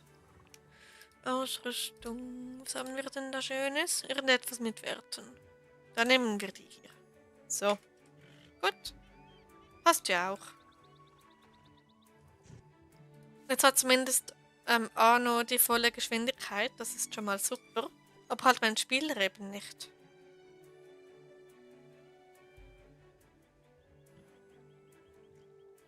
Muss mich doch mal neu einloggen, hat der Netzi. Ja, ich habe mich schon gewundert, warum du dich plötzlich ausgeloggt hast. Aber hey. So, noch 6 Minuten.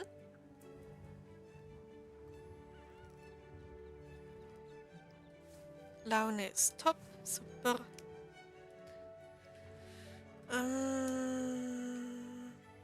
Was haben wir denn da Schönes? Beliebt mit Welldale. Also Welldale Jumpy. Und da gibt's Essen, okay.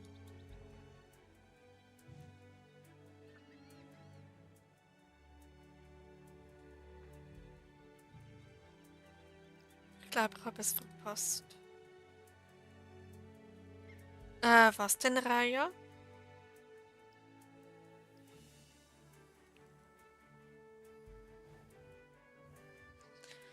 Okay.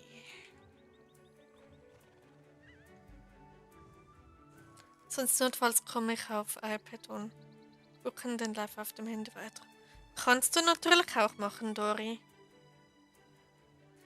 Aber ich würde sagen, nach diesem Jump ist definitiv fertig mit dem Stream, weil ich wollte ja noch kochen. Wohl doch noch. Ah, das Jumpy, okay.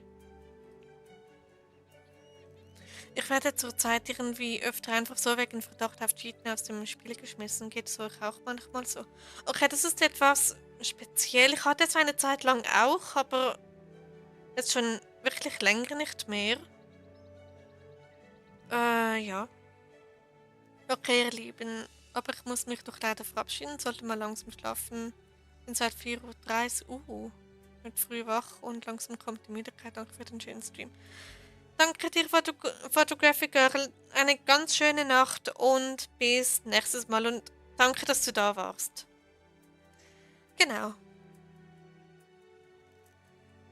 Ich hatte jetzt auch einmal, dass ich ausgeworfen wurde aus dem Spiel. Ja, vor allem beim Garten, da in Wilded war es ärgerlich, wenn man die Pflanzen zu schnell eingesammelt hat, wurde man gekickt. Ja.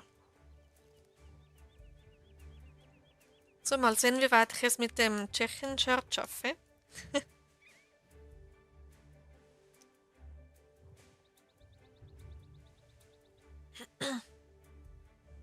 Bis nächstes Mal und gerne. Schönes Wochenende euch alle noch. Dir auch, Photography Girl.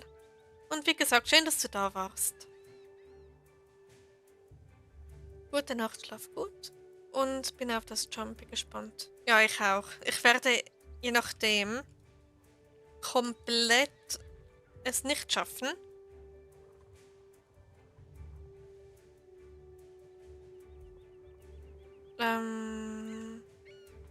Ja.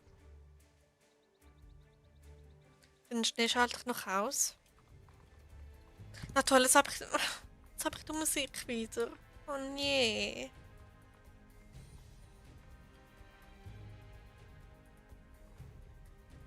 Okay.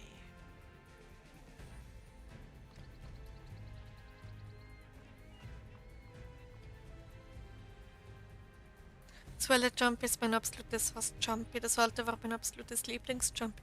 Stimmt, die haben es ja irgendwie vor ein bisschen über einem Jahr oder so, oder gar noch länger, haben die das neu gemacht. Aber das Swelle Jump ist mein Lieblings-Jumpy, weil es neben dem Moorland das ist, was ich am besten kann. Ach cool, ich bin nicht alleine mit dem Tschechien-Shirt. Yay. Dori wird trotzdem erst, egal ob sie das Shirt anhat oder nicht. Ich glaube an dich, Dori, du schaffst das. Raya ist auf ihrem Alki. Oh, süß. Soundam all in. Als ob wir jetzt ein CT hätten. Wie cool. Okay, Raya ist jetzt irgendwie weg.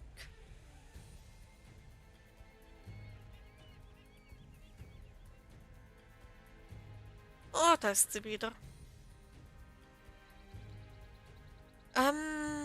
Genau. Ich suche das Shirt. Es gibt bei der Marlies Vintage Journey. Marlies Vintage Journey. Da gibt es ja so 2 Shops, Pferdeausrüstung und ja. Und eben so Outfits. Die Konkurrenz sieht gar nicht so hoch aus, nur Hedley ist mir kritisch. Wo ist sie? Okay, hab gedacht, dass ich es aus dem Lobby auch bekomme. Nee, ich hab da glaube ich auch schon geschaut, da gab's das gar nicht. Mia Sapphireback. Na gut, Level 13, 23. Naja. Okay, mir geht es jetzt nicht ums Gewinnen. Ich habe mein Lebensziel erreicht, indem ich Erste und Zweite wurde. Und ja.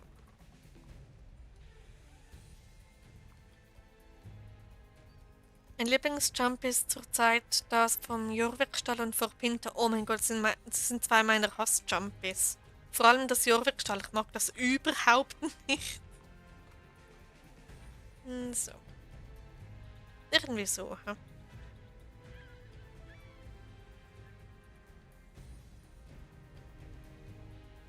Okay, es geht los, Leute. VG, VS, schnelle Hufe, alles zusammen. Und mal schauen, wie ich da irgendwie ins Ziel komme. VG. VG. Und VS und schnell der Hufe. Okay, wir packen das. Vielleicht wird das sogar ein Clubsieg. Wer weiß. Das wär's jetzt. Aber hey, warum habe ich das Gefühl, dass ich komplett es nicht schaffen werde? Na toll, Dora gleich noch in der letzten Sekunde das Shirt gewechselt.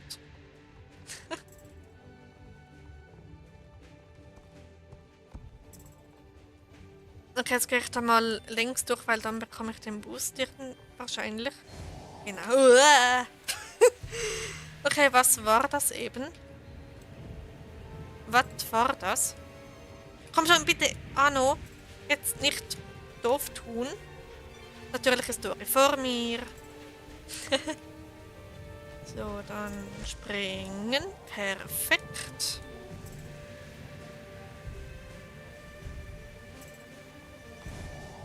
So. Und da aufpassen wegen den Rehen. Perfekt. Ja, Dori ist irgendwie schneller als ich.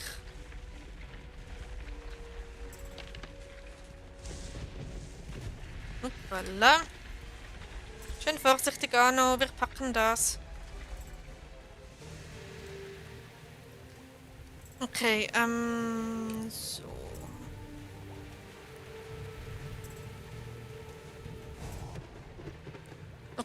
Okay.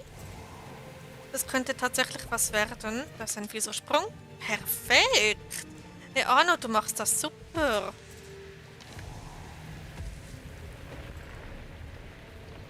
So.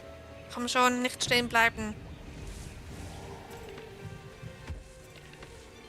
Oh mein Gott, werde ich wahrscheinlich Dritte oder so. Irgendjemand ist so ganz dicht bei mir. Hinter mir. Nein, bitte nicht. Arno.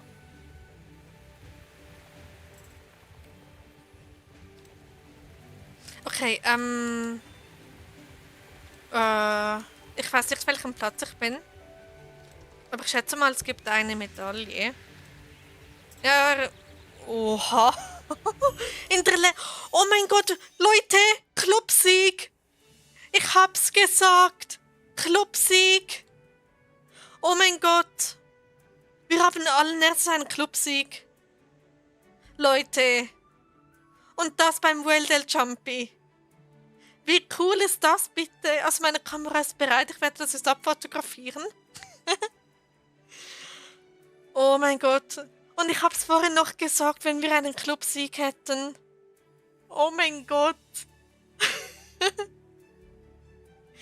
HGW, danke Anouk. Und auch HGW an die anderen, die auch mitgemacht haben. Clubsieg. Yay. Wie cool. Das ist schon unser dritter Clubsieg. Stimmt, beim CD hatten wir schon einen und jetzt heute. Cool. Und das mit Arno und mit meinem mit meinem Tschechien-Shirt, das absolut keine Werte hat, wurde ich zweit. Ah, wie toll.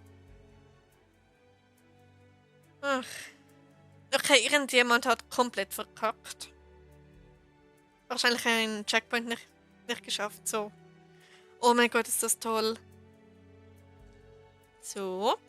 Perfekt. Erinnerungsfoto ist gemacht. Oh mein Gott, wie toll. Wer hat denn da? Oh nee. Okay, gleich 3 haben es nicht geschafft. Okay, neue Schleife. Jö, das ist süß. Nach so langer Zeit wieder. Ja, alle wieder vereint, direkt ein Clubsieg. Müssen wir öfters machen, unbedingt. Yay.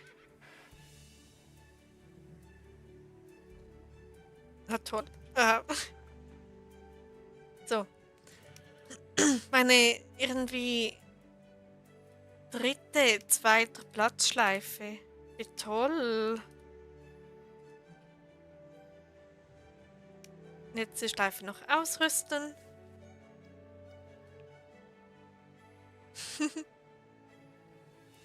Oh, wie cool, jetzt haben wir alle 3 die Schleife dran. Die wir uns wirklich verdient haben. Oh mein Gott, das hat sich gerade so gelohnt. Jetzt gibt es noch einmal sein Erinnerungsfoto. Halki freut sich. Dieser random Spieler da hinten. Gabi, du warst schneller als ich sogar. Aber ganz knapp. Ich habe eben gesehen, du warst noch vor mir und ganz kurz vor dem Ziel habe ich dich noch überholt. Ganz kurz vor dem Ziel. Aber hey, Klubsig ist Klubsig, oder? Ich habe noch gesagt, ich werde Dritte. Und dann ein Clubsieg und ich wurde dann einfach Zweite.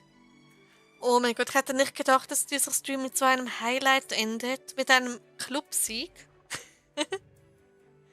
Es ist so toll. Okay, genau. Ich will den Stream nicht beenden.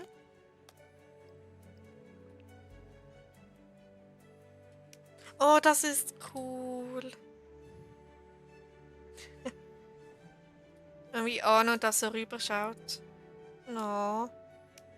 Okay, dann schnell wieder ein. So. Perfekt. Okay, das wird jetzt doch ein 4-Stunden-Stream. Genau, aber ein absolutes Highlight heute Abend. Mm, so.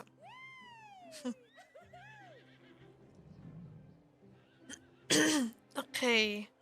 Es sind eh nicht mehr viele da. Ich glaube nur noch Dori und Raya. War mega heute. Ja, war mega, mega toll. Kennst du das mit Gästen im Chat schon? Ja, das habe ich heute schon angewendet. Ja, ich kenne das. Und ich finde es witzig. Genau, gut. Genau, Anuk ist auch noch da. Okay, die Anzeige stimmt wieder mal überhaupt nicht. Da auf YouTube.